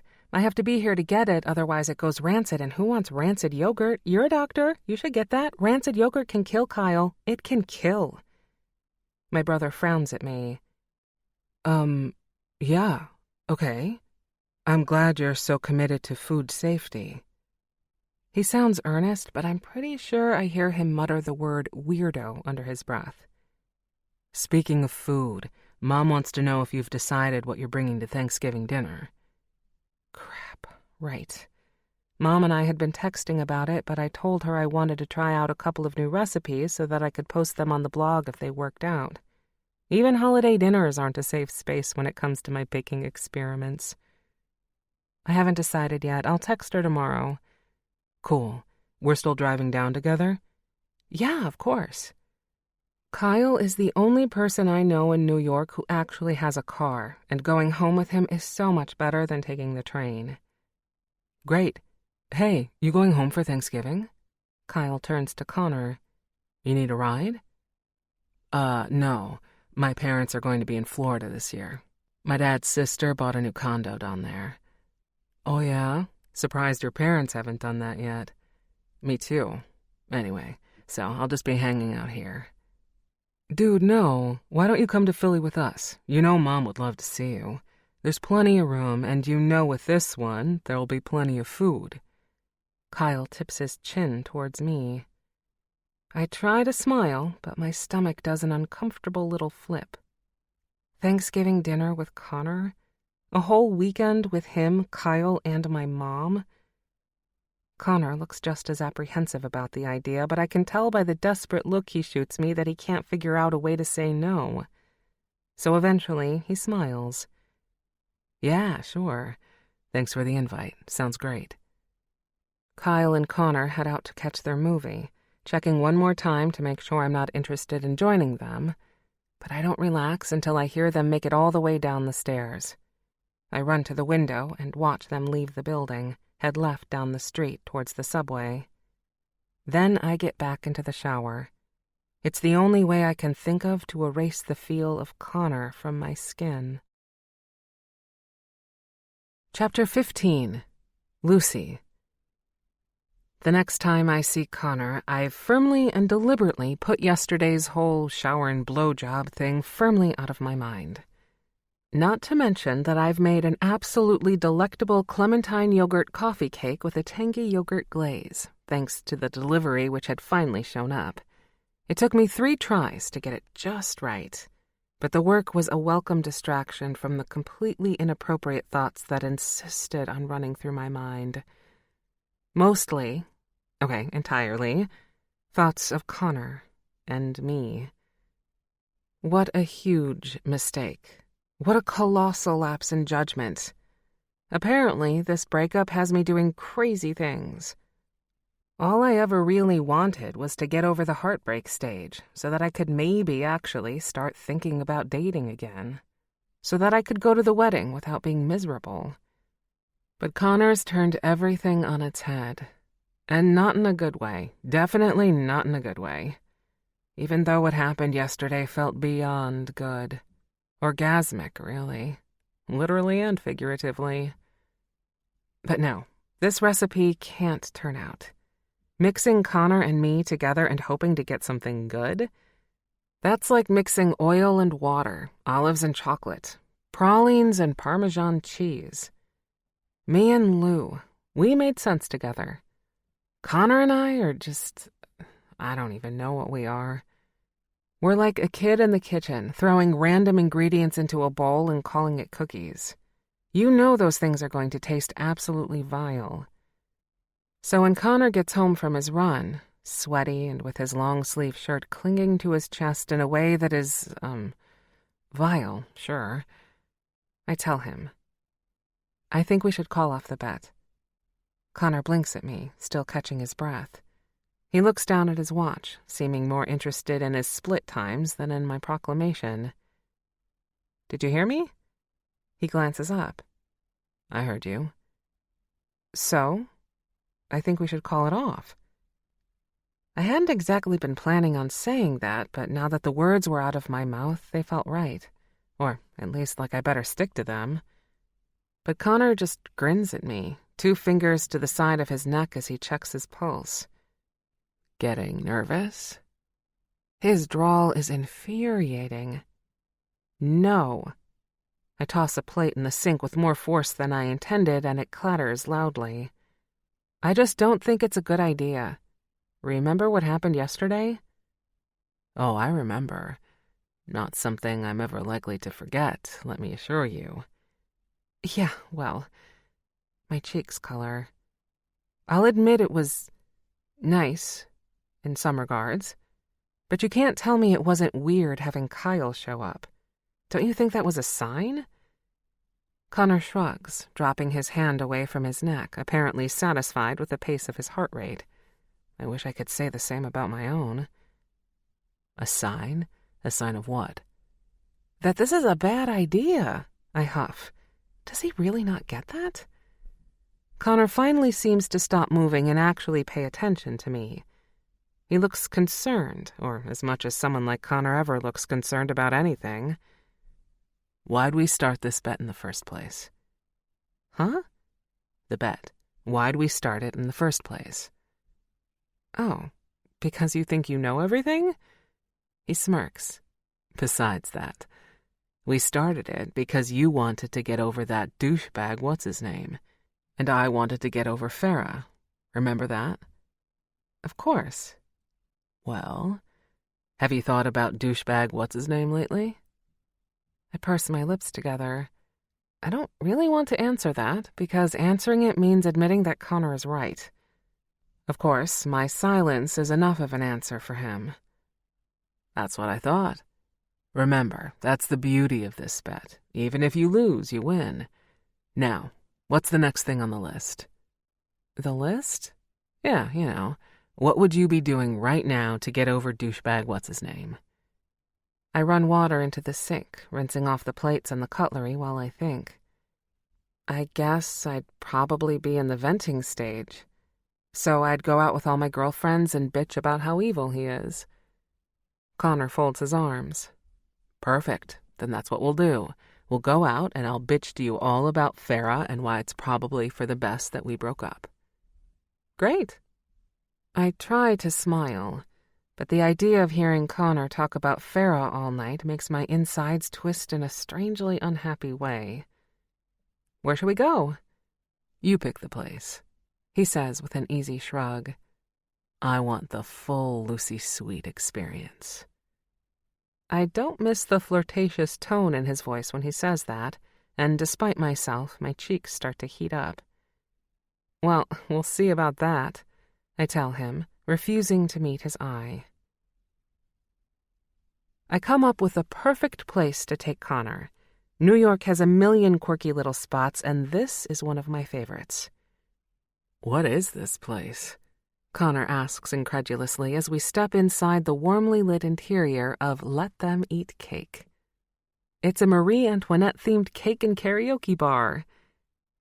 That is possibly the strangest combination I've ever heard of. He's not wrong. The bar is a bizarre little amalgam of hipster trends, historical accuracy, and good old-fashioned kitsch. The room is lit entirely by candles, both real and electric. Candles on the tables, candles on the gilt chandeliers, candles in small alcoves cut into the walls. It would almost be romantic, except for the fact that everything else is so over the top. The pale blue ceiling with the painted grinning cherubs, the taffeta-trimmed chairs, the cocktails that come served in vintage gold-rimmed teacups. It started out just as a Marie Antoinette cake bar, I explain as our elaborately dressed server leads us to a tiny little table in the back. But I guess they weren't making quite enough money, so they started doing karaoke once a week. It really took off, and now they do it almost every night of the week. Well, except when they're doing open harp night. Open harp night? Like open mic night, but for harp players. I grin, and Connor laughs. How the hell did you find this place? I'm very finely tuned to all the cake in this city. It's like a cake radar. If there's a place that's even remotely worth trying, I'm going to try it. And believe it or not, this bar has some of the absolute best cake in the city. Wait till you see them. A few minutes later, when our cakes arrive, Connor is suitably impressed. I get pink velvet, covered in a thick ivory fondant and decorated with the most ornate sugar roses you can even imagine, while Connor gets my favorite lemon white chocolate angel food cake. It's the lightest thing on the menu, and it's still beyond intense. The cakes are technically meant for 2, or even 4 or 6, depending on how delicate you plan to be, but I make it a personal point of pride to never share a cake from here. I take one bite and let my eyes roll back in my head. Remind me to come here with you more often, Connor says, watching me eat. That look is almost worth these uncomfortable seats and whatever that is. He gestures towards the makeshift stage where a couple is painfully working their way through an off-key rendition of Bust a Move. Hush, I tell him. At least they're trying. Now shut up and eat your cake and tell me about Farah. Connor groans, then takes an exaggeratedly long time sampling his cake and drinking his beer, served, of course, in a faux pewter stein decorated with tiny naked cherubs. Come on. I kick him under the table as he lingers. Fine. What do you want to know? I want to know about Farah, I tell him, even though that's actually the last thing I want. Who was she? Why did you guys break up? He sighs. She was a party girl, a professional one. A professional party girl? That's a thing? In Silicon Valley, yes, it's a thing. What does that even involve? You literally get paid to be hot and go to parties with nerds. Oh.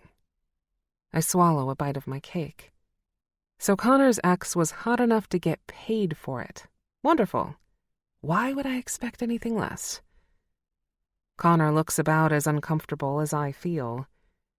Yeah. We met at a party and kinda went from there. How long were you together? About 6 months. My longest relationship ever, believe it or not. Oh, I believe it. The words sound meaner than I intend them to. So, did you love her? Please say no, please say no, please say no. I don't know. Oh. I stab at my cake. Why'd you break up? Connor laughs bitterly. Well, in addition to being a party girl, Farah is what we like to call a founder-hounder. What the hell is that? Kind of like a gold digger, except they chase after the founders of startups. They like the adrenaline and the drama of the culture. Plus, of course, they like that most startup CEOs are spending ridiculous amounts of money to live a splashy lifestyle and prove to everyone that they're the next big thing. That's kind of gross. Tell me about it. So anyway, she was content with me for a while, but I guess I didn't splurge on dumb shit enough for her liking. See this watch? He holds out his wrist, where a battered leather watch is strapped. It's the same one I've been wearing since high school. No stupid-looking blingy Rolexes for me. I can't even be bothered upgrading to an Apple Watch. I love this old thing. She broke up with you because you wouldn't get a new watch? He shrugs. She was unhappy because I'm not the kind of guy who wants to drop a shitload of cash on a new watch just to prove to everyone that I can. So she found herself someone who would. Gregor Kowalczyk. He spits the name out bitterly. Unfortunately for me, she decided to take up with him before officially ending things with me. Guess she wanted to make sure she had the next fish securely on the line before releasing the old one. God, Connor, I'm sorry. That's a really shitty thing to do. He shrugs. I can't be too upset about it. I figure she did me a favor. After all, if she hadn't dumped me, I wouldn't have moved to New York. And then I wouldn't be sitting here in the middle of a sea of pink taffeta eating cake with my favorite baking blogger. Right. I bite back a reluctant smile, trying to remind myself that Connor's smooth talking means nothing. It comes as natural to him as breathing does. Is that the whole reason you decided to move? Were you that devastated by the breakup that you couldn't even stay in the city? I say it as a joke until I realize it might actually be true. Maybe, partially. But I was tired of that place. Everyone there has something to prove. It's almost like LA. The second you meet someone, they want to know who you are, what you do, who you work for, who's got money invested in you.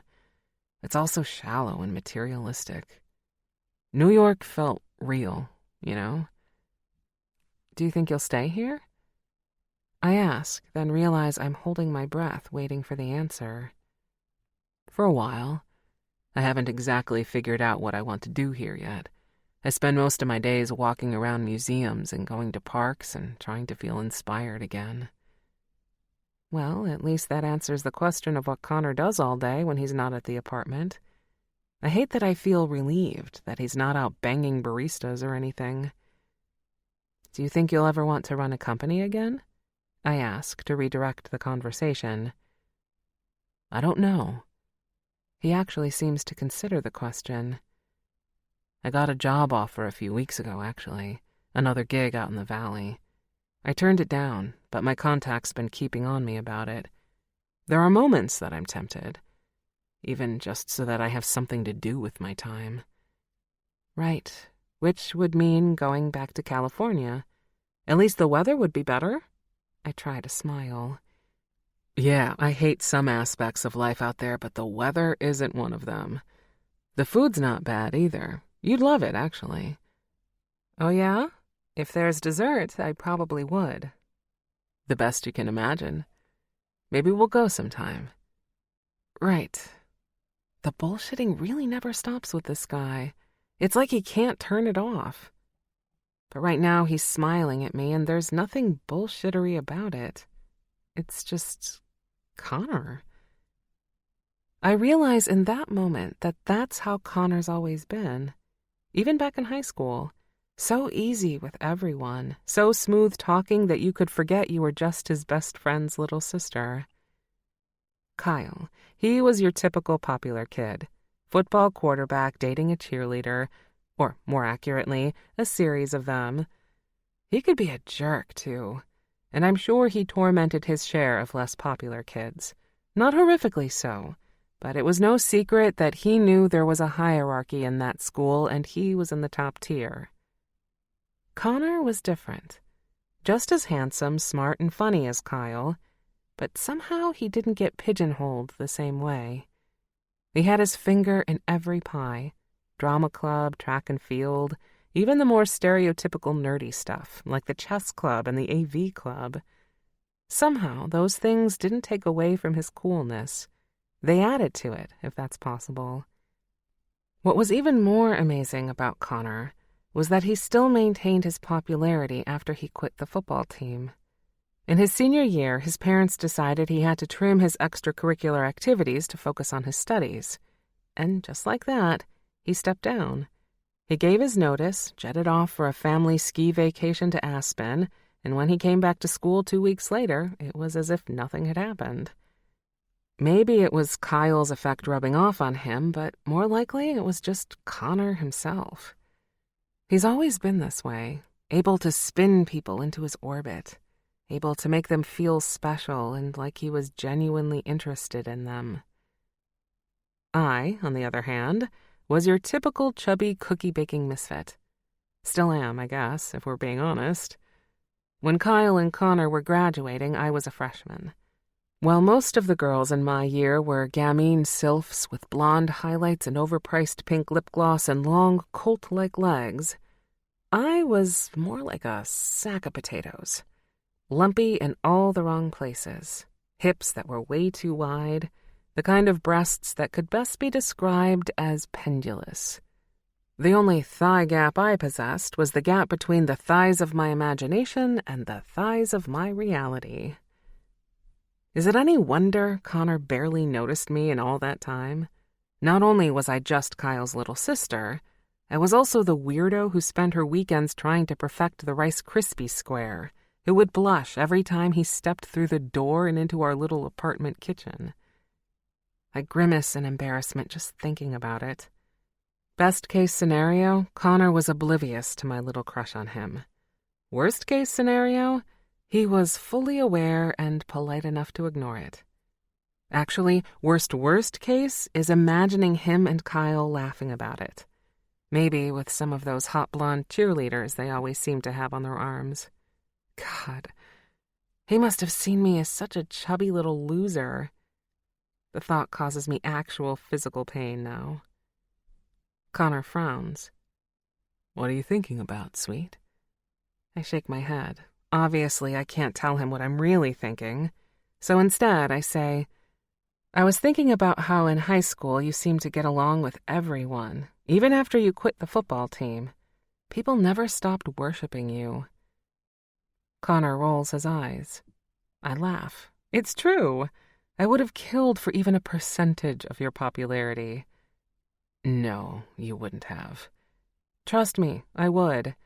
You have no idea what it was like to be the girl whose only claim to fame was a perfect grade in home ec. Acing home ec seems like something to be proud of. It's not, trust me. Well, it was no walk in the park being me either. I snort. Sure. You and Kyle basically owned that school. Everyone wanted to be you. That's because they didn't know me. What's that supposed to mean? Connor doesn't answer right away. His expression is far away. I decide not to make one of my usual stupid little jokes and instead just wait for him to talk when he's ready. Connor sips his beer and looks around the bar. It's emptied out considerably since we first arrived. Every time someone opens the door to leave, we're hit with a gusty breeze from outside. The evening air is frigid, and I shiver in my seat as another couple bundles up and heads out into the night, gasping in surprise at the chill, and then laughing as they dash off. Do you want to know the real reason I quit the football team? Connor's voice is softer than usual. I look at his face, his beautiful face. Only if you want to tell me. I quit because I couldn't handle it. I thought your parents wanted you to cut back your activities. He shakes his head. That's what I told people. The truth is, I just hated the pressure of it, constantly feeling like I was letting people down if I didn't perform well enough. We were only 4 weeks into senior year, and I'd already given myself an ulcer.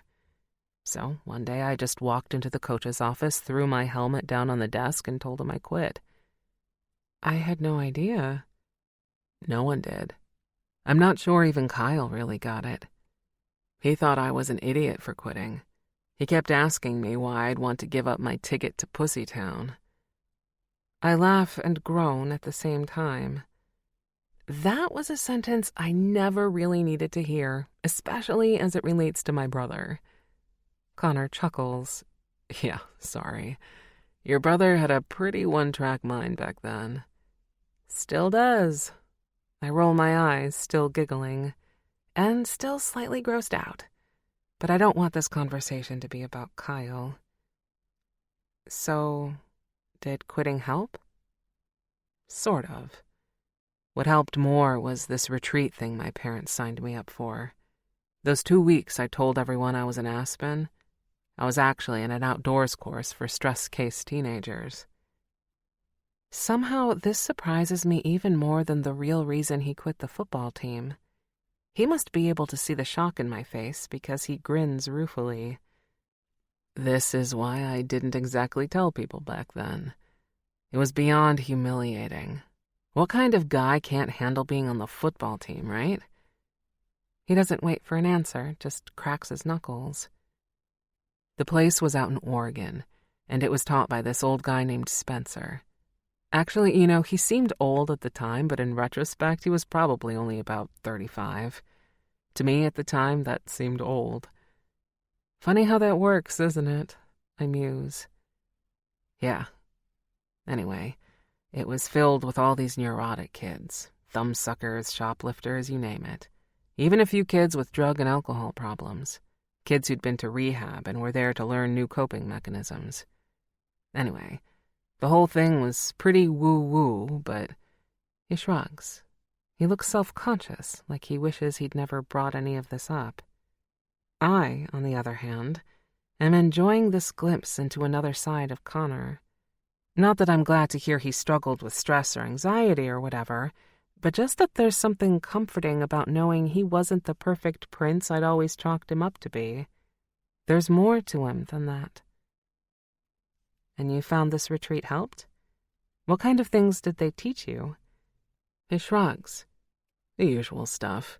Meditation, breathing exercises. But the guy who led the thing, Spencer, he had this thing he was always saying. Life is a game. Don't take it so seriously. I started saying it to myself whenever I'd start to get stressed, about people's expectations or my own expectations or whatever. Life is a game. It helped me stay out of my own head as much. By the time I went away to college, I'd pretty much grown out of the whole thing. But I do wonder sometimes what my life would have been like if I hadn't gone off to Oregon for those 2 weeks. Wow. I guess it's no surprise you ended up designing an app that was all about gamification. He grins. You know, I never thought of that, but I suppose you're right. Life's a game. You know it's sweet. He pauses. There. Now I've bared my soul. You have to bear yours in return.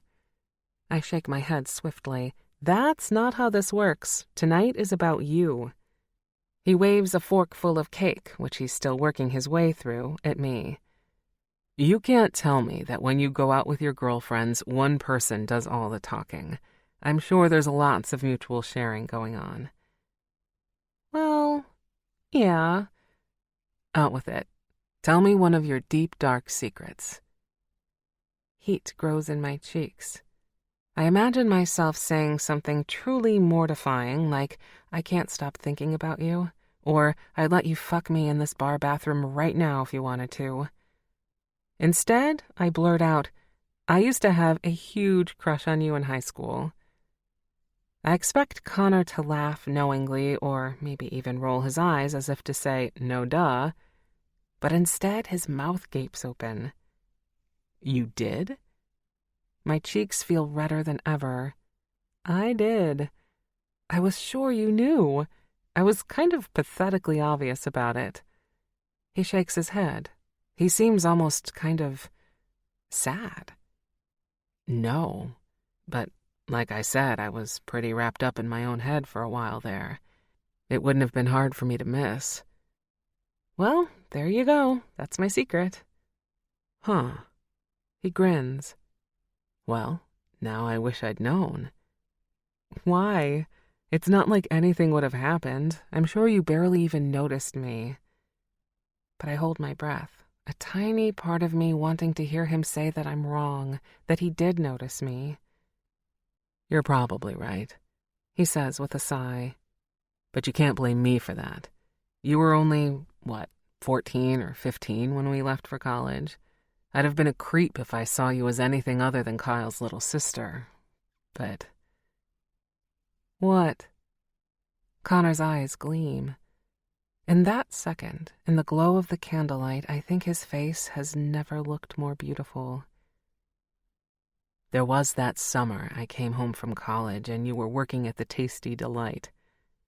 The ice cream shop. Oh, God, I think I blocked that place out of my memory. So many sticky children. So many sticky children. Well, it stayed lodged in my memory, especially that uniform. I recall it vividly. Pink short-sleeved cardigan and tiny white shorts. White-brimmed visor. My brown ponytail pulled neatly through the top. I hated that thing, but I loved the weekly paycheck, and I kept myself amused at the job by imagining the wildest ice cream flavor combos I could come up with. Kyle and I had swung by one night. I don't even think we were getting ice cream. I think we just had to drop something off for you. And then I almost didn't recognize you. Last time I'd seen you, you were a kid, and suddenly you were... He trails off. His expression is far away. Suddenly I was what? I prod. Suddenly you were a fucking tasty delight. Shut up, I say, but I'm glowing with the compliment. I'm dead serious. I had no idea where that body came from, but suddenly I was way less interested in hanging out with Kyle and way more interested in hanging around your kitchen, trying to sample your sweets, if you know what I mean. Well, I don't seem to be capable of forming any other words. Well, so, any chance you still have that uniform? I ball up my napkin and throw it at him. He laughs and ducks it easily. I'm just saying, it could be an important part of your breakup recovery process. Mm-hmm. So, is that a yes? You're incorrigible. You love it. I clamp my mouth shut at that comment. Connor smiles at me, and for the first time in maybe as long as I've known him, There's nothing cocky or smirky about it. It's just Connor. Chapter 16. Lucy. Are you sure you want to do this? I clutch the bottle of wine to my chest and peer up at Connor. Absolutely. All in the name of the bet, right? Right. It's just, we could go home if you want. I totally get it. We're not going home. Come on, what's the apartment number? 306. Connor hits the buzzer and Tess's voice comes over the intercom. It's Lucy, I shout. And Connor. That part comes out more quietly. I swear I hear muffled giggling on the other end, but finally Tessa's voice comes back. Yay, come on up. I let Connor drag me to the elevator. It's not too late to change your mind, you know, I tell him. I could say you were feeling sick, or I'll say I was sick. Horrible diarrhea, the kind that comes out like a fire hose. I'll get really descriptive and everyone will be too scared to ask questions. Would you stop being so ridiculous? Connor holds the elevator door open for me. I told you, one of the things guys love most about breakups is that you can do all the shit your girlfriend never wanted to do with you. Since you said Lou never wanted to hang out with your friends, then you have to revel in the fact that you don't have him dragging you down anymore. This is an important part of your recovery process. Can't be skipped. But you don't have to come with me. Consider me your supervisor, or your coach. Right, and my friends are going to consider you my date. We get off the elevator and head down the hallway toward Tessa's apartment. While we make the long march, I can't help but look at the other doors on her floor, wondering if one of them belongs to Mr. iFuck. I'll have to ask her if that's still going on. Tessa's door flies open before we even knock. Lucy, so happy you could make it. She doesn't look at me, of course. Her eyes are locked on Connor. Ugh, this is exactly what I was afraid of. I don't think he has any idea what he's in for tonight. Hi, I'm Tess, she says sweetly. Welcome. It's not fake exactly, because no one is genuinely sweeter than Tess, but there's a gleeful note in it that makes me feel slightly queasy. Thank you for having me. These are for you. Connor produces an arrangement of flowers that he'd insisted on picking up at one of the corner markets on our way over here. Oh my gosh, you're so sweet. You know, we never even met Lucy's last boyfriend, and now here you are bringing me flowers. I shoot her a glare. I'd been very clear with all of them that I was bringing Connor as my friend and roommate and nothing more. But there's a very obvious suggestion in the way she just said last boyfriend. Here. I shove the bottle of wine into her arms and push past her into the small but cute apartment. Everyone else is already clustered in Tessa's living room. They're all there, Olivia, Kennedy, and Sam, and they're already into the wine. I see at least 2 empty bottles on the coffee table. This is going to be a long night. I force myself to smile, though I suspect it's more of a grimace. Everyone, this is Connor.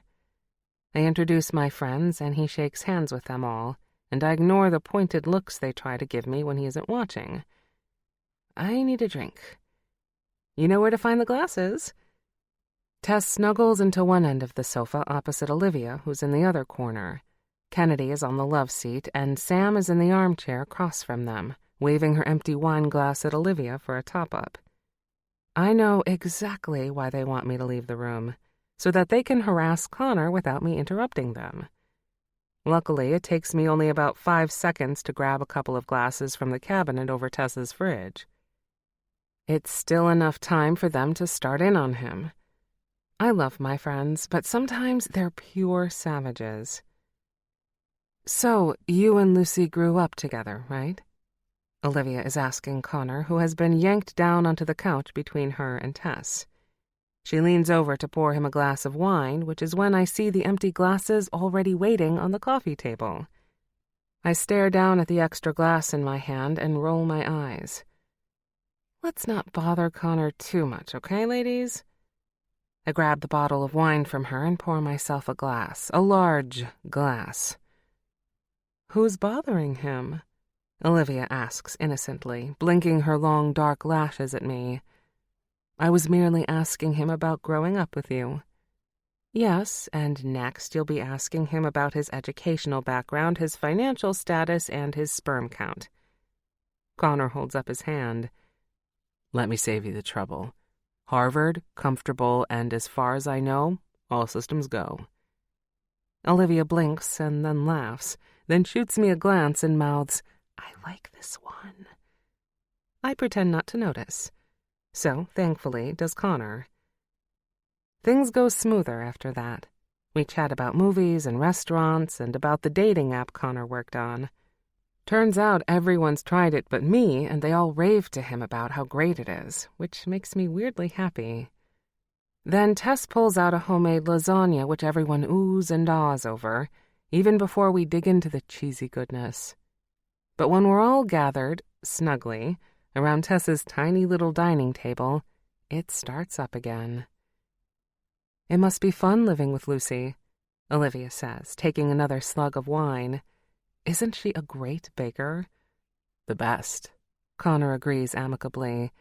Except I think I've already gained about 10 pounds since I moved in. Oh, you can spare it, Sam pronounces as if she were the arbiter of these things. I'm sure it doesn't bother Lucy. It doesn't, because why would I care? I stab at my dinner. I'm just happy to have someone help get rid of all the leftover baked goods. Oh, I'm sure Connor does more than that for you. Sam has a smirk on her face, and I look hastily away. I try not to think about exactly what he's done for me lately, including in the shower and in his bedroom. I mean, I had a guy roommate once, Sam continues. It was great. Always someone to open jars or take out the trash. I shoot her a glare. The smirk on her face lets me know that isn't what she's referring to at all, and there's nothing I can say that won't make me sound guilty. Oh yeah, it's been great. He's very handy. Olivia snorts loudly, and then suddenly she's choking on her wine. The girls are all snickering and looking down at their plates, and Kennedy rubs her sister's back while not meeting my eye. I cringe as I suddenly remember the story I told them at the bar that first night about walking in on Connor jerking off. I want to crawl under the table and die. God, will this night ever end? I can't believe we're not even through dinner yet. I think Lucy's really the good roommate, Connor offers, since Olivia's coughing fit has passed. I've never lived anywhere that smelled so good. Between the baking and the candles, you can hardly even smell my dirty old sneakers. Thank God. I laugh, immensely grateful to Connor for not making this any weirder than it has to be, and for not being fazed by the fact that my friends are kind of being assholes right now. Yes, I definitely remember that, Tess says, smiling kindly. We lived together in college for a while, best roommate I ever had. I shoot her a cautious glance, but there doesn't seem to be any hidden motive, so I relax a smidge. But by the time dessert is served, the lemon squares I brought, plus Tess's usual bottle of Bailey's, I just want to crawl under the table and hide. Or even better, grab Connor and leave this place forever. Just when I think it can't get any worse, Sam slams her hand down on the table. I just had the best idea, she announces. I automatically cringe, because Sam's version of a good idea usually has very little in common with my version. She looks back and forth between Connor and me. You should take Connor to the wedding. Oh, no. I shake my head furiously. I don't even want to go to Lou's sister's wedding. No way in hell am I going to subject poor Connor to it. Come on, this is perfect. You need a date anyway, right? I was just going to go by myself. You can't do that. Olivia looks horrified. Why not? I'm perfectly capable of eating dry chicken all by myself. That's not the point. The point is that Lou can't see you there by yourself. Why not? Because. Olivia folds her arms as if this should explain everything. What if he has a date? Tess asks, pouring herself a generous glug of Irish cream. Yeah, Olivia nods vigorously. What if he has a date? Then good for him. You really don't care. I look nervously at Connor, who is eating his lemon square without looking at anyone.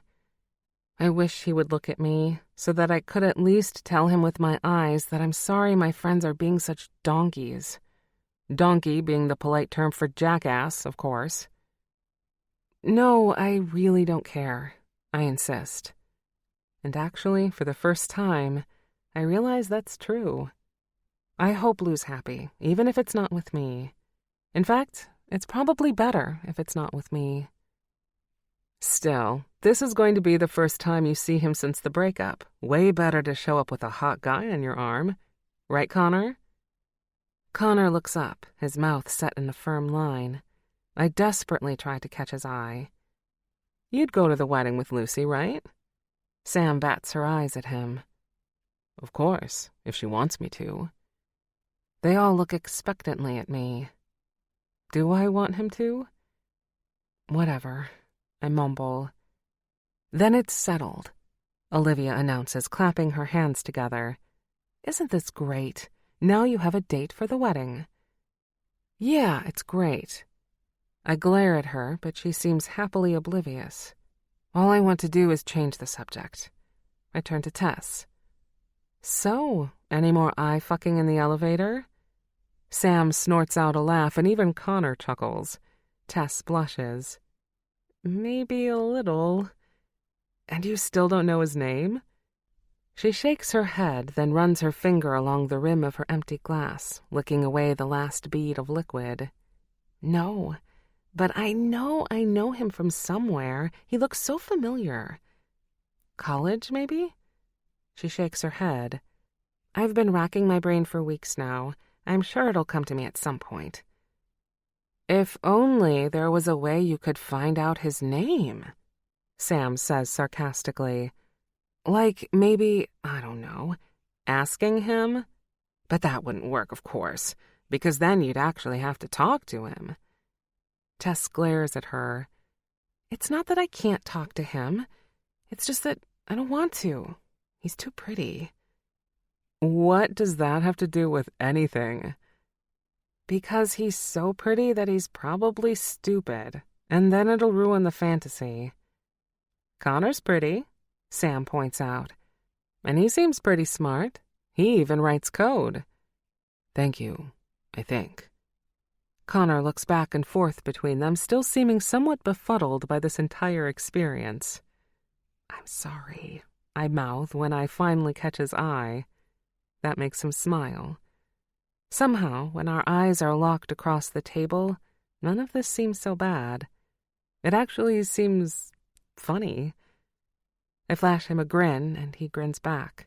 And for a second, nothing else matters. Connor and I opt to walk home, since Tess's place isn't that far from my own, and even though we're into November now, the evening air is barely more than brisk. We walk in silence for a while, both of us with our hands shoved deep into our coat pockets, our breath coming out in white puffs against the black night air. Your friends are interesting, Connor says after we've gone a couple of blocks. Oh God, I'm so sorry. They were jerks. You know when you don't let kids have sugar and then someone gives them a slab of birthday cake and then they turn into evil little hellions? I think that's what happened tonight. They never got to meet Lou, so you were the first guy I ever brought to them. I knew it was going to be bad. I just didn't realize they were going to sacrifice you and feast on your corpse like that. Connor laughs easily. Don't worry. Didn't bother me at all. They're funny, and they clearly care about you. They do. They just have a funny way of showing it sometimes. And by the way, you really don't have to come to the wedding. I'm going because I feel obligated and because I do still like his sister. But that's not a reason for you to subject yourself to the same torture. I really don't mind, Lucy. I'm happy to go with you. Okay. Then, okay. That would be great. Great. We walk in silence for another few minutes. When we stop at a crosswalk, Connor rubs his hands together against the cold. Your friends really never met Lou? Weren't you guys together for a couple of years or something? 3 years. I tried to keep the note of bitterness out of my voice. Lou's unwillingness to spend time with my friends was always a huge bone of contention for us. He was kind of an introvert, I guess you could say. So when we were together, we mostly just hung out at his place. He wasn't really interested in the rest of my life, and that was totally fine with me. I add in preemptive defense. Huh. What? Nothing. That's not a nothing noise you just made. No, really, it's nothing. What? I can't imagine a guy not wanting to be part of your life. You're so fun. Oh. I'd been prepared to argue with him, but that's such a sweet thing to say that it knocks the fight right out of me. Thanks. I mean it. I can't imagine going to Marie Antoinette cake and karaoke bar with anyone else. Actually, if I had gone with anyone else, I probably would have hated it. But with you, it was fun. A wave of warmth comes over me, despite the chill in the evening air. Anyway, he continues, I just can't imagine why any guy wouldn't jump at the chance to enjoy as much of your time as you were willing to give him. I stop walking. I have to. Why are you being so sweet? I narrow my eye suspiciously, even though my skin is still buzzing with the warmth of his words. Am I? He seems genuinely surprised. Just being honest. You deserve someone better than that guy.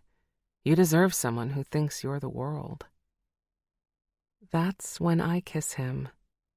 I know I shouldn't, but you can't hear things like that and not want to kiss the person who's saying them, right? Especially not when that person is looking at you like maybe, just maybe, he thinks you're the world. I grab the front of his jacket and pull him towards me, and then my lips are finding his. If he's surprised, it doesn't take him long to get over it, because he kisses me back as if he's been waiting for this moment all night. It's the kind of kiss that heats you up all over, from the top of my head to the tips of my toes and all the nooks and crannies in between, especially that cranny. I lean in closer to him, shivering with delicious heat when he wraps his arms around me and pulls me to his chest. Even through the thick layers of my coat and the sweater underneath, I can feel the strength and power of his arms, of the way he cradles me to him. I press my hands to his solid chest, and even through his puffy jacket, I swear I can feel the thudding of his heart. Connor threads his hands through my hair as his tongue invades my mouth. I welcome it. And even though there's something deliciously forbidden about kissing Connor, there's something sweet and right about it, too. I try not to think about that part right now, though. Instead, I turn and pull him back against the cold brick wall of the vegan deli we're standing in front of. People pass by on the sidewalk in front of us, but neither of us notice or care. In this moment, it's just me and Connor and this kiss. He's not my brother's best friend, and I'm not an awkward, chubby teenager, and there's no bet and no exes and no broken hearts. There's only the two of us, our lips locked together, our bodies as close as they can get with all these winter layers between us. Should I get a cab? I pant when I stop to catch my breath. My lips tingle with the feel of Connor. I touch them lightly and try to blink him into focus. Unless you want to be arrested for public indecency, he grins, because that's where we're headed. Not really on my list of things to do today, no. Then we should definitely get a cab, because soon I'm going to be fucking you until you can't stand anymore, and I don't think you want your ass landing on this cold sidewalk. No, I agree. And then, with a trembling arm and on shaky legs, I hail us a cab. Chapter 17. Lucy. We stumble into the apartment like drunken college kids, even though the only thing I feel drunk on is Connor. We hadn't stopped kissing in the cab, not even when we pulled up in front of the building and the driver had to clear his throat a half-dozen times before we realized we had come to a stop. Connor blindly thrust a handful of bills at him and then pulled me out of the cab. And then we had somehow continued kissing all the way up the stairs to the 4th floor. I'm not even sure how that's physically possible, but there's a lot about Connor that doesn't seem physically possible. Like the way he can light my nerve endings on fire with just a look. He kicks the apartment door closed behind us and then shoves me up against the wall. He grips my chin in his hand, forcing my face up towards him. My lips are parted, my breath coming in short, sharp pants. All I can see is Connor. His face is just inches from mine, his eyes burning into me. We stay like that for a moment. And then he descends on me. His mouth is rough this time. I melt into him, thankful that I have the entryway wall on one side of me and Connor on the other, because otherwise I might just dissolve away into nothingness. The kiss feels unbelievable. Literally, it's the Pegasus of kisses.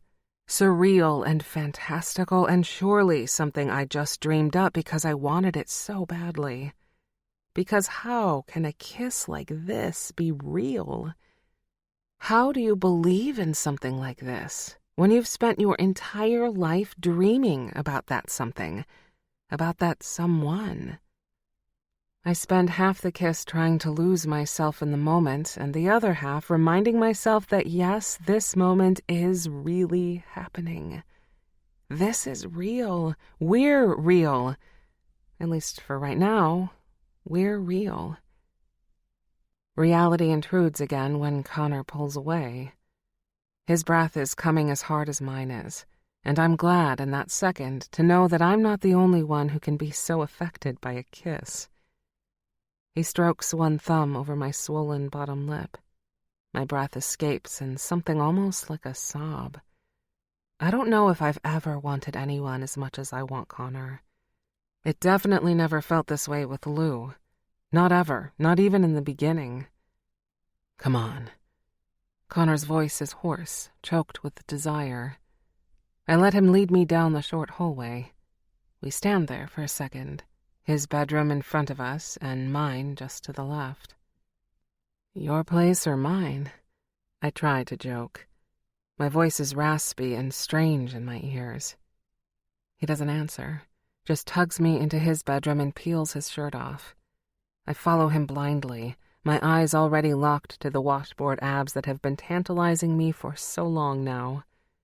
I bite my lip and then run my finger over them, stair-stepping along the muscles and lingering in the spaces between. Take that shirt off, he says. His voice is firm. I hesitate for a second, but Connor gives me a look that says there's no point in resisting. So I reach down, grab the hem, and tug the sweater off. I look Connor in the eye, watch as he takes in my body. The rest of it, too. I nod. Whatever shyness I used to feel, should be feeling, seems to have evaporated under the warmth of Connor's burning gaze. I reach around and unhook my bra, then let it slide over my arms. For a second, I think I'm not doing it sexy enough, that I should be putting on more of a show. But the way Connor is looking at me says this is all the show he needs. With my breasts free, I reach for the button on my jeans, and then push those down off my thighs. I stand in front of him wearing only a pair of black lacy underwear, and I thank the heavens that I had the foresight not to wear my donut panties. Yeah. Something tells me Connor would have had something to say about a dancing donut on my ass. Something funny? Connor drawls, and I realize I'm smiling. No.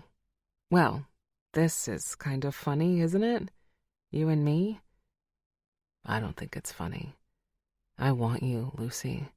I have ever since I got here. Really? Really. He pushes my hair back over my shoulder and traces my jaw with his knuckle. Remember that morning you walked in on me? How could I forget? I nod. It was you I was thinking about. It was? My skin flushes. It was. His thumb trails down my throat. You were making breakfast, and I had this sudden vision of you wearing nothing but that silly little apron. No way could I go out into the kitchen once I had that image in my head. I had no choice but to take care of business. I say, smiling. Well, maybe someday I'll make you breakfast wearing nothing but that apron. He growls in response, letting his hands drop to my breasts and rubbing his thumb over one nipple. You know, breakfast is the most important meal of the day, I inform him as I try not to melt into a puddle of desire. So I've heard. Just no bacon, I qualify. Naked bacon seems like a bad idea. That stuff splatters. Lucy? Yes? Do you want to talk about breakfast foods, or do you want to fuck? Oh. My cheeks heat up along with every other part of me. The second one, please. We reach for each other. My hands fumble at his belt. I can already feel his erection straining behind his jeans, pushing into my belly. The feeling gives me a rush of lust. This is really happening. Me and Connor. Connor and me. He helps me push off his jeans, and then I take a moment to admire his body. Sure, I've seen it once before, but it's like a great work of art. It never gets old. It's a perfect body, lean and muscled in the right places and nice and, thick in others.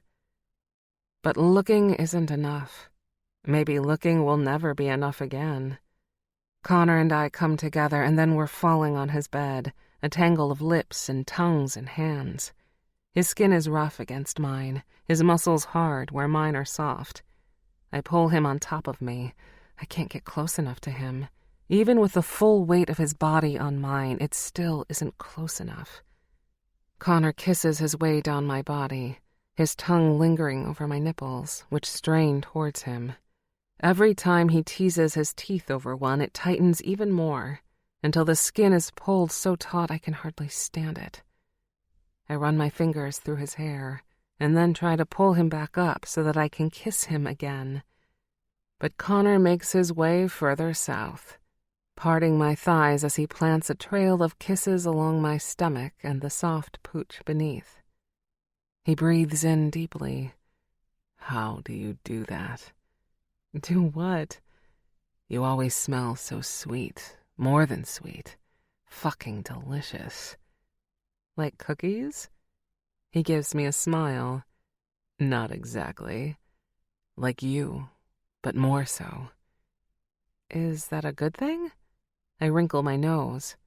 It's an amazing thing, trust me. He leans his head in and shows me just how amazing he thinks it is.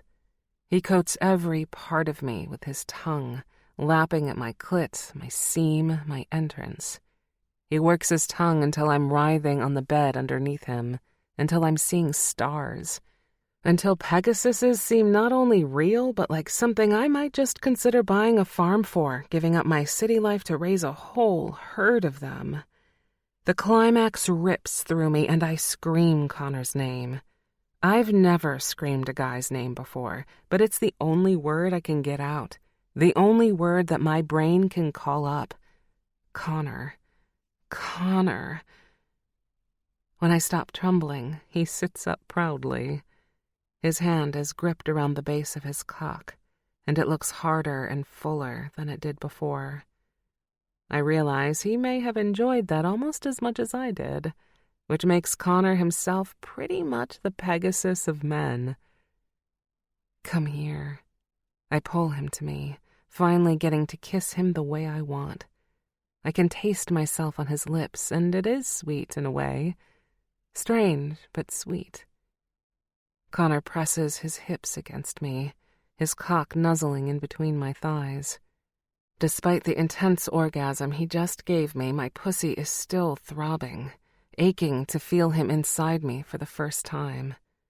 I pull him even closer, opening for him. He kisses the side of my neck. Don't move a muscle. He hops off the bed just long enough to grab a condom, then returns to me.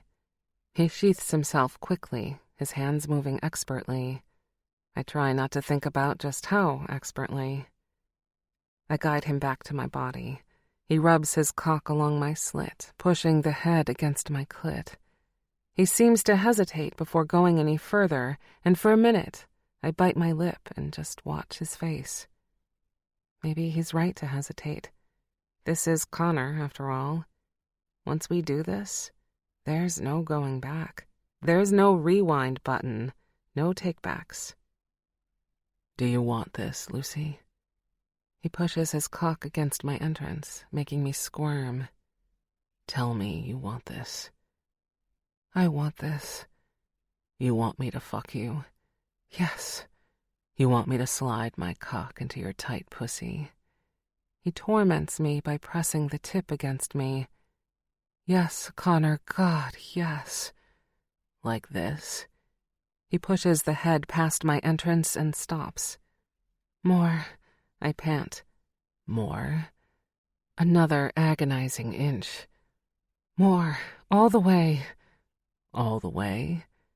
He pushes again, slowly, so fucking slowly until he's fully inside me. Do you like that, Lucy? Does that feel good?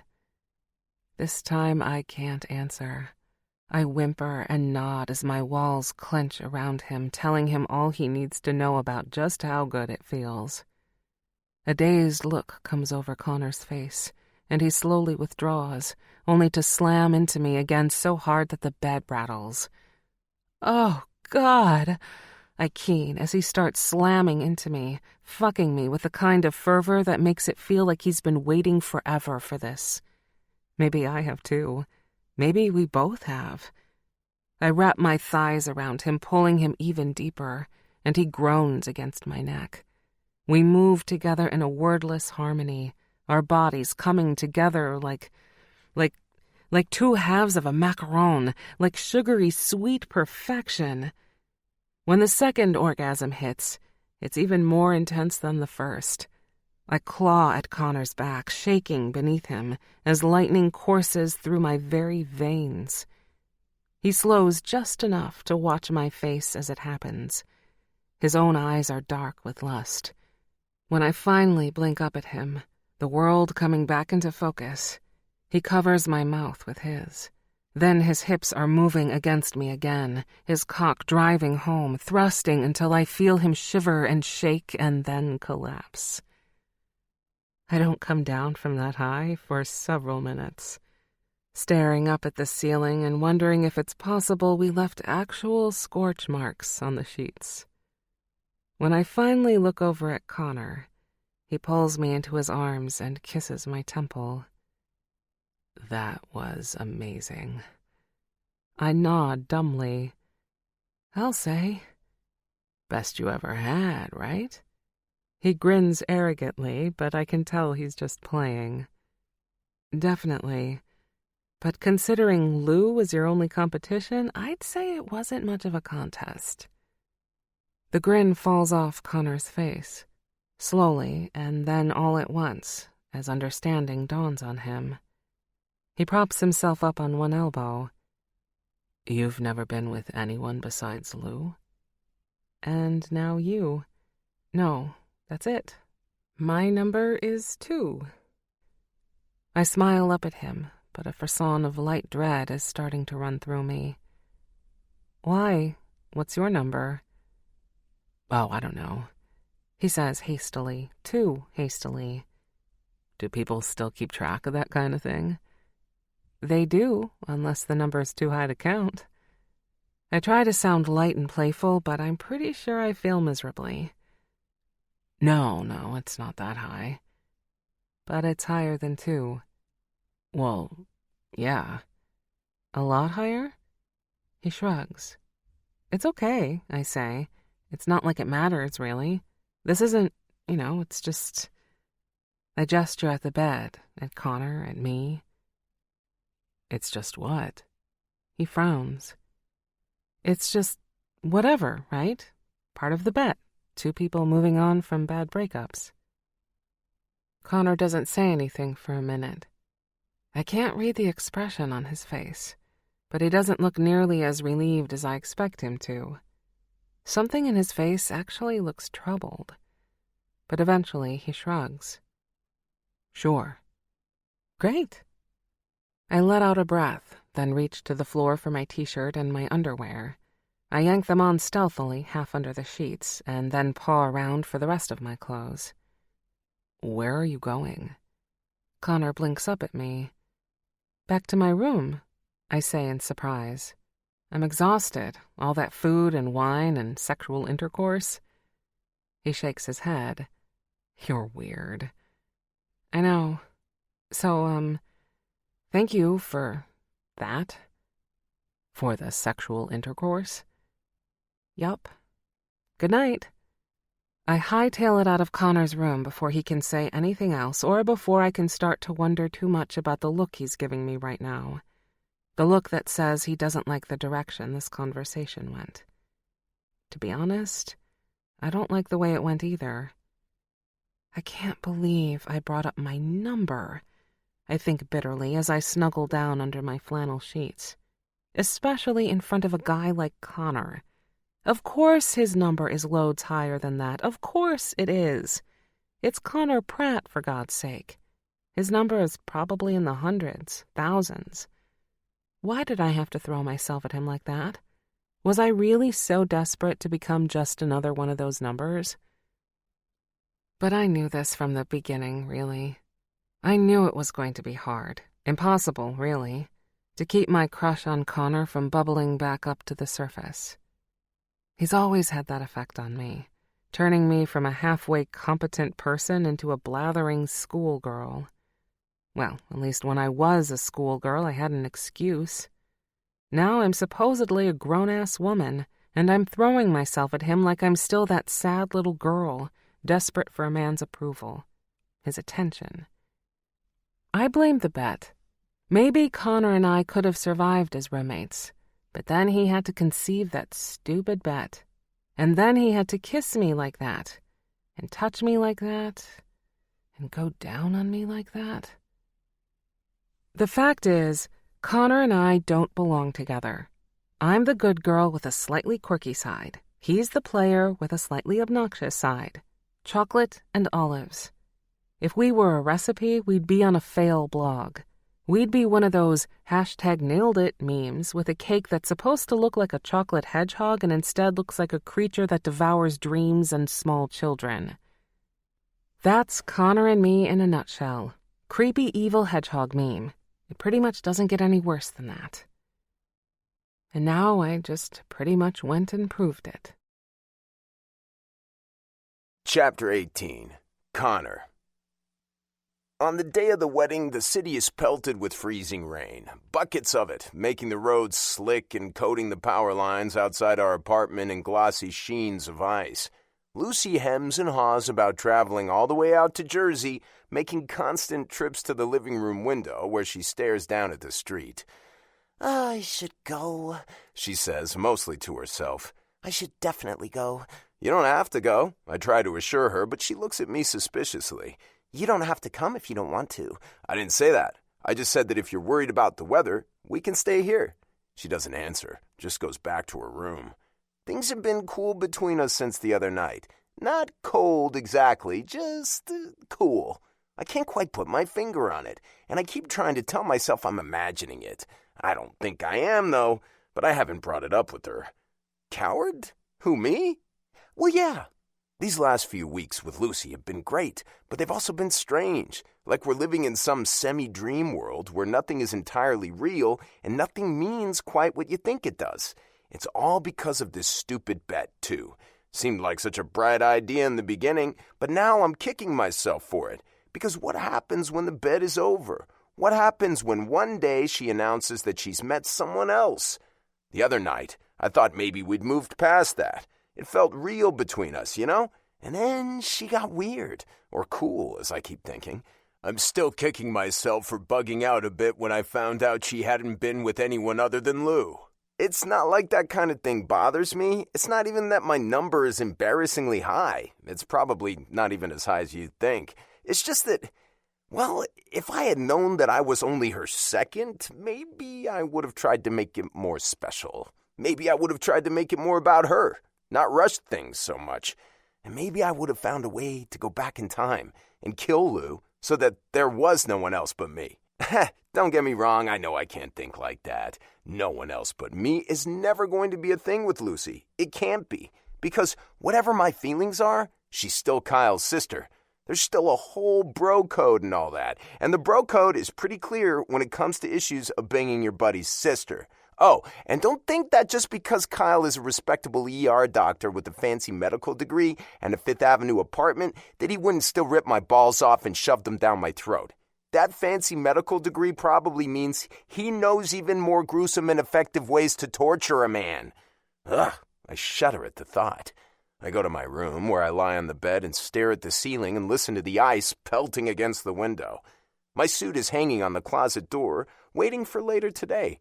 I didn't tell Lucy this, but I had to go out and buy one since I hadn't bothered bringing any with me from California. They'd all gone to a charity that helps homeless men prepare for job interviews. In retrospect, it probably would have been smart to hang on to at least one, but I couldn't feel too badly about it. Next to me, my phone rings, jittering off the nightstand. I catch it just before it hits the floor. Hello? Connor, JP here. JP, hey. The investor I'd had dinner with a few weeks ago. You in town again? No, but I wondered if you thought any more about what we talked about. No. Was I supposed to? I thought I'd been pretty clear that I wasn't interested in the job when he first asked me, and in response to the 3 emails he'd sent me since then. Of course, this doesn't faze JP. It's just things are really coming to a head out here. So not my problem. The rest of the investors are getting nervous, he says. And if they pull out, I'm going to be out a shit ton of money. Well, you win some, you lose some. I shouldn't sound so cavalier, but JP's got his fingers in so many pies. I doubt that one bad investment is going to tank him. Yeah, that's true. But I don't like to lose. He pauses. They're calling a vote tomorrow, the other investors. Some of them want to get rid of Gregor, but the rest of them won't vote him out unless they know we've got someone at the ready, someone who could step in and right the ship. You know what I'm saying? Someone like you. JP's words are flowing through the phone, but none of them are registering in my brain. Not since he said the word Gregor. Gregor Kowalczyk? I hope my voice doesn't sound as weird as I think it does. Yeah, I know you guys have some bad blood, but if it's any consolation, that babe Farah did the same thing to him as she did to you. Only it's got him twisted all inside out. I don't know if he's coming back from this, but no one wants to see him take the company down with him, know what I mean? Yeah, I say dully. I do. The thought of taking Gregor's job fills me with a sick sort of satisfaction. It would only be karma, right? This is the right time to come on board, too. We're meeting with the Secretary of Education next month. They're looking at putting this app in school systems across the country. It'll be huge. That was for real? I say in surprise. I had figured it was just JP's usual bullshit. Yeah, this is the real deal, man. Government money, huge, plus, helping kids and shit. Right. Outside my door, I hear Lucy traipsing into the living room again. I hear her sigh as she stares out at the rain and the heavy sound of her clomping back to her bedroom. I'll have to think about it, JP. Thanks for the offer, though. Sure, but soon, okay, man?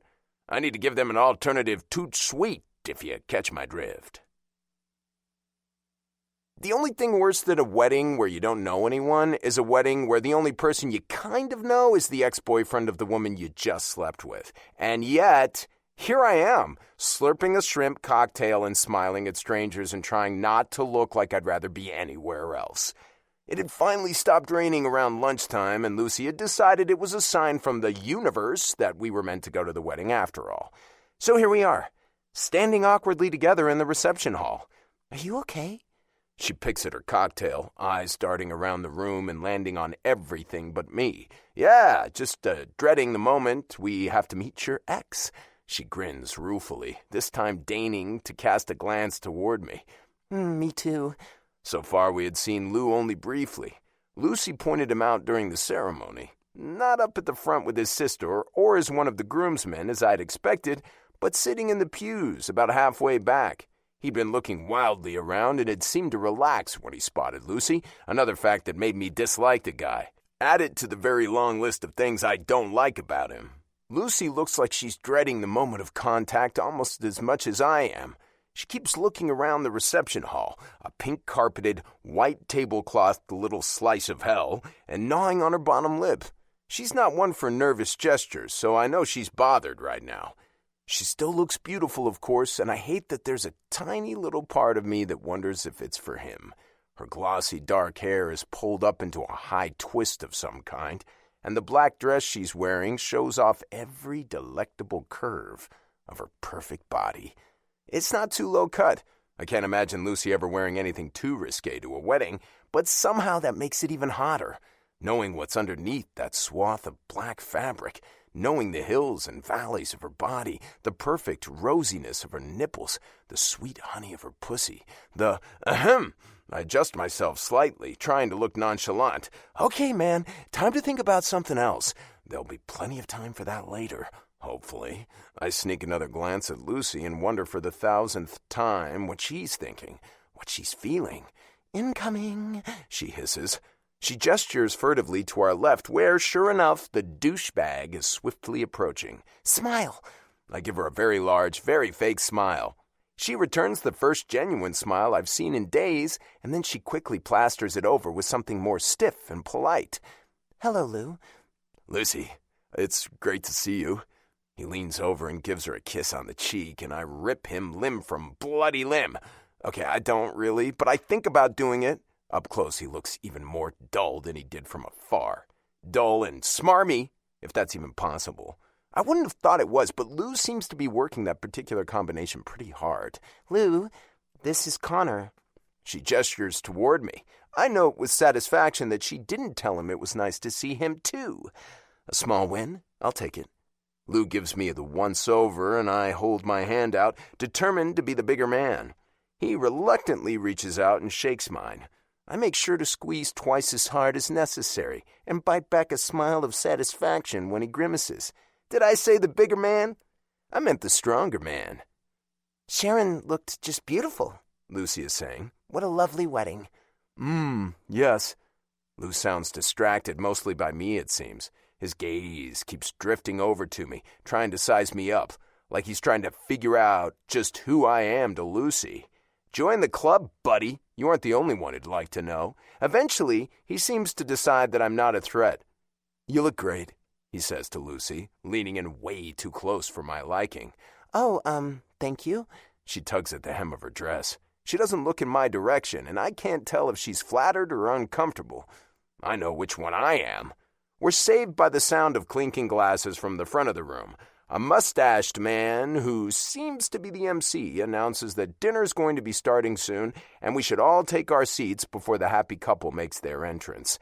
Shit, I guess I have to go, Lou says, looking pissed that his sister would have the temerity to direct the course of events on her wedding day. He turns back to Lucy. But I hope I'll see you later. I think we have lots to catch up on. Sure, she says mildly. She still won't look at me. He starts to leave, and I start to sigh in relief, but then he turns to face her again. I miss you, Lucy, he murmurs. There's a limp smile on his smug face. Maybe we made a mistake? Oh, fury runs through my veins. Maybe I'm not Lucy's boyfriend, but he doesn't know that. So saying that in front of me is pretty damn presumptuous. But I'm even more pissed off on her behalf than on my own. After all he put her through, the guy's the nerve to say something like that to her? Lucy's a hell of a lot better off without this douchebag. Thank God she knows that. Maybe, she says softly. My fury turns to something ice cold. Lou flashes me a smug smile and turns away, and it's a good thing he does too, because I'm about ready to slug him. Come on, Lucy says to me after a bit. We should go find our seats. Did you mean that? I say without moving a muscle. Mean what? That maybe it was a mistake to break up with Lou. I never said that. She looks stunned. Well, he said it, and you agreed, so that's essentially the same thing. No, it's not. I just wanted him to go away. I didn't feel like it was an appropriate time to say, we are never, ever getting back together. Why not? If that's what you meant, you should have just said it. She doesn't respond. She's tugging at the hem of her dress again, and this time I know that I'm the one who's making her uncomfortable, but I can't stop. Lucy, is it what you meant or not? I don't know why I'm pushing this right now. Everything in me is telling me this is not a good idea, to let it go, at least for now, at least until we can talk about it in a less emotionally charged environment. But I can't stand this tension that's lingered between us since last weekend. Maybe it's better just to get everything out into the air, crack it open like an egg. I don't know, she whispers. She looks absolutely miserable. You don't know. I swallow. I feel just as miserable as she looks. You'd actually consider getting back with that guy? After how he treated you? No, she says hastily. That's not what I meant. I don't want to get back together with him. I don't know what I want. Let it go, Connor. Don't do this. But I'm on a roll now, and I can't stop. So what about us? What about us? She squints at me. There isn't an us, is there? You tell me. Maybe we should just find our seats. She's looking around the room instead of at me. You tell me, I say again. I realize my hand is on her arm, and we both look down at it at the same time. No, there's no us, she says finally. We're chocolate and olives, Connor. What the hell is that supposed to mean? It means I'm chocolate and you're olives, and those two things don't go together. What are you talking about? I don't even fucking like olives. That's not the point. Explain it to me then, please. What the hell do chocolate and olives have to do with anything? It's a metaphor, Connor. She sounds exasperated. That makes two of us. For two things that don't belong together. So you think we don't belong together? You do? She looks amused and saddened by this, both at the same time. I know I've had more fun in these past few weeks than I ever had with any other woman. I'm myself around you. Exactly. She folds her arms, a satisfied smile on her face, as if that proves something. Exactly what? You got your heart broken by that Farrah person, your party girl, and now you're rebounding with me because I'm safe, because I'm Kyle's little sister, and because I remind you of home, because I'm not the kind of girl who would ever be capable of hurting you. You're hurting me right now. I say it so softly that I'm not sure she even hears. Suddenly, the first strains of the wedding march blast out over the reception hall speakers. Ladies and gentlemen, the mustached man on the makeshift stage bellows, final warning to please take your seats as we prepare for the bride and groom. We should sit down, Lucy whispers, reaching for my arm, but I pull away from her. I think I'm just gonna go. Connor, please. What? Please don't be like this. Let's just eat the damn dry chicken, and we'll talk about this some more later. I don't think so. The double doors of the hall are swinging open, and I know that if I don't leave now, I might not get another chance. So before the wedding party can start their parade into the reception, I duck through the doors and away from Lucy. Chapter 19. Lucy. I watch Connor's back as he disappears out of the reception hall. The heavy double doors swing closed behind him. Let him go, I tell myself. This is for the best. It's painful, but it's for the best. We're too different. I don't know what we had, but it wasn't anything real, that's for sure. But the ache in my chest says otherwise. The way I can barely seem to catch my breath. The way tears are pooling in my eyes, threatening to destroy my mascara by spilling over. Maybe I should go after him, at least talk about this some more. But as I think that, the doors swing open again. Ladies and gentlemen, your wedding party, the mustached MC declares.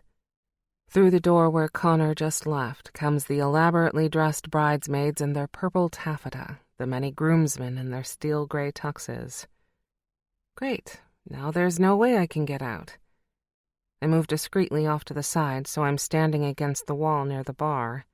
I force myself to smile when they slowly parade their way up to the head table. Why are there so many of them? Have they multiplied since the wedding? Okay, there are only 8 of each, but they seem to just keep coming. Then the bride and the groom make their grand entrance. Sharon and her new husband Gil smiling tenderly at each other and looking disgustingly happy. They stand in the doorway blocking my exit, while everyone in the reception hall comes to their feet to give them a standing ovation. By the time they finally clear the doorway and Music is the breath between the words. Take this time to enjoy that breath. This audiobook is free, and your presence means a lot.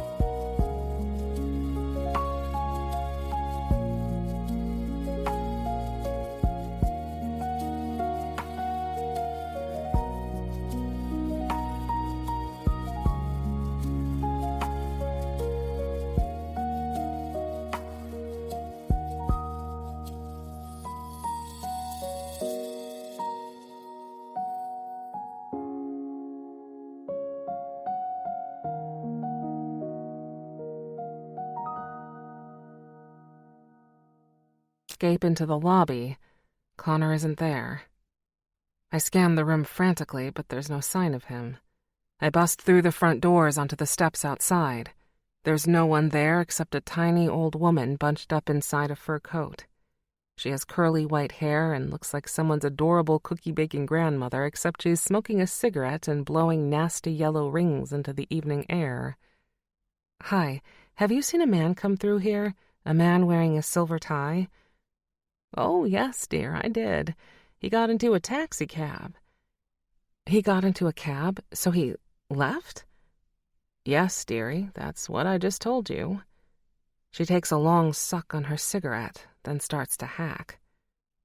I turn away and stare out at the empty road. I can't believe Connor just left me here, alone, ditched at a wedding, in New Jersey. How depressing. Then again, I don't know why this surprises me. I knew Connor was that kind of guy. I've known it all along. Sure, he's been sweet for the last few weeks, but like I told him inside, that's because his ego's bruised from getting dumped by his party girl ex. I make him feel good. But Connor's the kind of guy who only wants you for as long as you make him feel that way, which is bound to be a very short time. Then he's on to the next girl, and the next one, and the... "Lucy, what are you doing?" The male voice comes from behind me, and I spin around in relief. Only it isn't Connor standing there. "Oh, hi, Lou." I saw you rush out here and I thought something was wrong. You okay? Yeah, I'm fine. I try to smile. You must be freezing. Here. He drapes his jacket over my shoulders. It's a sweet gesture. Very sweet, actually, especially coming from Lou, who has never been much for sweet gestures. Thanks. Come back inside. They just started serving the soup. Where's your friend? Oh, he had to leave. Good riddance, then, am I right? Lou smiles. I try to smile back, try to remember how much I used to like that smile, how much I used to crave it. I don't get anything, not even a crackle of electricity, not even the tiniest of sparks. Dead air. Lou, I say, before I let him lead me inside, when you said you thought we made a mistake, did you mean that? His eyebrows go up. Yeah, I think I did, yeah. He thinks. I shake my head, astounded by just how oblivious he is. We didn't make a mistake, Lou. You did. You broke up with me, remember? I would have been happy going along with how things were. You were the one that ended things. His face is twisting into something surlier. I recognize the look. It was the one I always got when I tried to get him to do anything he didn't want to do, like hanging out with my friends or have dinner with my brother. The look that said I was inconveniencing him somehow. He starts to say something, but I hold up my hand. Whatever you're going to say, don't bother. You did me a favor by ending things, Lou. I didn't realize how unhappy I was with you. I can't believe it took me so long to see it. Maybe it's because now I know what it's like to have someone who enjoys my company, who makes an effort with me, who can make me laugh. Someone who can make me come so hard I forget my own name. I can't resist adding. It's pretty sad when my roommate can make me feel better than my own boyfriend ever did. Lou is gaping at me, jaw hung open. I'm not sure I ever said anything this blunt to him in the entire time we were together, so I understand his surprise. But he needs to hear this. Or at least, I need to say it. Lou, we are never getting back together. Ever. I think about getting in a cab right then, but I still haven't had a chance to speak to Lou's sister, and I refuse to let this douchebag ruin that for me. Especially not after I've trekked all the way out to Jersey for this. Besides, if I go home, I'll have to face Connor, and I have no idea what to say to him right now. So instead, I hand Lou back his jacket and then push past him into the hall. Excuse me, I say primly. I'm going to offer my congratulations to the happy couple. Have a nice life, I add, as I let the door swing closed behind me, Lou still gawping like a fish. I ease open the door of the apartment and find it pitch black. I hit the hallway light switch and blink against the sudden brightness. Connor? There's no answer. I had tried calling Connor from the cab on my way home from the reception, but all 4 times it had gone straight to voicemail. I still don't know what I wanted to say to him, but I knew I had to say something. I hated how we had left things, and even though he was the one who'd walked out, I knew I was just as much to blame. I had expected to find him in bed when I got home, but now dread starts to pull at my stomach, making my gut feel heavy and full. I go down the hall without taking off my coat and find his bedroom door partially closed. I push it open. The room is dark, but I can tell in the glow of the moonlight streaming in from the window that he isn't here. His bed is neatly made. His room has never had all that much stuff in it, but somehow it feels emptier in this moment than it did even before he moved in. I scan his bookshelf. All the same books are there, nothing out of place as far as I can tell. I spin wildly around. The closet. I pull open the door. It still has clothes in it, sweaters and a few jackets, and on the floor a rack with a bunch of those sneakers he loves. It's all still here. Then I turn again back to the bookcase. Yoda. That stupid little figurine that was sitting there, the one I wouldn't let him put in the living room. It's gone. I take a few numb steps towards the shelf, tracing the place it used to be. There's a thin layer of dust on the shelf, absent in that half circle where Yoda used to sit. A choked sob escapes my lips. He's actually gone. He didn't just leave the wedding. He left. Kyle. He must have gone to Kyle's apartment. I fumble in my bag for my phone and then hit my brother's contact info. I don't care that it's late. Kyle keeps weird hours. He's probably working now anyway. He answers on the second ring and it catches me off guard. I had half expected it to go to voicemail. Hi, it's me. I breathe, trying not to sound frantic. Is Connor with you? No, I haven't seen him. Okay, this is okay. Maybe Connor went to his place. Kyle just doesn't realize that because he's still at work. Where are you? At the hospital? No, I'm at home. Why? My stomach sinks. You're at home. Yeah. And you haven't seen Connor? Haven't heard from him at all? No. What's going on? Are you okay? You sound out of breath. No, I'm fine. I'm just a bit concerned. Some of his stuff is gone. Really? That's weird. Want me to call him? He's not answering. Although, maybe he's just not answering for me. Actually, yeah. Could you try calling him? Sure. I'll call you right back. I hang up the phone and pace around the apartment. I haven't even taken my coat off yet, but I don't bother. All I want to do is find Connor so that I can apologize for being such a dumbass. He was nice enough to come to that wedding, which couldn't have been fun for him, and then I acted like a pouty bitch. And why? Sure, Connor and I might not work as a couple, but that didn't mean I had to be rude to him. If I can just apologize, I know I can still fix this. We can go back to being friends and just pretend these last few weeks never happened. The phone rings and elation bursts through me. Connor. But when I look down, it's just Kyle calling back. Hi, anything? Yeah. Sorry, this is kind of awkward and he feels really bad. He had to go back to California unexpectedly. They couldn't wait on the job offer anymore. He says he left you a note and a check for the rest of the rent money he owes you. He's gone? The words sound thick and impossible coming out of my mouth. He feels really bad about it. Kyle assures me again, as if that makes things better. But you know what they're like out there in the valley. Everything's such a big deal. I guess they had investors who were going to pull out if he didn't agree to come on board. He says he had no choice. Right. Are you okay? What's wrong? I'm fine. Nothing's wrong. I flop down onto the couch. Are you worried about finding another roommate? Something like that. If you have any trouble with the rent, just let me know. I can always help you out. But Connor said he left you a few months' worth, so you should be good for a while. Right, I say again. Listen, while I've got you, are we still driving down to Philly next weekend? Oh, Thanksgiving. I completely forgot about that. I guess so.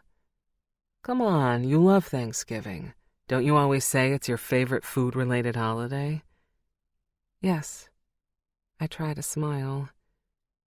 I guess I'm just not feeling all that festive at the moment. You'll get there. We'll play card games on the way. It'll be fun. Sounds good. This time I force myself to smile even though he can't see me. We'll touch base early next week, okay? Sure. Talk soon. As soon as I hang up the phone, I stomp around the apartment, turning all the lights on. The darkness seems oppressive all of a sudden. Who can think in darkness like this? It's when I come back into the living room that I see the envelope sitting on the coffee table. It's got my name on the front in Connor's handwriting. The rent check. Great. I grab the envelope and slide it out, and a piece of notepaper comes out with it. With trembling hands, I unfold it. Dear Lucy, here is 6 months' rent, the agreed amount from our bet, since I'm bailing early and all. I'm really sorry about all this, leaving you in the lurch like this. I'm sorry about a lot of things, actually. I hope someday you can find someone who fits your idea of the right guy. A guy who isn't olives, whatever that means. Yours, Connor. P.S. I just hope it isn't Lou, because he doesn't deserve you. Never has and never will. By the time I finish reading, tears are streaming down my cheeks. Connor. The letter seems to vibrate with all the things left unsaid. For a second, I let myself think that maybe Connor and I could actually make this work. Maybe we could be something real. Then I think about who he is and who I am, and I know that's just wishful thinking. Connor's right, that Lou isn't the guy for me.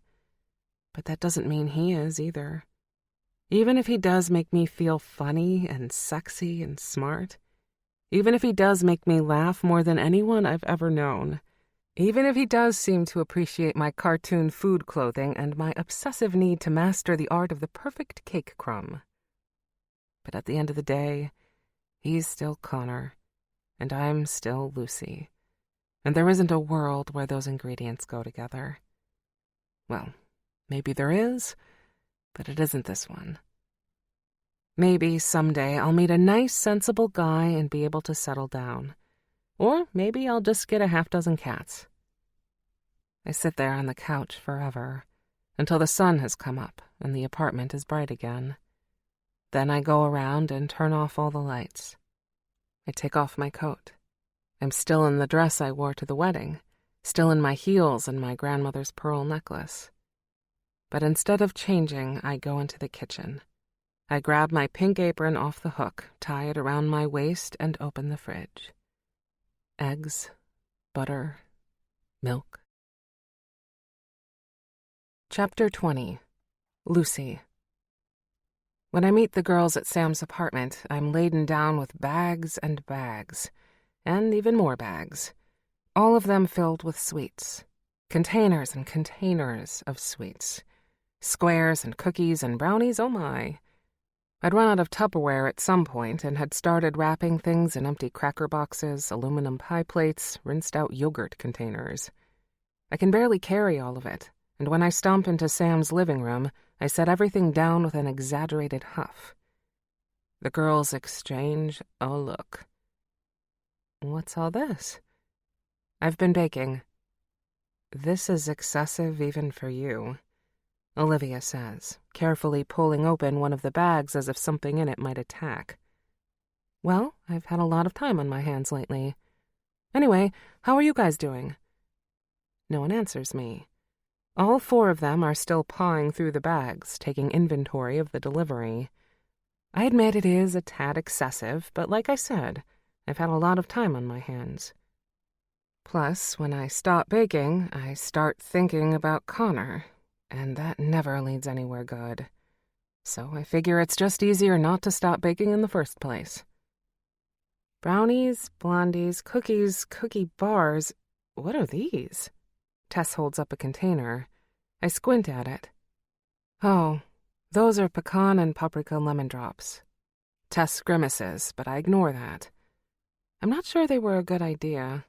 I've just kind of been trying things, some more successfully than others.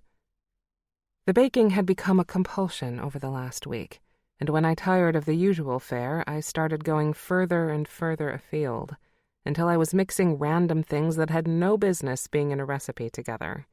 I was unstoppable.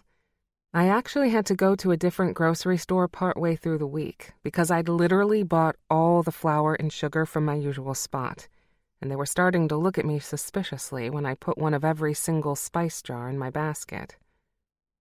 Are these gingerbread men? Christmas is right around the corner, you know. I go and dump my coat on Sam's bed with the others, then march back into the living room. I had to start testing things. Right. My friends exchange another look. I feel my cheeks redden. Honey, are you sure you're okay? You seem a bit manic, Olivia says gently. She puts a hand on my arm, but I shrug it off. I'm totally fine. Just being really productive lately. That can't be a bad thing, can it? Now I need a drink. I go into Sam's kitchen and start banging open cupboards in search of booze. I got those margarita cocktail things you like, Sam calls out from the living room. They're in the fridge. I poke my head back around the corner. Thanks, but I think I need something stronger. Like what? Like, do you have any gin or tequila? The girls exchange yet another glance. Olivia mouths something to Sam, but I can't make out what it is. No tequila, Sam says finally. But gin, sure. Do you want a gin and tonic? Just the gin is fine. I'm in the mood for the hard stuff tonight.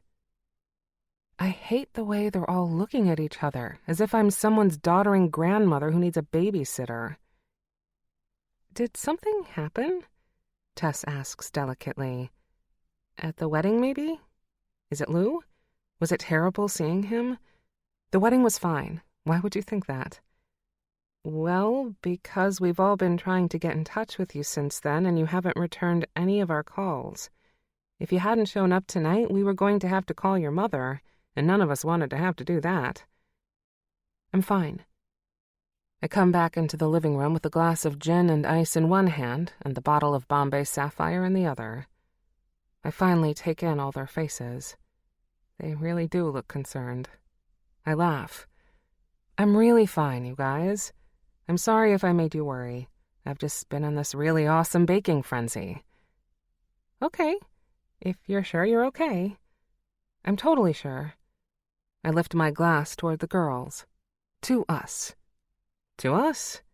They all lift their glasses cheerfully enough, and I take a happy sip. Then another. Then another. I drain the glass and slam it down on the coffee table with a whoop. Tess looks like she's going to say something, but then apparently changes her mind. How's Connor? She says instead. It was really great meeting him. He's a sweetie. Oh, Connor left, I informed them, filling my now empty glass with another generous slug of gin. He left? There's a shocked silence around the living room. What do you mean he left? He had to go back to California. Something about a job offer, and they didn't want to wait for him any longer. Oh, honey, I'm sorry. Kennedy looks like she's going to cry, which makes me laugh again for some reason. Why are you sorry? It's no big deal. Oh, here we go. They're exchanging looks again. I guess we thought maybe there was something going on with you two. Olivia seems reluctant to be the one answering, but everyone else looks too afraid to do it. Where'd you get that idea? I laugh lightly. It sounds slightly more maniacal than I intended. Connor and I are just friends. Well, from the way he looked at you, for starters. Tess supplies oh so helpfully. And the way you looked at him, Kennedy pipes up. And the way you both seem to forget the rest of us were even here half the time, Sam points out. We had to keep picking on you just to get you to remember we were in the room with you. I was afraid you were going to start banging on Tess's kitchen table. Me too. Tess giggles, then stops abruptly, trying to sound serious again. I guess we all just thought, well, we did have a little fun, I admit. But can you imagine me ending up with someone like Connor? I wait for them all to laugh, but no one except me does. What's wrong with that? What's wrong with that? I echo. It's Connor. We're like chocolate and olives. It's still the best metaphor I can think of. What does that even mean? It means we don't go together. Olivia rolls her eyes. People aren't ingredients, Lucy. They're more than their objective qualities. So? So? She sighs in exasperation. So, chocolate and olives are inanimate objects. They can't fall in love or decide to be together. And neither can Connor and I. Why not? Because I'm supposed to end up with someone like Lou, that's why. Oh, God, would you cut that out? That's over. I'm not saying Lou himself, just someone like him. Why would you want to end up with someone like that? Lou was an asshole. I know that now, I start. Then I blink. Wait, you all thought he was an asshole? The whole time? They exchange a guilty look. Well, we thought it was weird that we never met him. Olivia starts. That was kind of shitty, wasn't it? I consider, shaking my head. I guess I chalked it up to him being an introvert. My ass, Sam declares. He just didn't care enough about you to make any effort. Exactly, Olivia nods.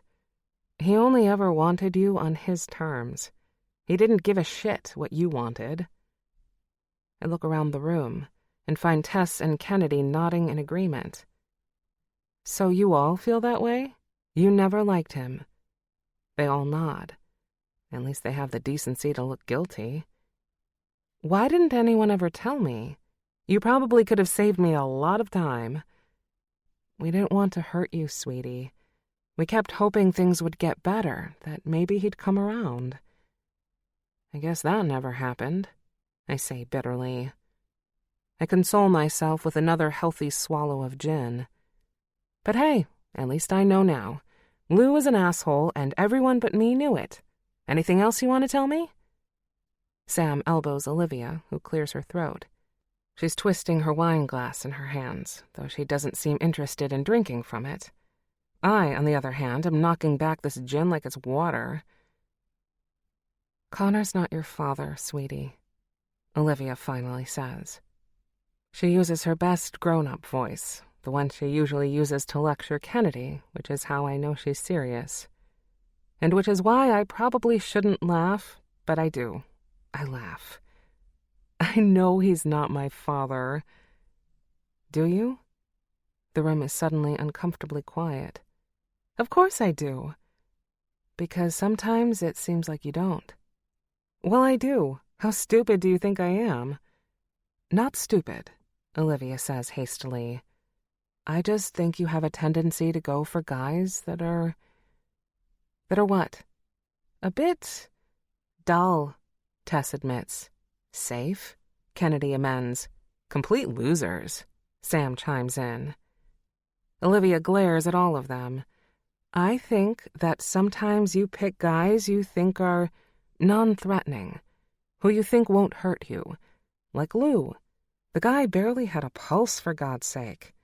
And I'm sorry to tell you this, but he didn't stay in that relationship because he loved you.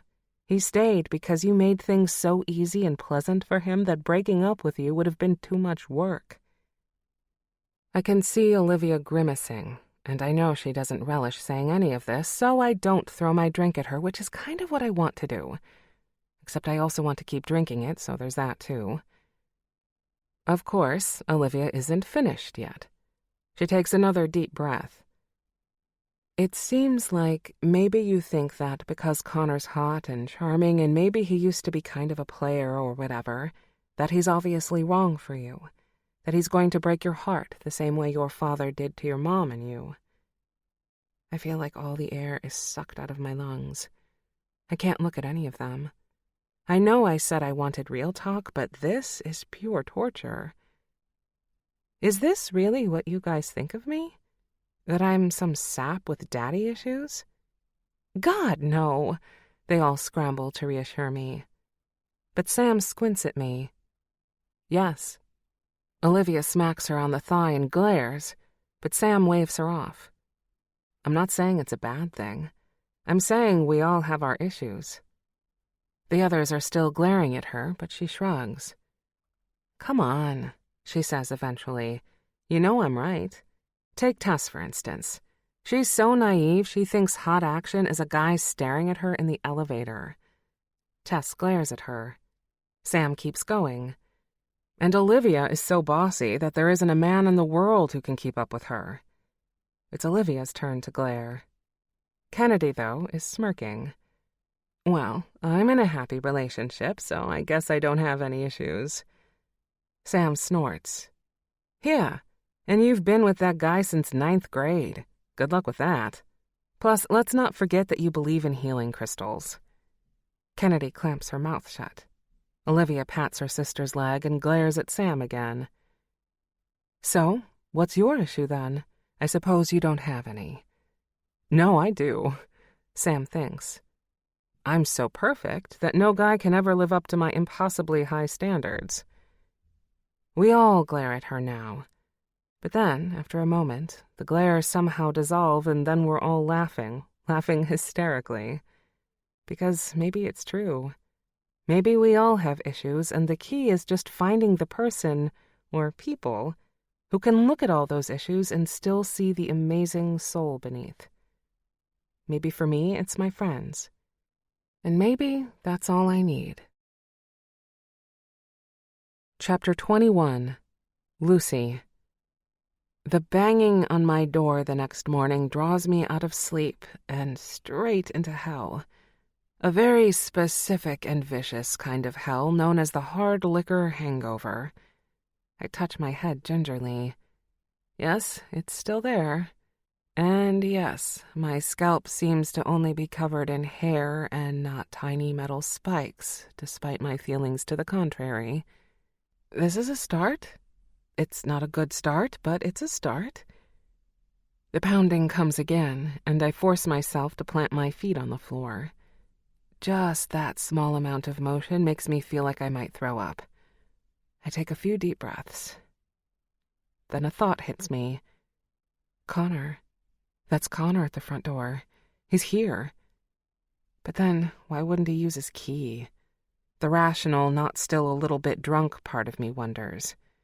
But I ignore that voice and lunge over towards the front door, yanking it open with a mix of happiness and terror. Oh, it's you. My brother looks me over from head to toe. You don't look so good. Yeah, well, neither do you. Which is a lie, of course. Kyle is practically a J. Crew model, especially in his gray cardigan and perfectly swooped hair. He looks like he should be in a catalog shoot picking out Thanksgiving pumpkins with a perfectly coiffed blonde woman in a Fair Isle turtleneck. Oh, God. Thanksgiving. You forgot, didn't you? No. Technically true. Yesterday, I remembered. Yesterday, I baked 2 pies and a pumpkin loaf. Then last night happened, at which point all data seemed to be wiped from my short-term memory bank. Go get dressed. We'll pick up coffee and bagels on the way. And Advil and Gatorade? Anything you want. An hour later, Kyle is driving, and I'm leaning my head against the passenger side window. I've been fortified by coffee and blue Gatorade. I don't know what that flavor is supposed to be, but God, it tastes delicious. Especially today. I keep myself busy thinking about how I could incorporate blue into a recipe somehow, while Kyle maintains a steady stream of anecdotes about the hospital and all the crazy things he sees in the ER. Neither of us mentions Connor. I don't know if he knows anything about what happened, but I'm not interested in finding out. I just want to put that entire thing behind me. Except I don't seem to be doing a very good job of that. Last night comes back to me in dribs and drabs. The girls' shock when I told them that Connor had left, their disbelief when I said I didn't care. I wish I could say that it doesn't matter to me what they think, but it does. Their words got to me. Or maybe more specifically, they made me face up to something I really didn't want to face. I miss Connor. Even though I know I shouldn't, even though I know he's entirely wrong for me, I still miss him. I miss the way he made me laugh, the dose of excitement and fun he brought to my life. And, of course, I miss the way he made me feel. And I'm not even talking about in the bedroom, though, yeah, I miss that too. I miss the way he made me feel like the best version of myself. But that doesn't change the fact that he's wrong for me. Olives and chocolate, I remind myself. Olives and chocolate. Yet the thought of going back to someone like Lou, someone who on paper is completely right for me, doesn't feel nearly as appealing as it used to. Oh, did Mom tell you Pete is going to be at dinner? Kyle asks, interrupting my musings. No, he is? Pete's the guy Mom started seeing this year. Neither Kyle nor I have met him yet, and I'm dying of curiosity. Mom never dated all that much after Dad left, not even after Kyle and I were older. So the fact that she's bringing this guy to Thanksgiving dinner means she must be pretty serious about him. What does he do again? Do you remember? I try to remember what Mom's said about him so far. I think he runs a sporting goods store. Oh, right. Pete's Pro Sports or something. That sounds right. Great. Do you think he's some jock asshole? I wrinkle my nose. I don't know. I can't see Mom picking a guy like that, can you? No, you're probably right. Except once I've said it, I realize I have no idea what kind of guy she'd go for. Our dad was clearly no prize, so there's no telling what this Pete person might be like. Maybe he is some jock asshole. I gnaw on my thumbnail and drink my magical blue Gatorade and consider the possibilities. At least contemplating Mom's love life gives me something to think about other than my own. As soon as we get to our little house in Chesterbrook, I'm immediately filled with a sense of calm. Even with the question of Pete still looming on the horizon, there's something about being home that just feels good for my soul. I don't get back here as often as I'd like, but somehow it still feels like coming home. It's not the house we always had. After my father first left, we had to sell the house we were living in, and for a while we moved from apartment to apartment. But Mom saved up, and eventually she was able to make a down payment on this little bungalow. We moved here when I was 11. So even though I didn't really grow up in the house, I still think of it as my childhood home.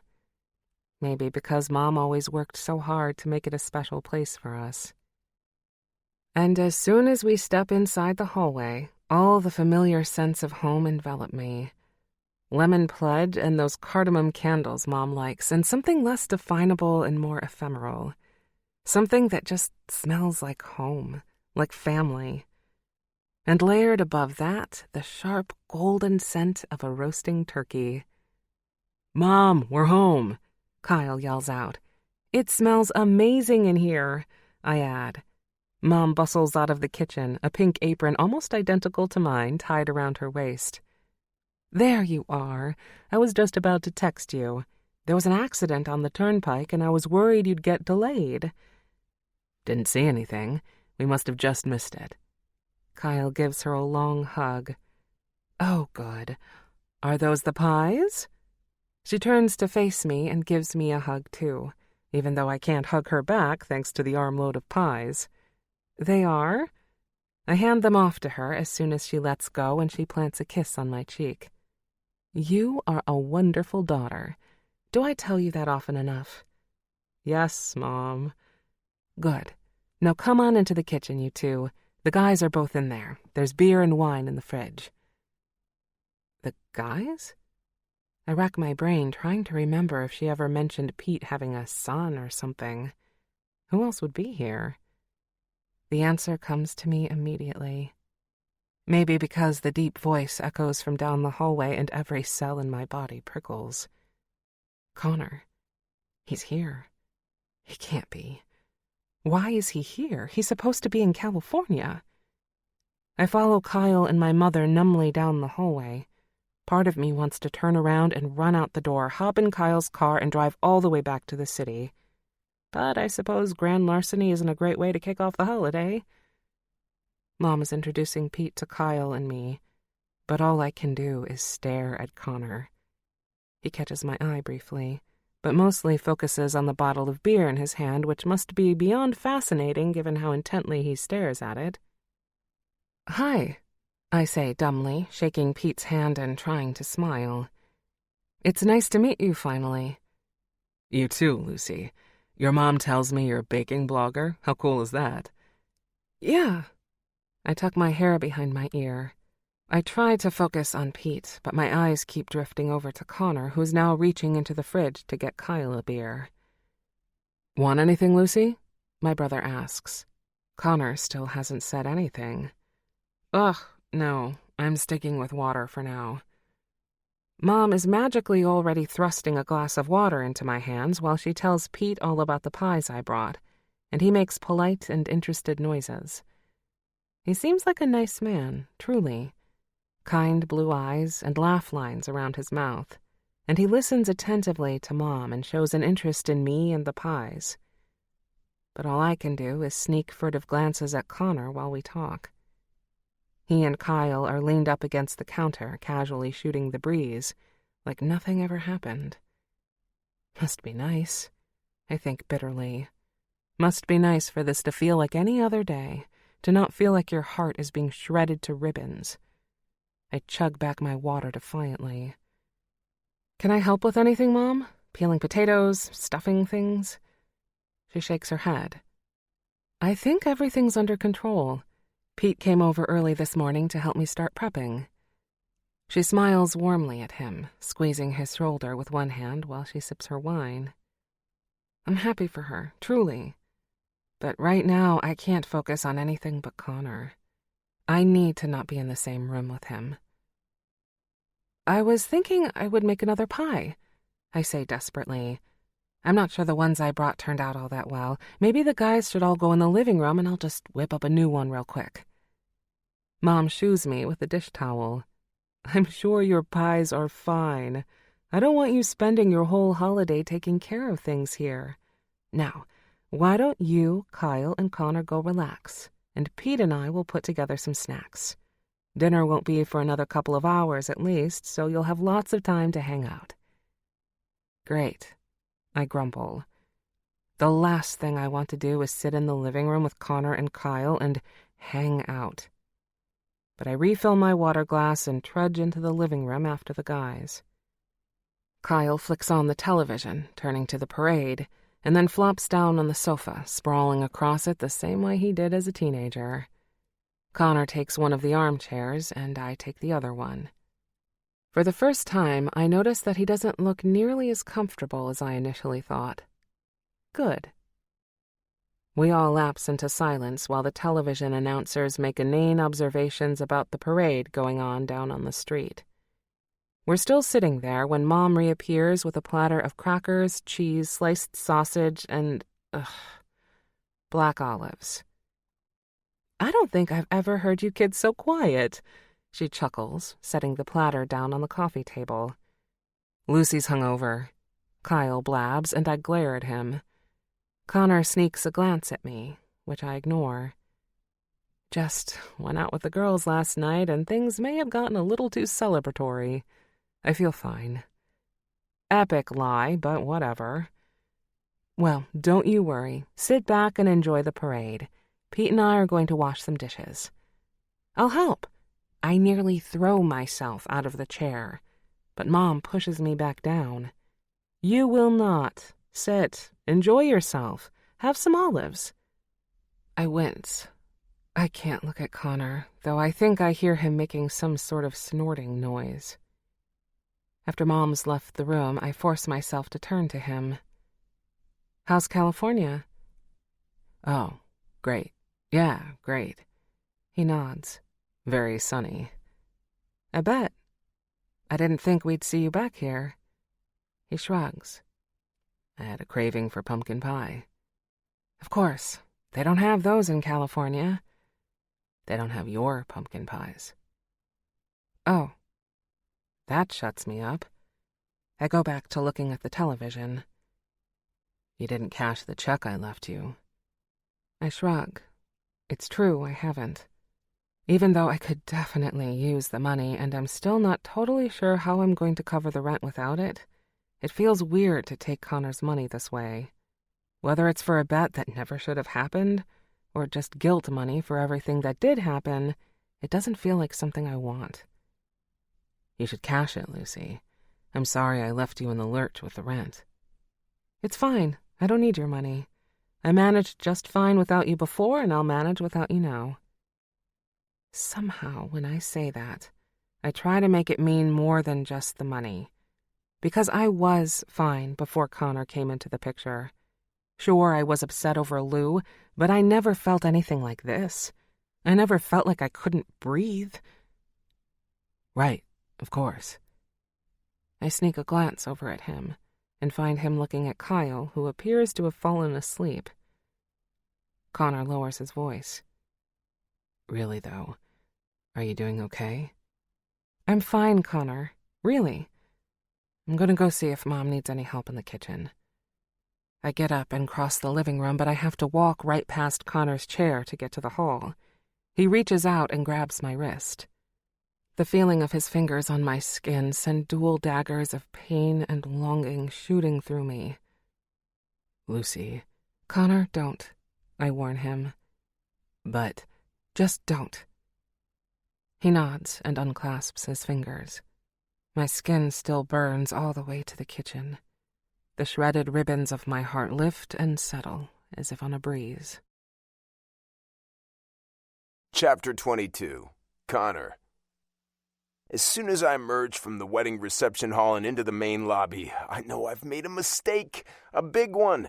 I shouldn't have jumped down Lucy's throat just because she didn't want a huge confrontation with her ex in front of a bunch of strangers. Sure, I'd like to see her tell him off. For that matter, I'd like to do it myself. But I feel stupid for letting my own insecurities get the best of me. What I should do is go back in there and eat dried chicken with her and laugh at the drunk uncles and their corny toasts. Except when I turn around, I find myself right in the midst of the wedding party. All 8,000 of them. Jesus, there didn't seem to be so many of them during the ceremony, but now I'm swarmed by women in extremely puffy purple dresses and men who are tugging at their bow ties and looking desperate to crack a beer.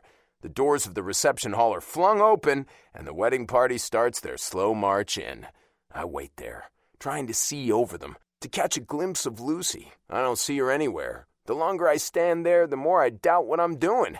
I want to be reasonable about this. I want to say that douchebag Lou doesn't matter, but when it comes to Lucy, my reason seems to get tossed away like yesterday's empties.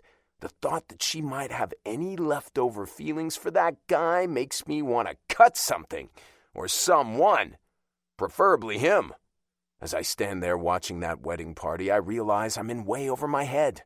We were just supposed to be roommates. Maybe she was right, too, that initially I'd moved in with her because the thought seemed comfortable, easy, but nothing about this is easy anymore. Everything seems messed up. How the hell did that happen? I'd come up with the stupid bet. I think that's when it started.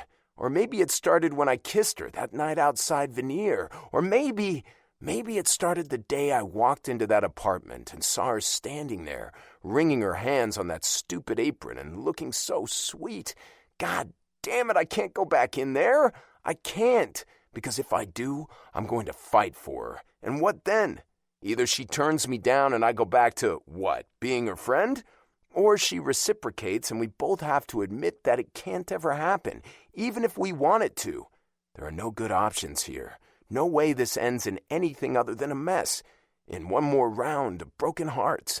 No, the cleanest thing to do is just pull the plug on the whole thing.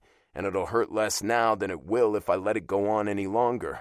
I can take the job in California, go back to doing something I know I'm good at. So even though every instinct is telling me to go back in there, to tell her that we have something worth fighting for, I don't.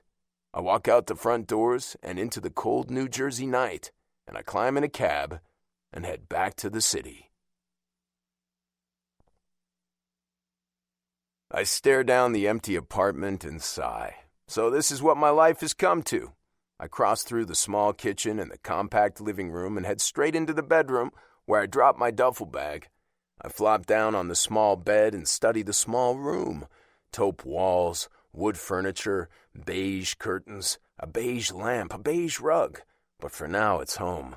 When my parents bought this place a couple of years ago, they had promised me the guest room was mine whenever I wanted it. So for now, I'm going to take them up on their offer, even though they're currently down in Florida visiting my aunt. I can even live with the beige. It suits my mood right now. Kyle had called while I'd been at the train station, waiting for the next train to Philadelphia. It had taken me by surprise. If anything, I'd expected to hear from Lucy herself. But then I realized that of course she would call Kyle. If anything, it reminded me that I'd done the right thing. It reminded me that whatever my feelings for Lucy, she was still Kyle's sister, still off limits in the grand scheme of things. When I heard his voice on the other end of the line, I panicked. I didn't want to tell him why I'd come back to Philly, so I scrambled for an answer. The job offer came to me in a flash of genius. It was a perfect excuse and much easier to explain than telling him that I'd done the asshole thing of falling for his sister and that now I was back in Philadelphia licking my wounds. Plus, I knew he'd pass the info along to Lucy. Better she'd think that I left for a job than know the real reason, which is that I'm a coward. With a sigh, I reach down and unzip my duffel bag, then root around until I find Yoda. I stare at him for a second, then set him down on the wooden nightstand in my temporary beige bedroom. Doing it makes me think of Lucy, of course, of the cute way she'd wrinkled her nose at him, of the cute way she did everything. I force myself to stand up and shake it off. You know how to do this, Connor. You're an expert in breakups, remember? Whiskey, porn, cereal straight out of the box. All good things. I reach into the bag and yank out my running shoes. I've got this. Sure. 2 days later, I'm out for a run. I've already logged more than 30 miles since I've been back in Philly, when my music stops playing. Incoming call. My first thought is Lucy, and my heart thuds in my chest for a second, but when I yank the phone out of my armband, I find it's not Lucy, but Kyle. Hey man, how's it going? I huff. Dude, did I interrupt something? You sound out of breath. Yeah, I'm jerking off to your mom's picture. Not cool. We both laugh. No, I just out for a run. What's up? I just wanted to see how California's treating you. Oh, it's great. You know, sunny. Hot. I look around the gray downtown street, all the pedestrians bundled up in winter coats already. Sounds awesome. It's fucking freezing here. Sucks to be you. Yeah, well, he chuckles. Listen, I'm just calling to confirm you aren't coming to Thanksgiving dinner anymore. Shit, I'd completely forgot about that. Dinner. Right. It's no big deal. I was just going to call Mom and tell her you weren't coming, but then I figured I'd check in with you on the off chance. I thought you might want to take your private plane out for the day. Ha! Yeah, I snort. Kyle liked to poke fun at the Silicon Valley lifestyle, but he isn't far off. I never owned my own plane, but I'd been on plenty of chartered flights in my time out there. I'll just tell her you won't make it then? Sure. I stare down at the gray sidewalk in front of me. One of my sneakers is coming untied. Actually, you know what? Tell her I'm coming. Oh yeah? He sounds surprised. That's great. Gas up the jet, right? Right. Maybe going to dinner is a huge mistake. Maybe it's wrong to want to see Lucy again. Maybe I should accept that all the reasons I walked away are still valid and that nothing good can come of this. And maybe I don't care about any of that. Maybe I just need to see her anyway. Chapter 23. Lucy. Dinner is surprisingly far less torturous than I'm expecting. The food is delicious, and Mom is practically glowing, and Pete is sweet and attentive and tells me my pies are the best he's ever eaten. Even Connor is on point, keeping everyone amused with some of the absurdities of his life in Silicon Valley. Even though my heart is aching to watch how he laughs, the easy way he keeps up the conversation, I find myself smiling. Then I find myself admiring the line of his jaw, the way the veins in his neck pulse when he laughs, the way his shoulders flex under the loose button-down he's wearing. We've barely finished dessert when I shoot up out of my seat and start clearing dishes from the table. Since you wouldn't let me help with dinner, I'm taking care of the dishes, I announce, throwing everything loudly into the sink. You all should go relax in the living room. I've got this. The men all pat their stomachs and attempt to heave themselves out of their chairs. Mom, though, starts helping me clear the table. Go, I try to shoo her away. You've done enough. I'm not going to let you stay in here by yourself cleaning. Don't be silly. I already know there's no point in arguing with her, so I shrug and let the hot water run into the sink. Mom doesn't believe in dishwashers because she says hand-washing dishes is a form of meditation for her. Even though I hated it when I was a teenager, right now I'm thankful for any excuse to lengthen my stay in the kitchen. What do you think of Pete? Mom asks as she sidles up next to me with a dish towel ready to start drying. I can tell she's trying to sound casual, which is, frankly, adorable. I smile. He's great, Mom. He seems like a really nice guy." "He is," she gushes. "Oh, Lucy, I'm really happy." I get a wave of feel-good goosebumps. "That's great. I'm happy for you." This was a great day, she decides. And it was so nice seeing Connor again. My, how he's grown up now. It must be at least 5 years since I've seen him. Yeah. My stomach dips at this new direction in our conversation. I concentrate on scrubbing gravy from the dinner plates. I can see why Mom calls this meditation. It's surprisingly easy to lose myself in the basic motions. But maybe I get a little too into the zone because suddenly I blurt out, "Don't you think Connor reminds you a bit of Dad?"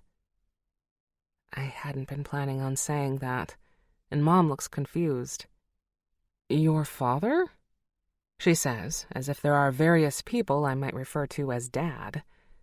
"Yeah. God, no." Now she just sounds incredulous. "In what way?" "In that he seems like someone who would just up and leave you with no warning," I want to say, although it would be too awful for both of us if I actually said that. So I shrug. I don't know. The way he's good-looking, but, he knows how good-looking he is. Mom laughs as she reaches for a dinner plate to dry. "Well, they're both handsome, if that's what you mean. And yes, I'm sure Connor knows he's got that going for him. But no, in most ways, I'd say they're complete opposites." I don't dare to breathe. Mom almost never talks about Dad, especially not in a real way. It's usually just factual things. Make sure you wear sunscreen because melanomas run on your father's side of the family. Or, no wonder you have a sweet tooth. Your father couldn't say no to the stuff. That kind of thing. She doesn't continue right away, and I think she's not going to, but then she sighs. "Your father was selfish. Maybe he was missing that part of himself that would let him care about other people. Or maybe he was just unkind. I don't know. But I do know that my life got very small when I was with him." Mom doesn't elaborate, but I'm dying to know what she's talking about. So as I start loading the sink with cutlery, I say, "How so?" She sighs. "Are you sure you want to hear all this?" I nod quickly. I really do. She considers me for a second, then nods. "Okay. I met your father when we were in college. Actually, I was in college. Your father had all but dropped out at that point. He was a brilliant man, but he had no focus, no discipline. Going to class every day didn't suit him, and forget actually turning in a paper on time. Responsibility was for other people." My mouth is a grim line. What she's describing sounds so much like Connor. The turkey and mashed potatoes and stuffing I'd eaten earlier, all the foods that had tasted so delicious, now roll like bitter poison in my stomach. I was flattered that he wanted to go out with me at first. All the girls in my dorm were so jealous. Mom has a faraway smile on her face. Then she shakes her head. And things were good in the beginning, until I started to notice that we only spent time doing the things he wanted to do with his friends. He had no desire to learn anything about my interests, or even really care that I had them to begin with. Do you know what I mean? I nod. I do, sort of, because that part reminds me of someone else. Not Connor, though. It reminds me of Lou. Lou never had Dad's looks or his charisma, not on the surface anyway. He was a plain sort of man with a plain sort of face and a plain sort of job. That's why I thought he was safe. Vanilla to my chocolate, a perfect pairing. I was so young then, I didn't realize how bad it was, Mom is saying. It wasn't until I got pregnant with Kyle that I realized he had no interest in the responsibilities of real life. He was a child, basically, who wanted someone to take care of him and always put his needs first. You can't have that attitude when you have kids of your own. and I think it was a rude awakening for him when I started dedicating more of my energy to your brother and then you. Mom concentrates on wiping down the counter, even though it's been clean for 5 minutes now. I realize I'm standing there with my hands in the soapy water, not actually washing anything since the sink is empty. I pull my hands out and dry them on the towel, then lean against the counter. To my horror, I realize I'm blinking back tears. It's not my father I'm thinking about, though. It's Lou. I think of what Olivia had said the other day.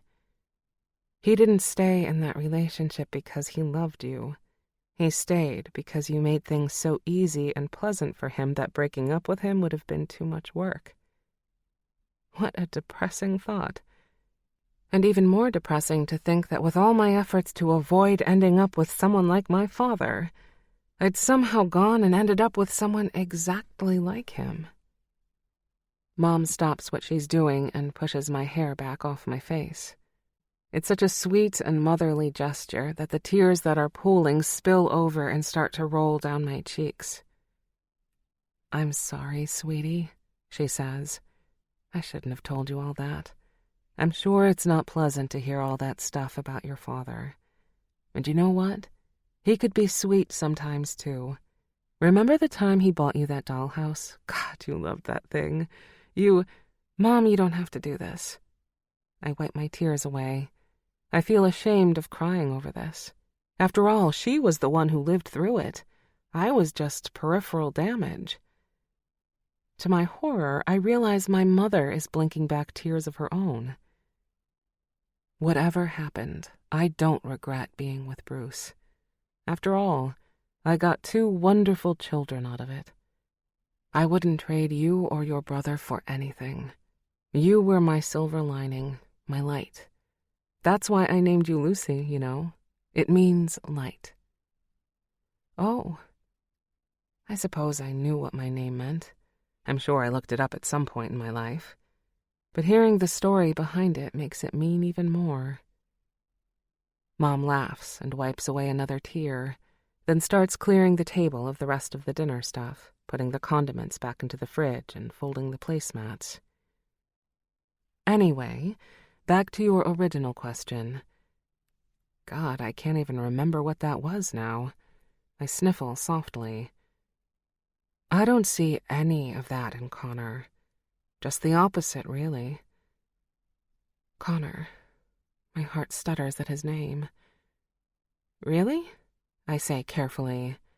How so? Oh, he has such a generous spirit, she says, holding the butter dish against her chest.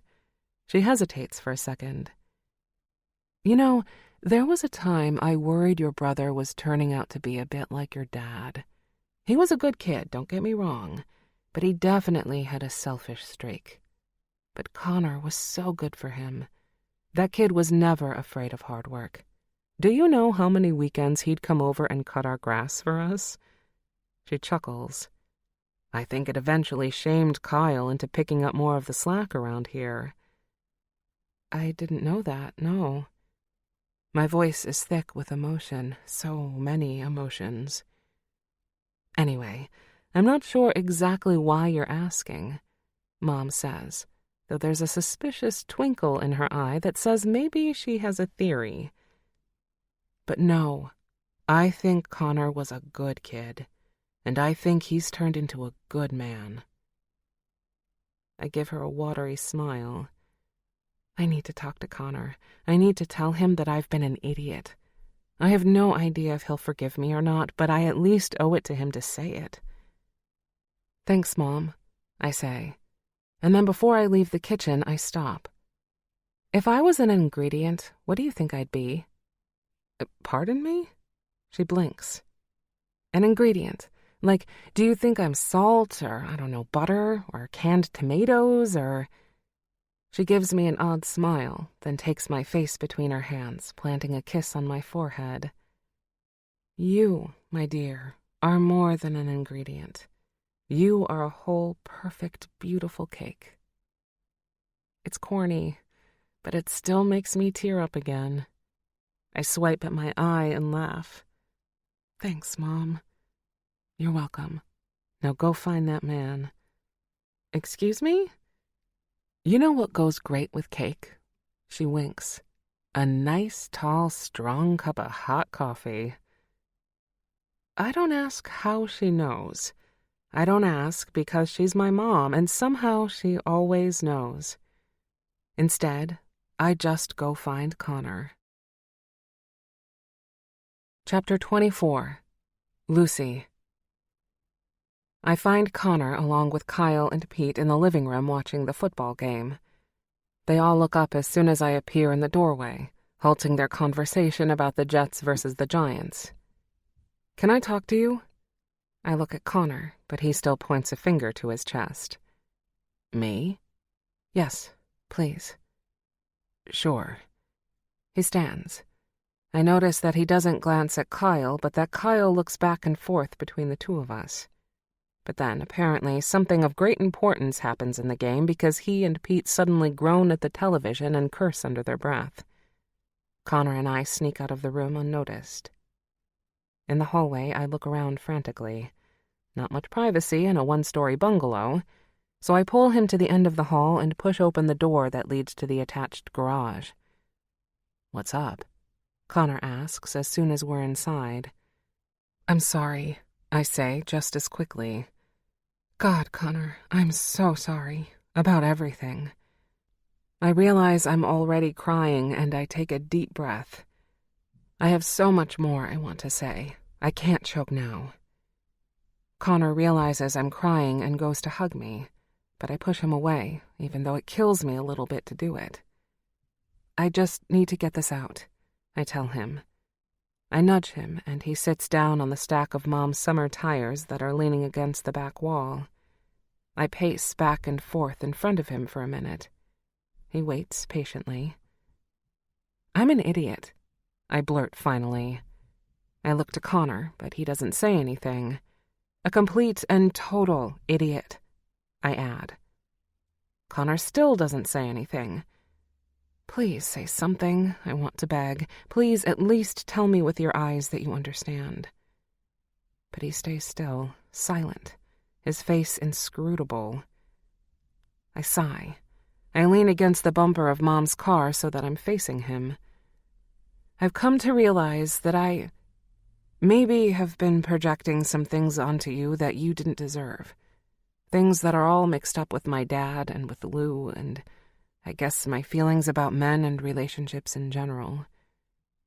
The olives thing. I try to smile. The olives thing. I still don't totally understand that. That's okay. It was dumb. I just had this idea that we were too different. That you were maybe like my dad. That you were the kind of guy that would hurt me. And what about now? Do you still think that? I don't know, I admit. But what I realized is that you're just a person, just like me, and that it's wrong for me to not trust you when... When what? I take another deep breath. When you've proven to me again and again that you're not like that you're one of the good guys. I try to be. I know. I don't know why I couldn't see it. Do you ever feel like you're wearing blinders and you don't even realize it? Like your view of the whole world is distorted, but it's the only way you've ever seen it, so you have no idea it could look any different? Connor doesn't answer for a minute. Then he sighs. Funnily enough, I know exactly what you mean. I wait for him to elaborate, but he doesn't. I rub my palms over the thighs of my jeans. My hands are sweating. Anyway, I just wanted to tell you that, I guess. That I'm sorry I pushed you away. Connor's face is still unreadable. What about Lou? He finally asks. His voice is absolutely level. I shake my head so hard my ponytail whips me in the face. God, that's so over. Turns out he's not really such a great person. I can't believe it took me so long to notice it. Well, I'm glad you finally did. He doesn't deserve you. I only met the guy for 5 minutes, and even I could tell. It's the most he's said since we stepped into the garage. Yeah, well, I take a long breath. I had to figure that out on my own, I guess.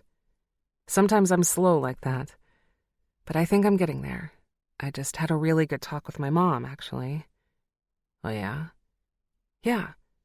Turns out we're both still recovering from things that happened 20 years ago in some ways. I pause. But I think there might be hope for both of us. Pete seems nice, he says, changing the subject slightly. I want to scream at him. I'm trying to bare my soul here. Instead, I just smile.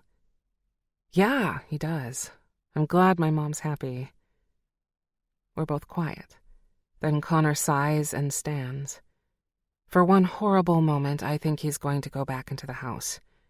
But instead, he just paces in the small space between the car and the rest of the house. I guess I should apologize, too. For what? For walking away like that. Oh, you don't have to apologize. I get it. You had to go for the job. Connor looks chagrined. He shoves his hands deep into his pockets. Well, that's the thing. There's no job. What? What do you mean? Well, there's a job, but I didn't take it. I've been staying here in Philadelphia, crashing at my parents' condo while they're in Boca Raton. Oh. My gut starts to churn nervously. This is what I was afraid of, it seems to say. I was worried he was going to leave, and he did. He just left. Not for any good reason, but just to get away. I had to get away, Connor says, confirming my worst suspicions. Oh, I say again. I find a tiny spot on my jeans and rub at it. Not like that, he says. He runs his hands through his hair. He looks worried now. I just mean, it was too hard. It hurt too much to be with you, but not to really be with you. Oh, I say again for the third time in a row. And for the first time, I allow myself a glimmer of hope. Hope that maybe there really is something here between us. Do you think that... I don't get to finish my sentence. I don't get to finish it because suddenly Connor is there in front of me, leaning into me, his hands on the bumper on either side of my hips, and he's kissing me. He's kissing me, and it takes every word and thought out of my mind. Connor, I breathe in between kisses. Then his tongue is pushing into my mouth, and I'm running my hands through his messy hair, and I'm feeling his chest against mine. My entire body is buzzing with hope, with love, with... What the fuck is going on in here? Connor and I break apart so fast that my head spins. He jumps backward about 10 feet, almost tumbling back over the stack of tires where he'd been sitting earlier. Both of us stare at Kyle in a dazed, guilty stupor. What the fuck, man? His anger seems largely directed towards Connor, although I'm tempted to point out that it takes 2 people to kiss. Connor doesn't answer him, so I try to jump in. I'm sorry, Kyle, but this isn't any of your business. Like hell, he says, though he still doesn't look at me. He's glaring at Connor, and I'm half afraid he's going to haul off and slug him. I'm not sure if they've ever gotten into an actual fist fight before, and I don't want this to be the inaugural occasion. That's my sister, Kyle spits. You think I don't know that? Connor says back, just as angry. You think I wanted this to happen? I don't know. You sure looked like you wanted to be there, pawing all over her like that. My cheeks flame red. That kiss had meant everything to me, and now Kyle is making it sound like this cheap and tawdry thing. Why don't you just stay out of this? I tell him.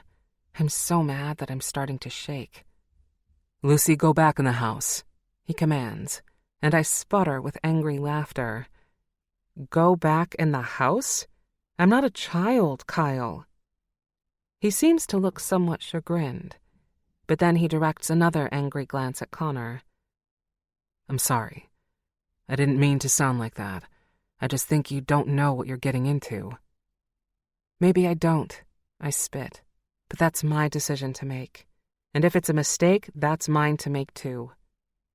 I realize as I say them just how true the words ring for me. I have no guarantee that Connor won't turn out to be a mistake. But it's my mistake to make.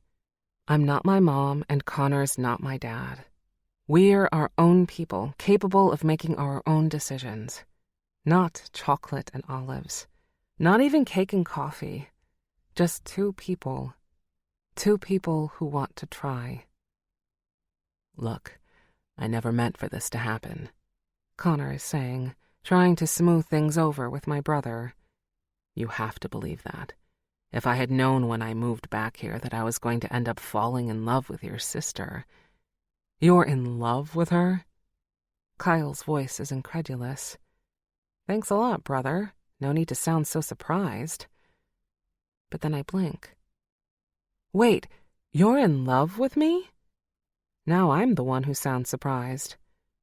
"I'm sorry if that's weird for you," he says, directing his comment to Kyle before turning to me.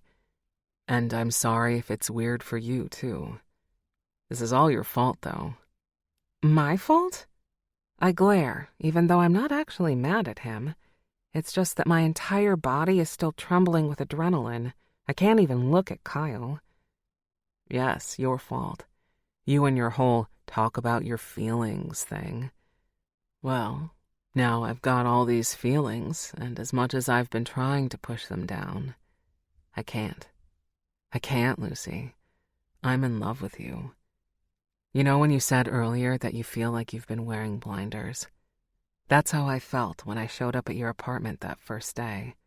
Like I've been wearing blinders my entire life, and suddenly I could see. I could see you." "Oh." I open my mouth and then close it again. "Really?" "Really. I love you, Lucy Sweet." "Oh." I can't keep the smile off my face now. It bursts wide across my face like the sun coming up over the ocean. "I love you too." Ignoring Kyle, Connor crosses over to me where I'm standing. He presses his hands to either side of my face. For a long time, or what feels like a long time, he just looks into my eyes. I see everything written there, every truth I've been trying to ignore, every secret wish I never dared to hope. Connor slowly lowers his lips to mine. I forget about Kyle and about everything. I just kiss him. "Well, shit," Kyle says after an unknown number of minutes have passed. I can't help it. I start to laugh against Connor's mouth. I pull away.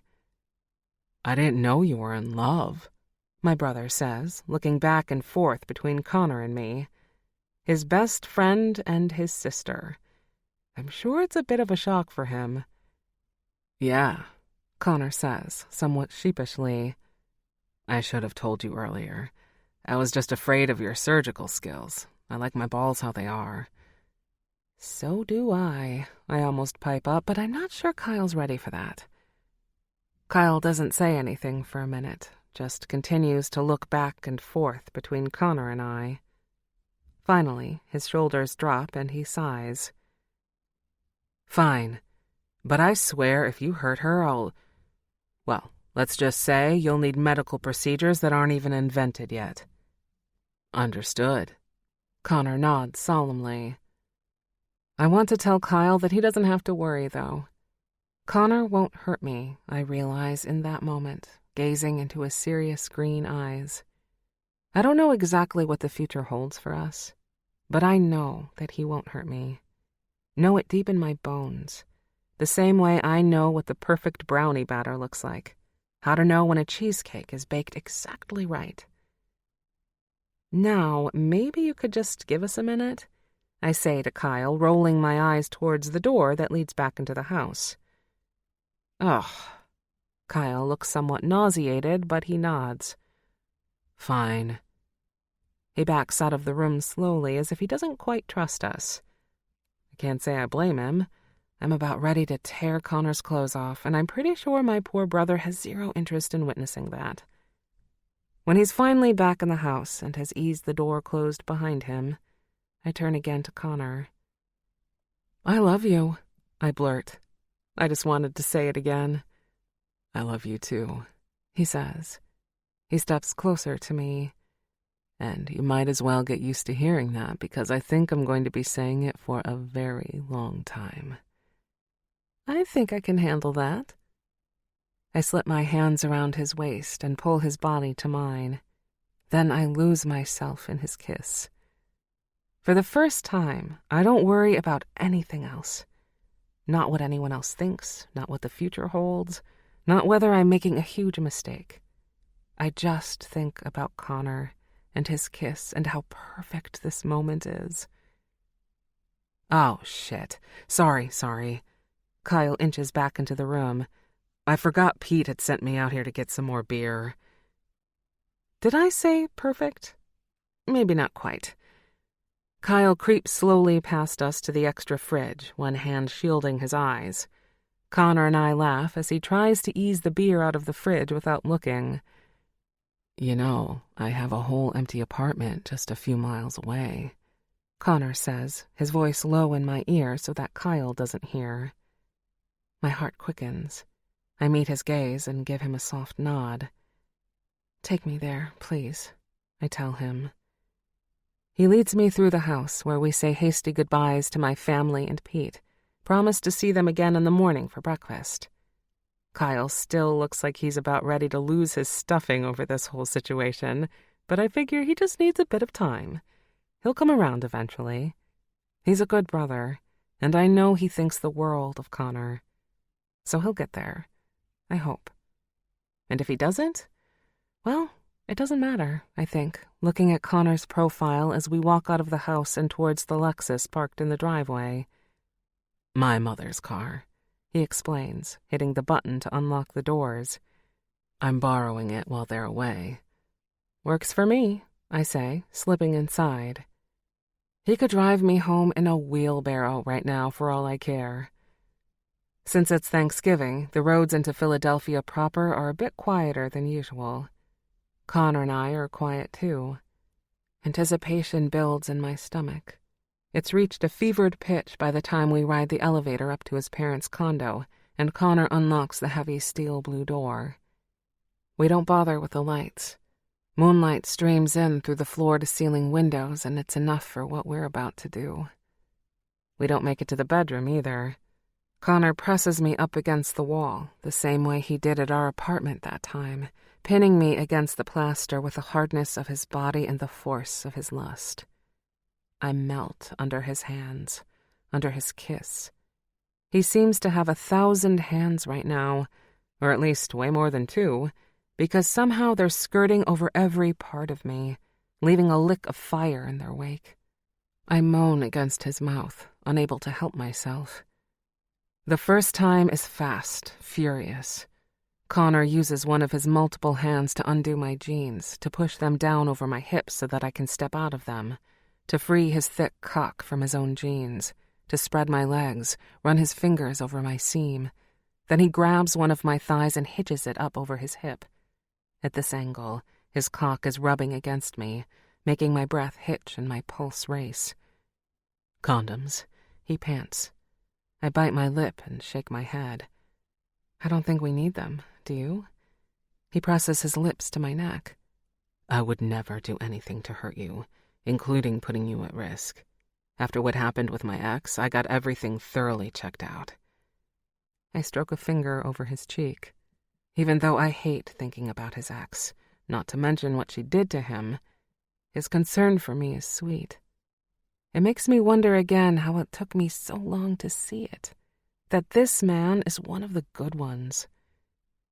"I want to feel you inside me," I pant. "Please, Connor." I push my hips against him, feeling his cock twitch. I love that I can make him respond like this.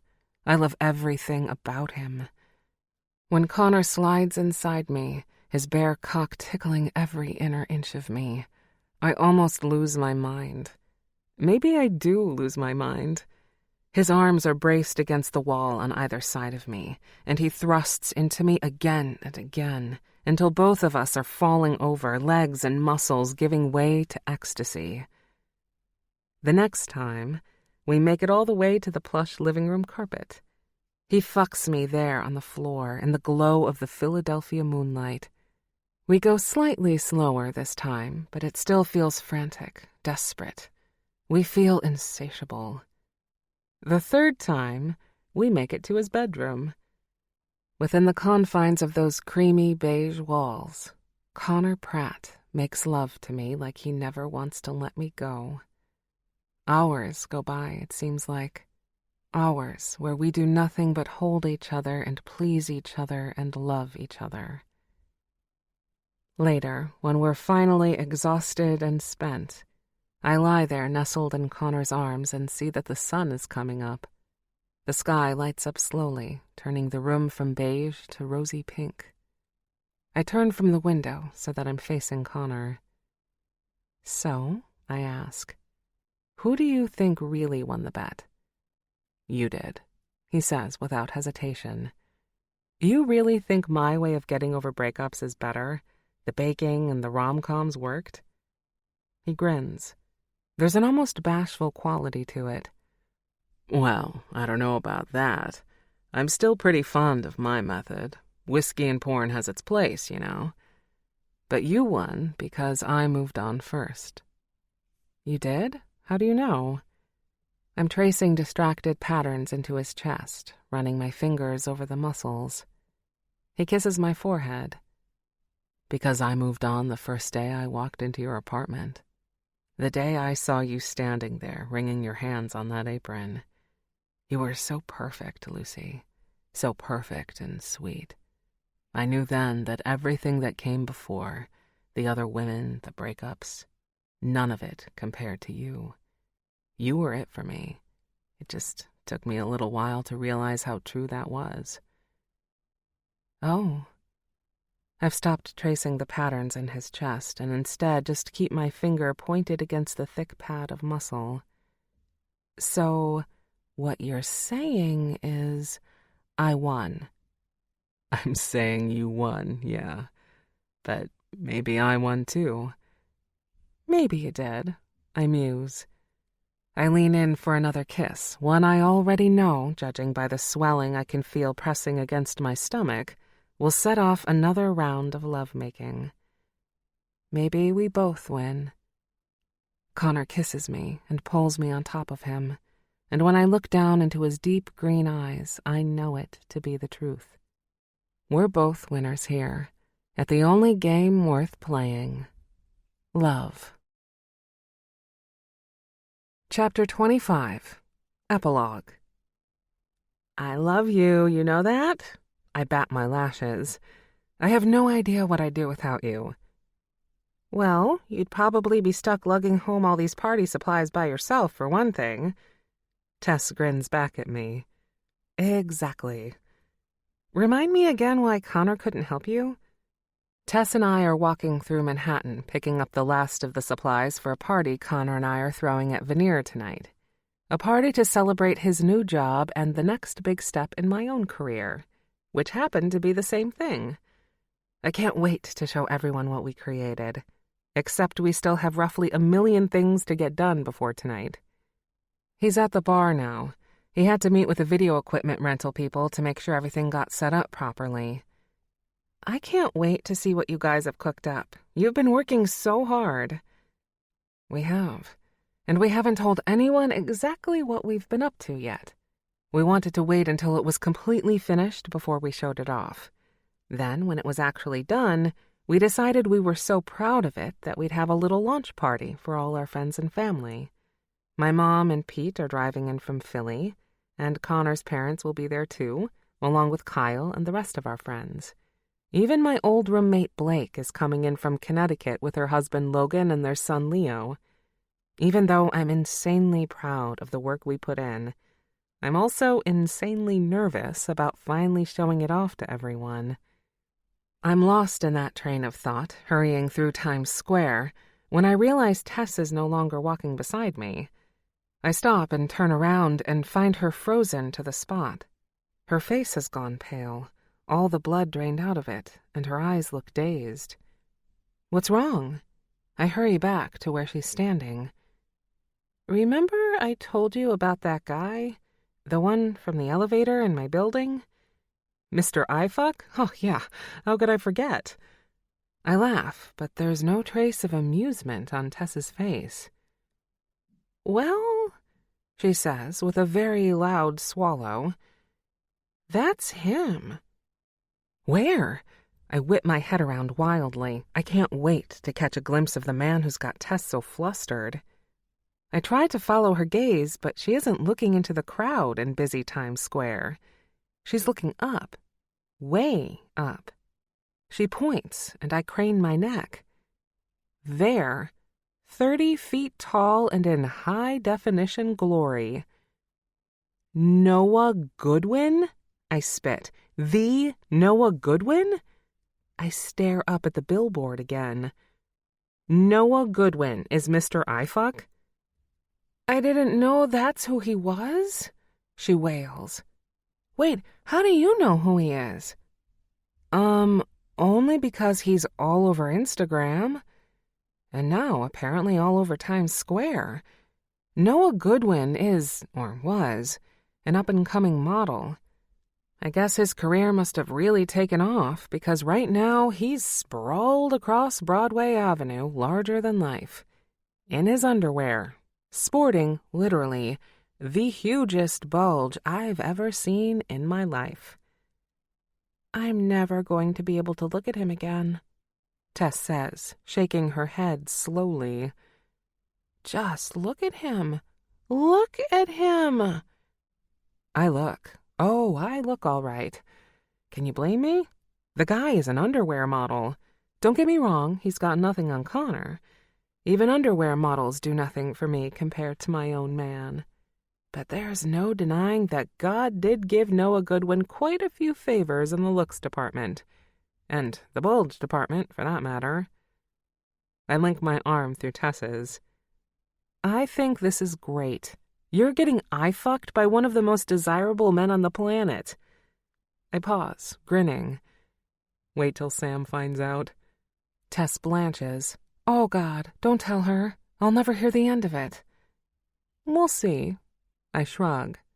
But you know Sam, she has a way of finding these things out. Now, let's go. I've got one more stop to make, and then we can drop all this stuff off at the bar. After we deliver everything to Veneer, Tess heads to the dog rescue where she works to check on the dogs, and probably stew about her eye-fucking revelation, while I go back to my Brooklyn walk-up to change. Connor and I still live here, but it won't be our apartment for much longer. Connor bought a place on Fifth Avenue not too far from Kyle's, and we're moving in there together. I never could have afforded anything like that, probably not ever in my lifetime, but I couldn't disagree with Connor that it was a beautiful spot. High ceilings and enormous sun-soaked windows, perfect for my photography. I don't exactly like depending on Connor to take care of all our housing expenses, even though he insists he likes doing it. It hadn't really dawned on me how much money he had, even after he told me he sold his app before leaving California. But later, he told me just how much he sold it for. The number was mind-blowing. Paying cash for his new apartment was barely a drop in the bucket. No wonder he never worried about rent money. Still, I'm hoping that our new project will bring in some income so that I can feel like I'm making a contribution. I have a good feeling about it. We've been working so hard on this thing, and the last 6 months have been like a dream. Living with Connor and working with him and falling asleep in his arms at night. It's literally been everything I could have ever dreamed. We work well together, it turns out. And even when we disagree about something, we still find a way to work through it, and usually even laugh about it.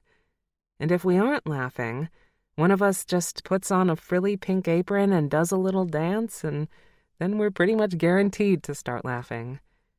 Well, It's usually me, but he does a pretty good apron shimmy, too. For tonight's party, I put on a sexy red dress, one I know is going to make Connor's eyes bug out.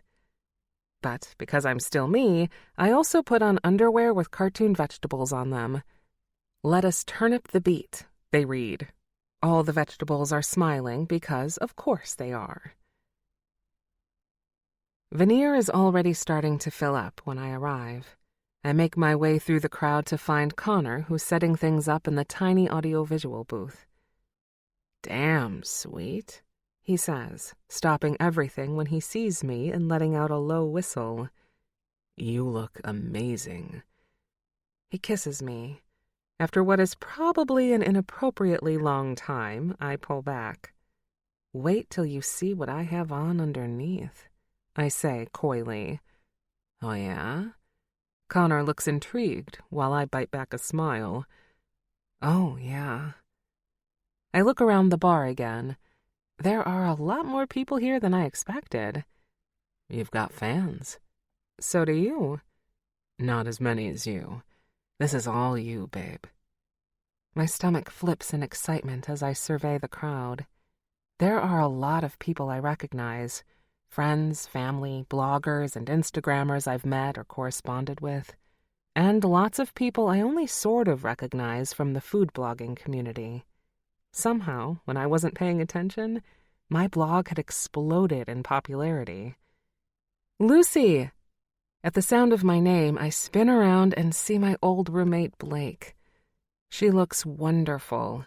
Her blonde hair piled high on her head, her 8-month-old son Leo strapped to her chest in one of those baby-wearing devices. "Blake!" I wrap her in a huge hug, avoiding Leo at first, and then leaning over to plant a kiss on his head. "How are you?" "Great. Busy, but great. My parents have decided to retire, so I'm taking over the shop." "That's amazing." Blake's parents have owned a flower shop in Connecticut for years, and she's worked there with them for almost as long as she's been old enough to. "Is Logan here?" "He's over talking to Tyler and Wes. Rory and Emma are here, too." "Oh, wow. Tell them I'll be over to say hi as soon as I can." "For sure." I squeeze her hand as she disappears back into the crowd, and then turn back to Connor. He's tapping something into a laptop, then he stands back. "What do you think? Should we get started?" I take a deep breath. Now or never. "Hey." He runs his thumb over my jaw and then my lip. Something he knows has the power to destroy me every single time. "It's going to be amazing. You're amazing." "We're amazing," I amend. That too. One more kiss, and then Connor drags me up onto the makeshift stage. Thankfully, the lights are so bright that I can't make out most of the audience. If I think too hard, I'm going to get nervous. So I just try to focus on the wonderful man standing next to me. My friend, my lover, my partner. When I left Silicon Valley, I didn't quite know what I was going to do with myself. Connor is saying as the crowd stops chattering and turns instead toward us. I knew I wanted a project that would be fulfilling, but I had no idea what that would look like. Little did I know, I was about to fall in love with New York's very finest baking blogger. He nods to me, and I smile. And meanwhile, I was wondering how I could grow my blog. What's the next step? I found myself wondering. How can I make this bigger? Little did I know, I was about to fall in love with one of Silicon Valley's greatest app developers. The crowd chuckles, and Connor squeezes my hand. When he nods at me, I hit the button on the wireless remote, triggering the presentation to start on the screens behind us. "It all started with a cookie," begins the narration. In the weeks after Connor and I had returned from Philadelphia, I'd found myself obsessed with the idea of chocolate and olives. Why had I assumed that they couldn't go together, I wondered. Chocolate is sweet, and olives are salty, and everyone knows the salty-sweet combo can be amazing when done right. That's when the experimentation had begun in earnest. And to my surprise, I'd hit the jackpot with a double chocolate cookie recipe that incorporated finely chopped pieces of cured black olives. It was like having salty peanuts in your cookie, but without the texture issue. It was actually brilliant. That night, stuffed to the brim on salty sweet cookies, Connor and I had fallen into bed. Post-sex, we'd started talking about what other strange ingredient combinations might work, which had led to us scouring the web for new ideas. I'm not even sure now which one of us suggested it first. An app where you could type in random and weird ingredients and find recipe and meal ideas. But the more we talked about it, the more we realized the potential it had. Connor got to work on building the thing while I started curating the recipes and cataloging the ingredients. Now we stand there in front of the rapt audience, watching the demo we'd pre-recorded. Connor squeezes my hand, and when the logo finally rolls up on the screen, I can't resist an elated smile. We called the app Chocolate and Olives, of course. The logo an illustration of a chocolate chip dancing next to a black olive. They're both smiling because, of course, they are. When it's over, the crowd applauds enthusiastically, and then, in an even more telling gesture, start whipping out their phones to download the app. That's when I feel like I can finally relax. Connor and I make our way around the room, chatting with friends and people from the industry. Hours seem to go by in a blur. Eventually, Connor ends up parked on a bar stool next to Kyle, who came around to the whole best friend banging his sister thing surprisingly quickly, and I make my way over to Tess, Sam, Olivia, and Kennedy. Most of the bar has emptied out by that point. "Congratulations, sweetie," they exclaim, wrapping me in hugs. We talk happily for a few minutes. "I hear that Tess has been eye-fucking Noah Goodwin," Sam announces. Tess cringes in embarrassment. "I didn't say anything, I swear," I assure her. "I know, she got it out of me." She hangs her head in shame while Sam cackles. "What am I going to do?" I think you're going to fuck an underwear model," Sam says, as if this is the most logical thing in the world. "Yeah, right." "Help me here," Sam says to the rest of us. We all pretend to suddenly be interested in our phones or the time or the location of the nearest exit. Sam sighs. "Remind me again why I'm friends with you guys." "Well, for me, it's the baked goods," I offer. "I don't know about the rest of these guys, though."